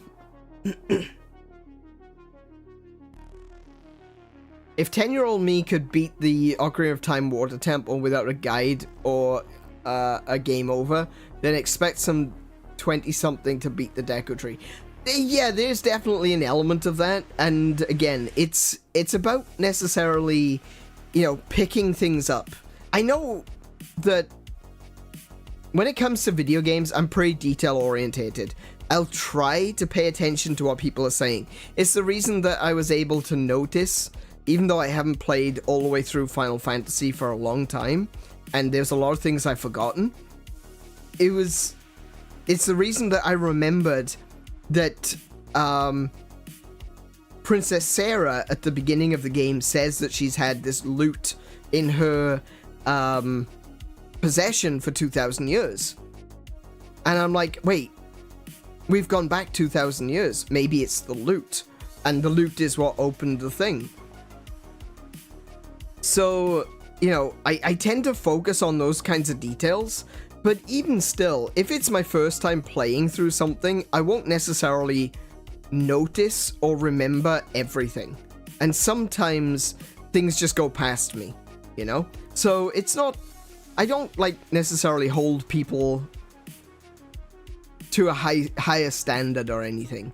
I know that I suck sometimes, and if I suck, and I know that I like to focus on the details, then it means that everyone has the possibility of sucking. So, yeah, I can't really hold people too hard to account for it. But, no, the thing that bothers me is when they skip through the tutorial text, or they completely bypass the tutorial entirely, and then complain that the game hasn't properly explained how to play. Which is what Asmongold did, and it was infuriating. Thankfully, he has figured it out since, and it's far more enjoyable to watch him go through the game. But that first, oh my goodness, that first stream, where he's just skipping through the tutorials, and just like, no, I don't get it. No, I don't get it. No, the game hasn't explained it. It's like, yes it has! The game's explained! It's done it! You skipped the tutorial! It's your fault!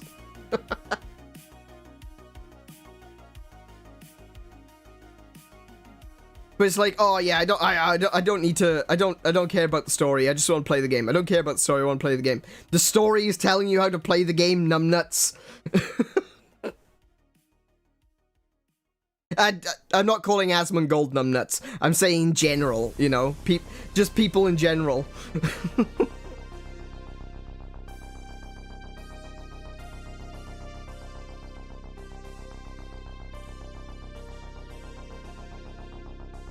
I think the difficulty of the water temple is largely overblown. I do too. It's just confusing.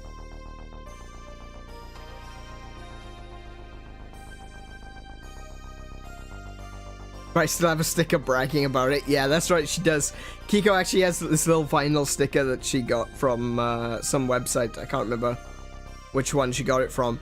But yeah, it says, I beat the water temple, which is pretty cool. But yeah, I think the difficulty of the water temple in Ocarina of Time is overblown. I definitely would agree. I just think it's confusing because it's easy to get lost.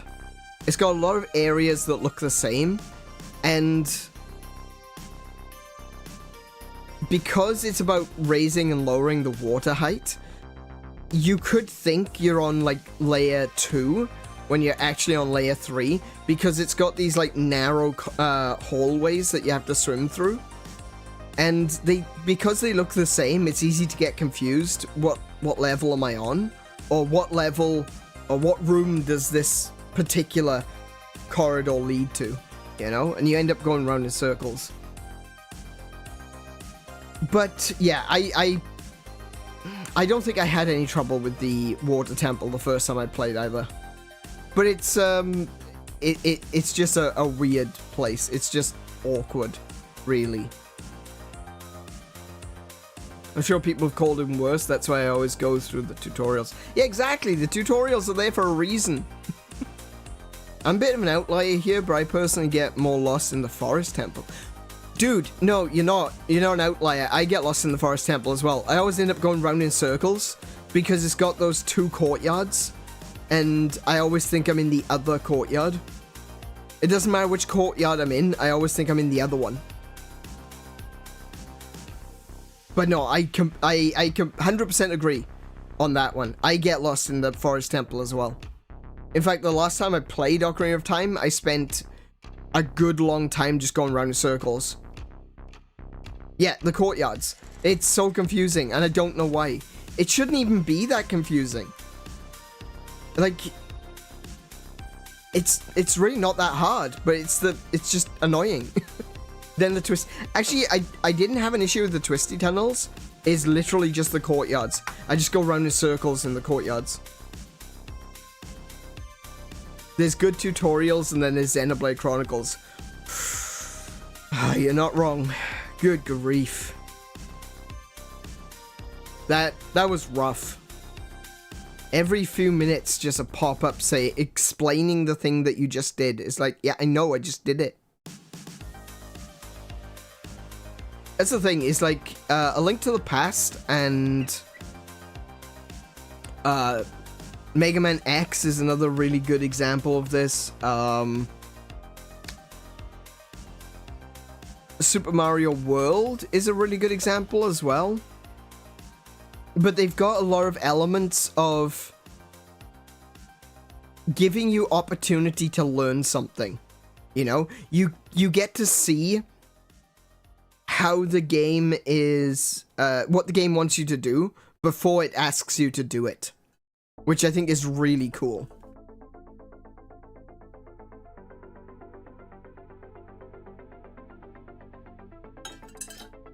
I especially like in this one, sorry, I just had a drink.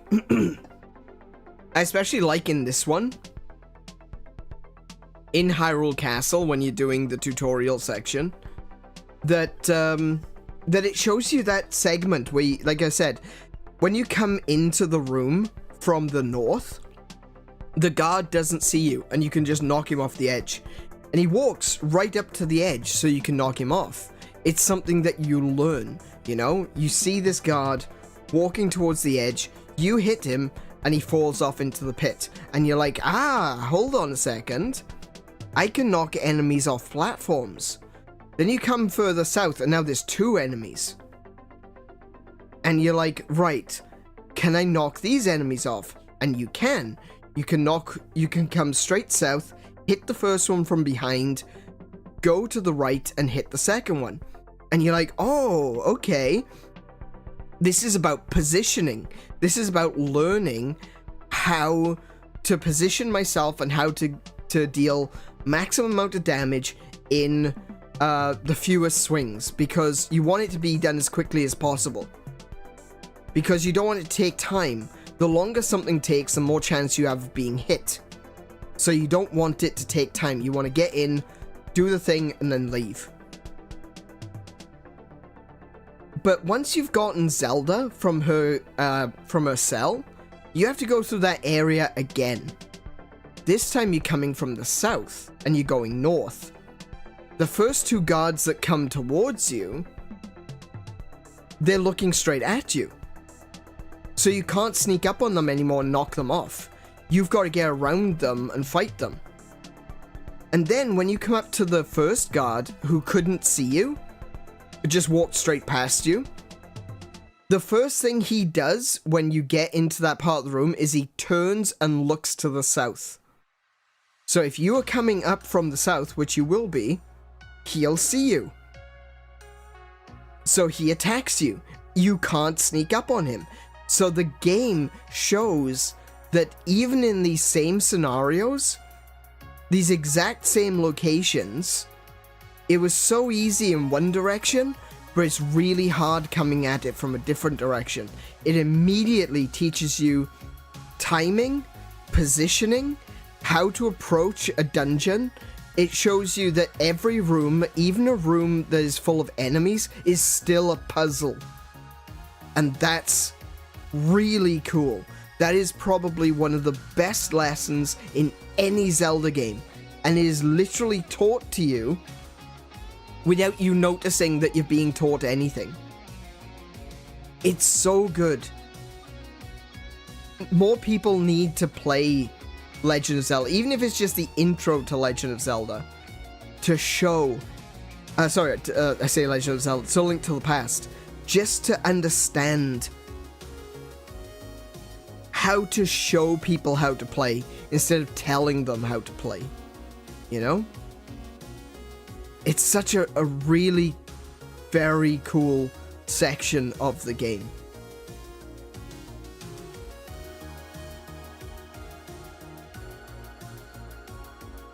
But yeah, I'm very impressed with The Link to the Past. This is the reason why it's still my favorite game, because even after I've played it so many times, even though I pretty much know where everything is, I could tell you the story back to front. I understand this game more than I understand tax, you know? Who pays tax? I mean, seriously. It's one of those... It's still a game that I appreciate because it does so many things well. You know? The gameplay is well done. The puzzles are great. Even if you know what's coming next, you can still appreciate it. And that's the thing, is that there's so many good puzzles, so many good bosses. The boss designs in this game are so good.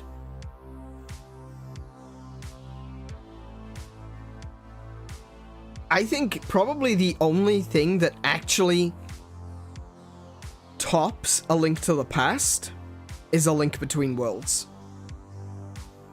I still prefer A Link to the Past because there's a big nostalgia element to it as well. But A Link Between Worlds really takes what you've got in A Link to the Past and then cranks it up to 11. Yoshi doesn't. Heck, he's still on the run, I think. Yeah, Yoshi doesn't pay tax. A Link Between Worlds really does take this game and crank it up to 11. It really does.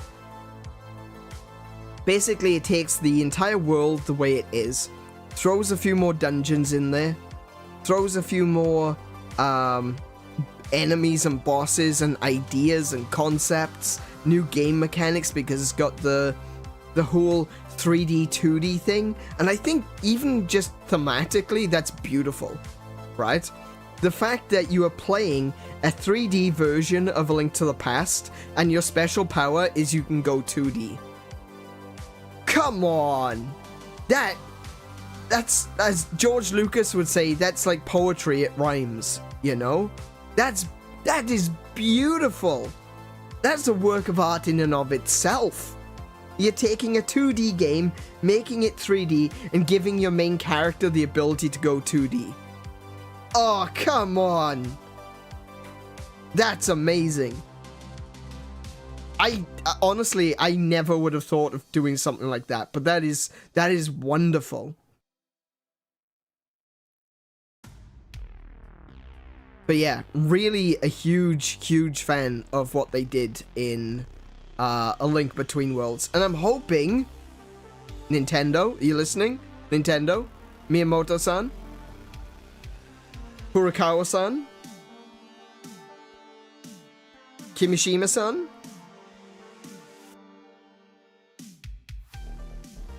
Aonuma-san? Anyone listening? Koizumi-san? Everyone? Can we get A Link Between Worlds on the Switch, please? Would really like that. Just saying.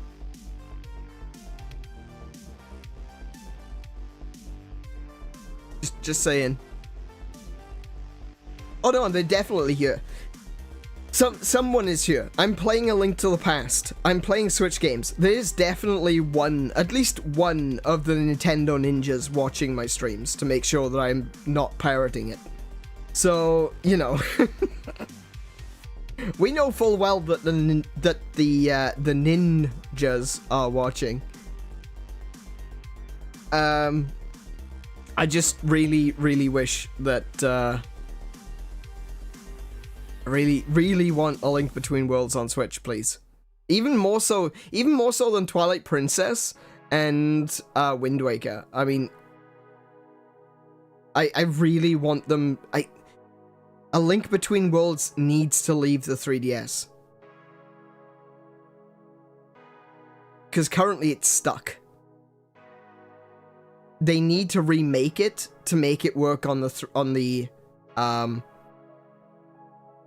Switch. Because of the way that it works, because it uses the two screens. So it's not very easy to find. Well, I mean, it's still okay. It's still pretty easy to find 3DSs at secondhand stores and stuff like that. But you're not getting any brand new 3DSs anytime soon. And that game is stuck. It's a 3DS exclusive. And it will be until they remake it. So there are Wiis, there are GameCubes, there are Wii U's, everywhere. It's not difficult to find any of those systems to be able to play Wind Waker and Twilight Princess. But A Link Between Worlds is stuck. Currently, it is stuck. Same with Triforce Heroes as well, but that's... yeah, you know... yeah... it's not the best game. It was fun, but it's not the best. But yeah. I hope you have enjoyed the beginning of this journey. Actually, let me get the schedule up. There we go. I hope you've enjoyed the beginning of A Link to the Past today with me. I'm looking forward to coming back to it. We'll be coming back to it in 2 weeks' time. Because next Thursday, I'm going to be playing Stardew Valley with Kiko. Actually, do you know what? I kind of planned this really well because Kiko's not well. She probably wouldn't be able to play Stardew Valley with me today. So, yeah, I've planned this really well. Clearly, I have some kind of foresight.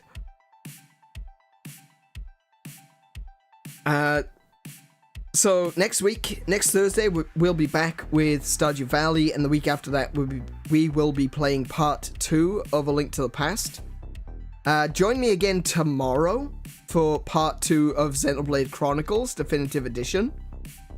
we'll be continuing on that journey as we go from Colony 9 up through Tephra Cave, up to the knee of Bionis, and then onwards to Colony 6. We've got a decent amount. Actually, I wonder if we can get to Colony 6 by tomorrow. Probably by the end of tomorrow we'll get to Colony 6. So we'll get a fair bit done tomorrow, I think. And then on Saturday, we're going to be playing Worms WMD. It's going to be myself. I believe Kiko will be there. Noctum might be there. Boxed might be there. And anyone else, I've probably sent a message to let you know.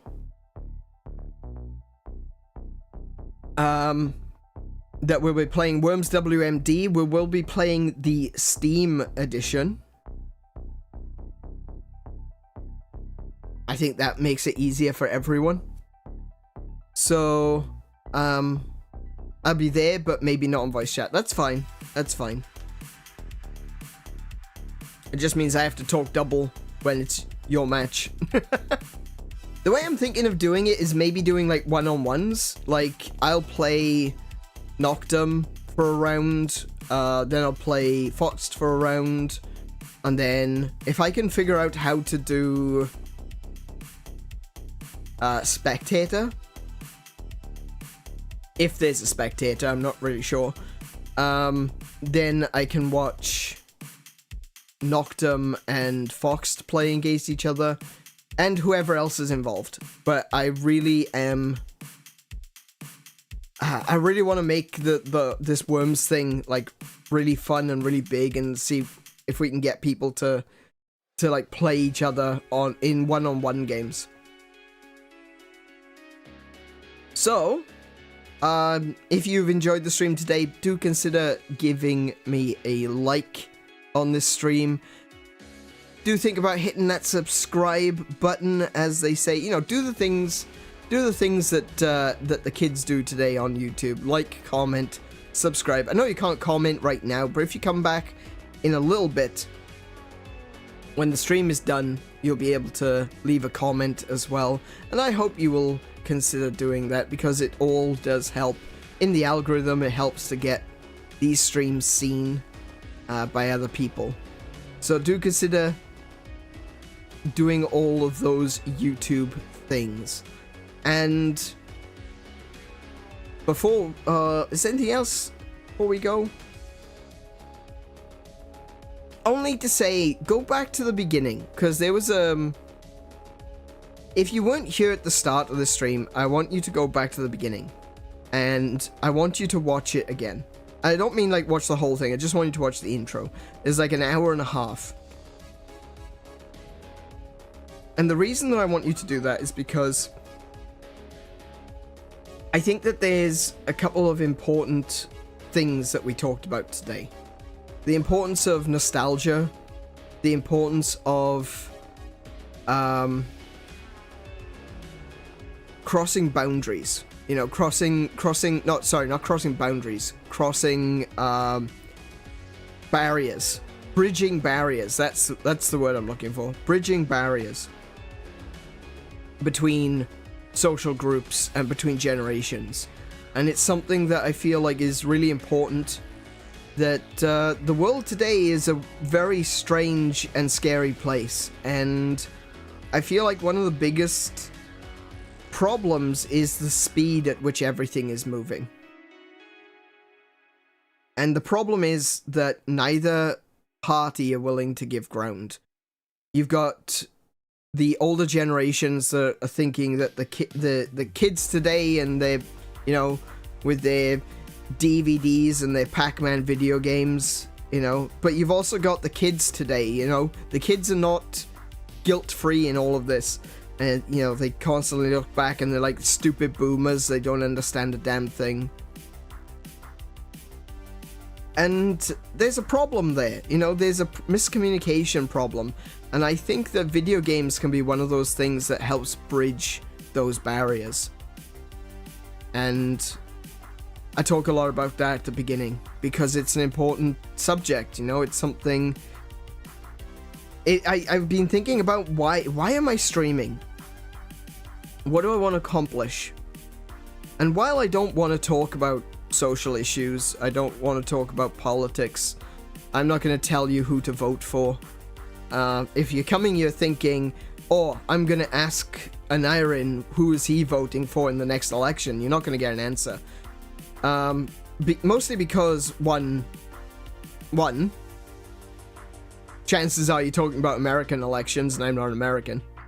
2, you may be talking about Australian elections and I'm not Australian. I just live here. 3, I don't want to talk about politics. I'm here to talk about video games. And 4, frankly, none of your damn business. And that's the way it should be. You know? That's the way it always used to be. It's none of your damn business. That was always the same answer. You go back, you can find this. You can find this actual news reports of people going up to people in the street and saying, who did you vote for in this election? You know, BBC or ITV or whatever, shoving a microphone in someone's face. And the answer is usually, none of your damn business. And that's the way it should be. Alright, so you don't expect to get any of that.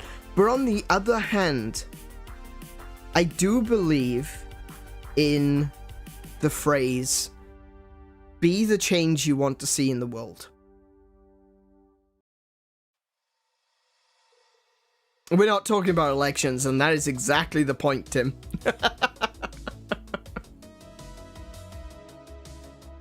I do believe strongly in the phrase, be the change you want to see in the world. And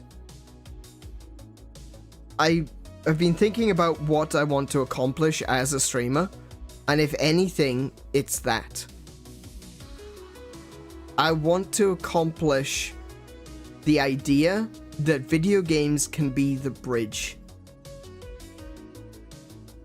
And you know, it all comes back to the song Dimension Tripper as well. So you can see the words scrolling. See the little map on the top left of the screen there underneath my name? You see those little Japanese words that are moving up the screen? That's actually the lyrics of a song called Dimension Tripper. It's the theme song of Hyperdimension Neptunia's anime. It appears in one of the games as well. And that's where it's all about. And no matter how many times I think about it, it always comes back to that. Bridging gaps. Forging bonds.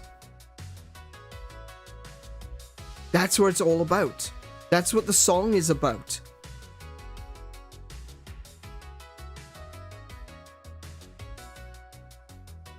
And I think that's where we need to be looking. It's not about trying to figure out whose politics are what and, you know, hating people for voting differently to you. It's not about looking up to or looking down on people of different social classes and different groups within society.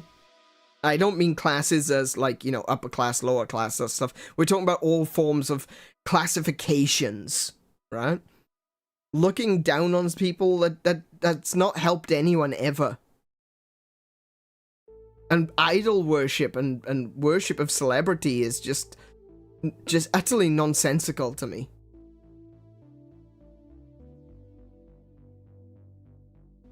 The lines in the song that are the most important to me, and this is what I mean, this is why it always keeps coming back to Dimension Tripper, and that's the reason why I've used the term Dimension Tripper, and it's the reason why I've got the song lyrics going in the corner of the screen.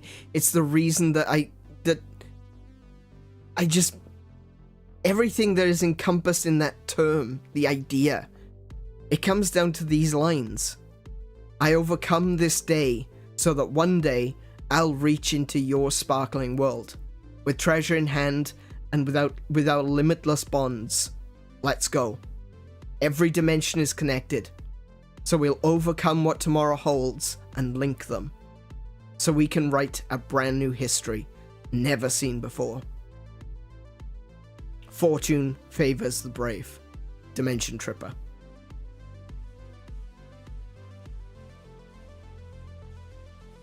When I think about what it is that I want to do,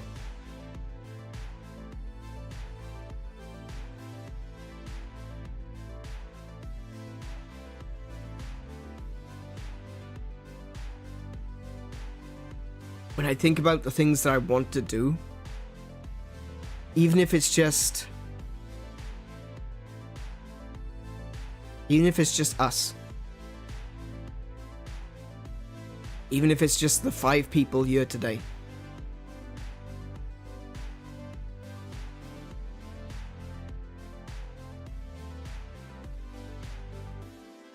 that's good enough.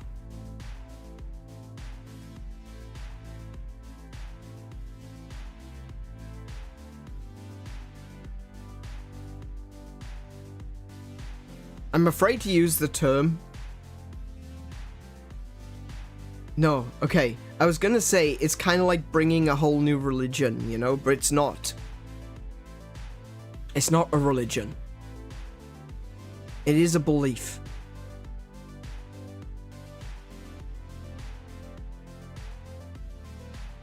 It is a belief that we can be better. And that games can do that.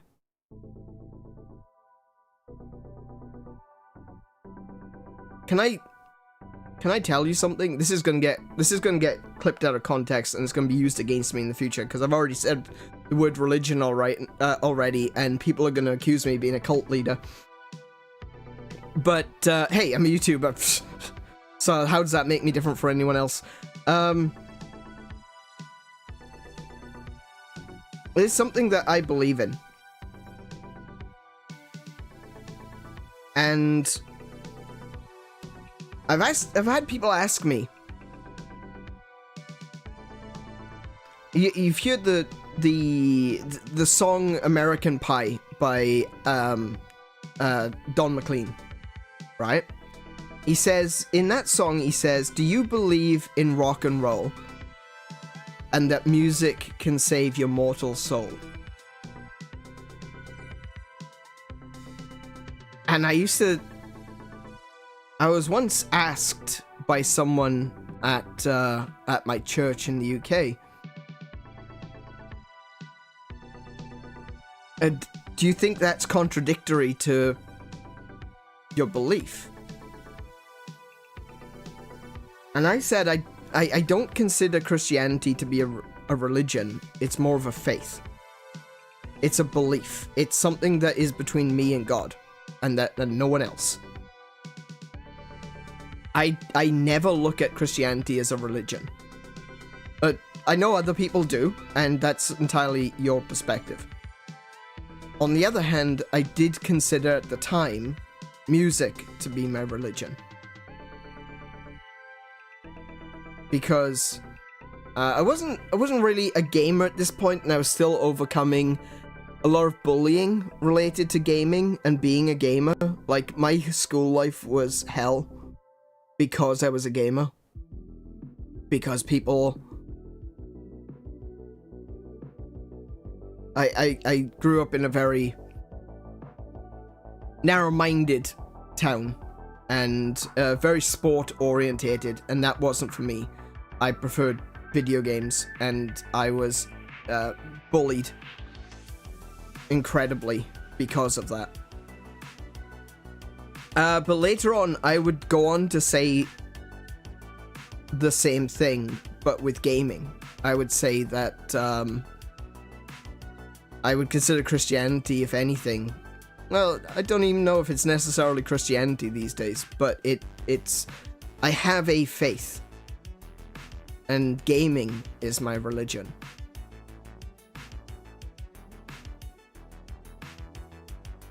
And someone said to me, that doesn't make any sense. Because gaming is a whole new religion that you just made up. And I said, it does make sense. Because in the Bible, it says that God created man in his own image. But do you think that God looks like me? Do you think God has 2 arms, 2 legs, and a face? In the same way that I'm a man, do you think God looks like me? Because I don't think so. Instead, I believe that the image of God is the spirit. It's what God put in us to separate us from the monkeys. That we've got a spirit of creation inside of us. Because if we are like God, and God is a creator God, then we are born with a creative spirit. And what did God do? He built a world. And what are we doing? We're building worlds. We started by telling stories around a campfire. We started painting pictures on the insides of caves. We started writing those stories down. We started making movies. But then, we went beyond that. We started making whole worlds. We started making VR that allows us to enter those worlds. And we are on the brink of being able to create something that is near indistinguishable from reality in the virtual space.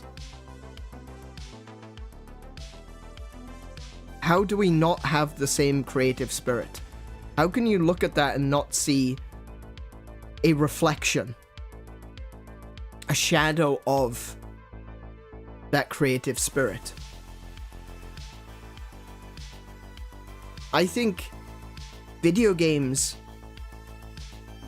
are the perfect expression of that creative spirit. And I don't need people to believe in God, or Christianity, or Catholicism, or Islam, or Buddhism, or Sikhism, or any other religion. I don't care, honestly.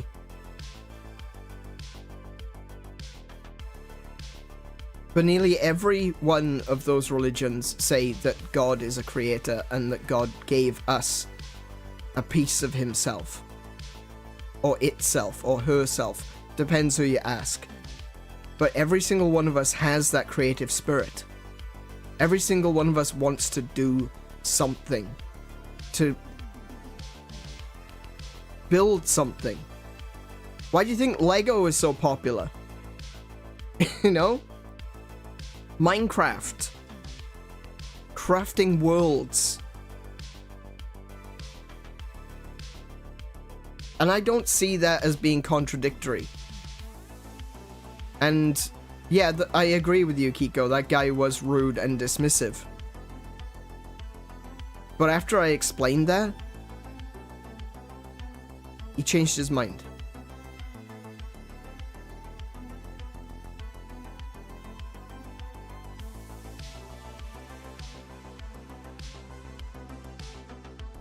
I don't think... I'm not going to use this platform to try to convert anyone. Your walk with your gods are up to you. I'm not going to tell you what's right or wrong. I'm going to ask that you believe in gaming. That's all. That's all I want from you.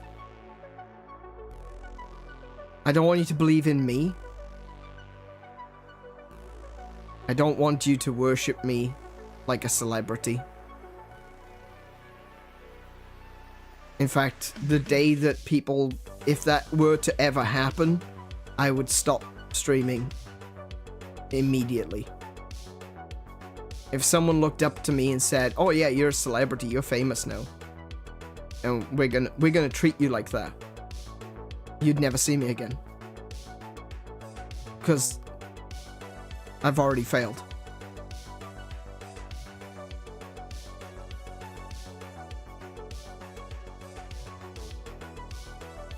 But I hope that we can come together, that we can work together, that we can play together.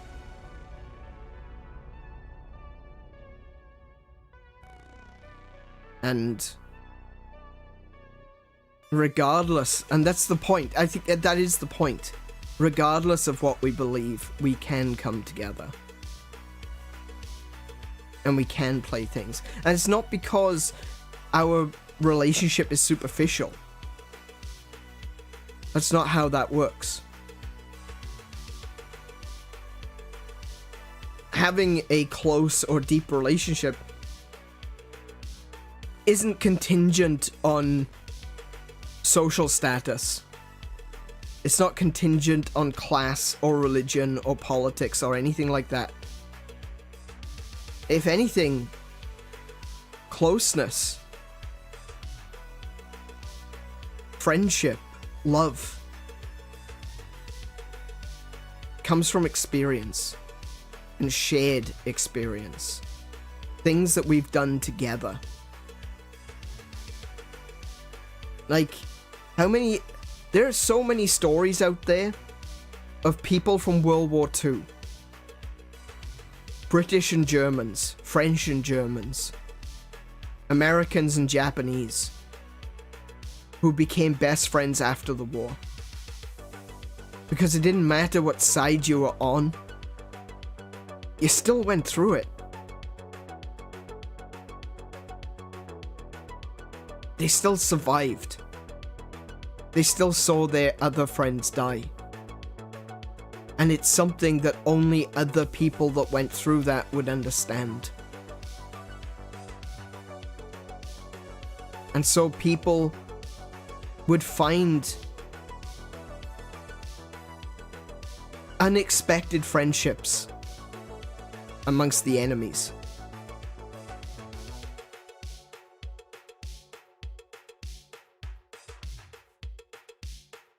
Because they all went through the same thing. Doesn't matter what side you were on, you went through the same thing.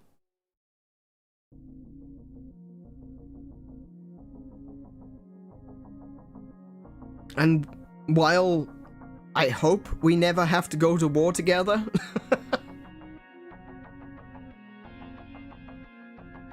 it doesn't mean we can't fight side by side. Just look what we did with Final Fantasy Renaissance. That was such a cool experience to have you guys commentating alongside.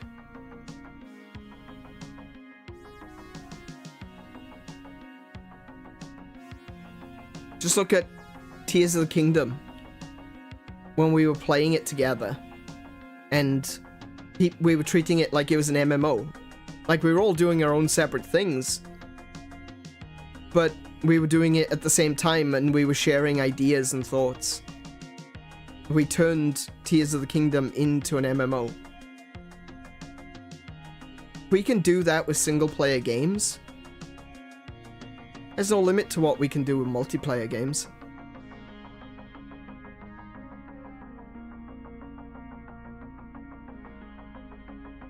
And that's kind of where I'm at. I've been thinking a lot because there's been a lot going on recently.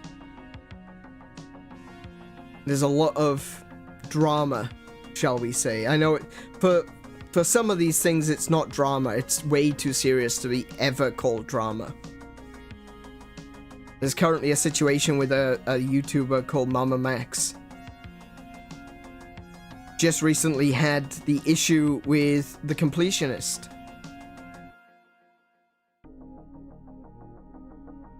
And it got me, it's really got me thinking, like, what do I want to get out of this? What do I want to do? What do I want to achieve? Because I never want to be like them.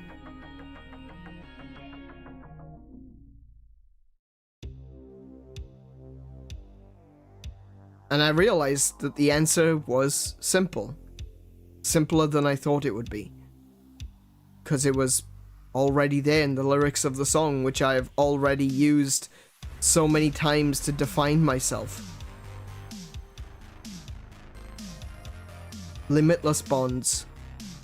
Crossing dimensions. Rewriting history. No.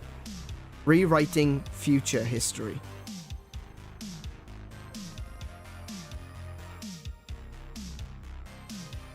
That's kind of where I started as well. That's where I started this stream, and that's the part that I want you to go back and I want you to listen to because it's important. It's talking about history that we are writing. It's not just about the history that has come before us, it's the history that we are going to leave behind.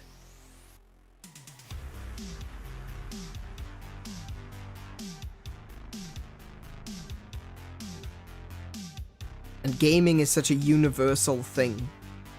It's so easy to understand.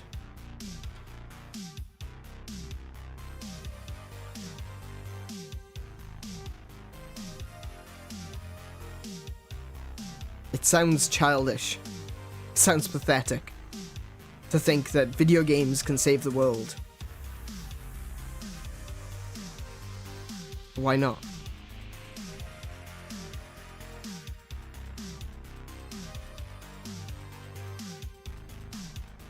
Why not video games? Why not that one thing that can bring everyone together?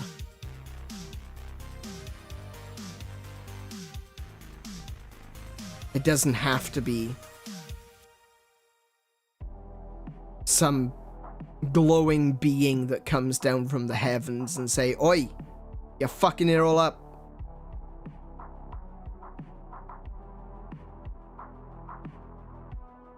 Excuse me. In fact, it's probably a lot easier if it's something simple. Because it's easier to understand. We're not going to go to war over video games. Unless they try to ban them, then we absolutely are going to war over video games.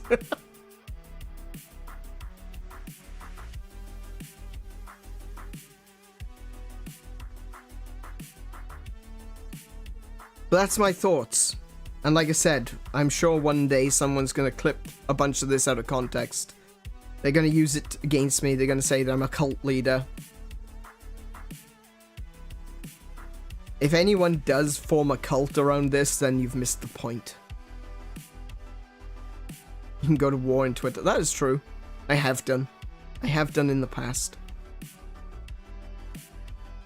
It's a very sad day when a good man has to go to war. Or should say, when a good man chooses war. But I'm not going to get into that.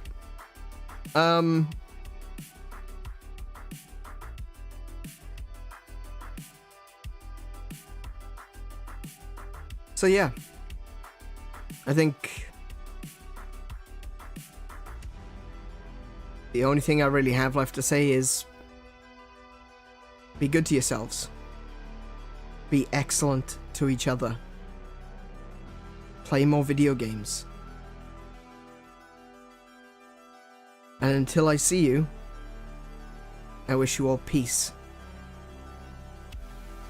And the highest scores.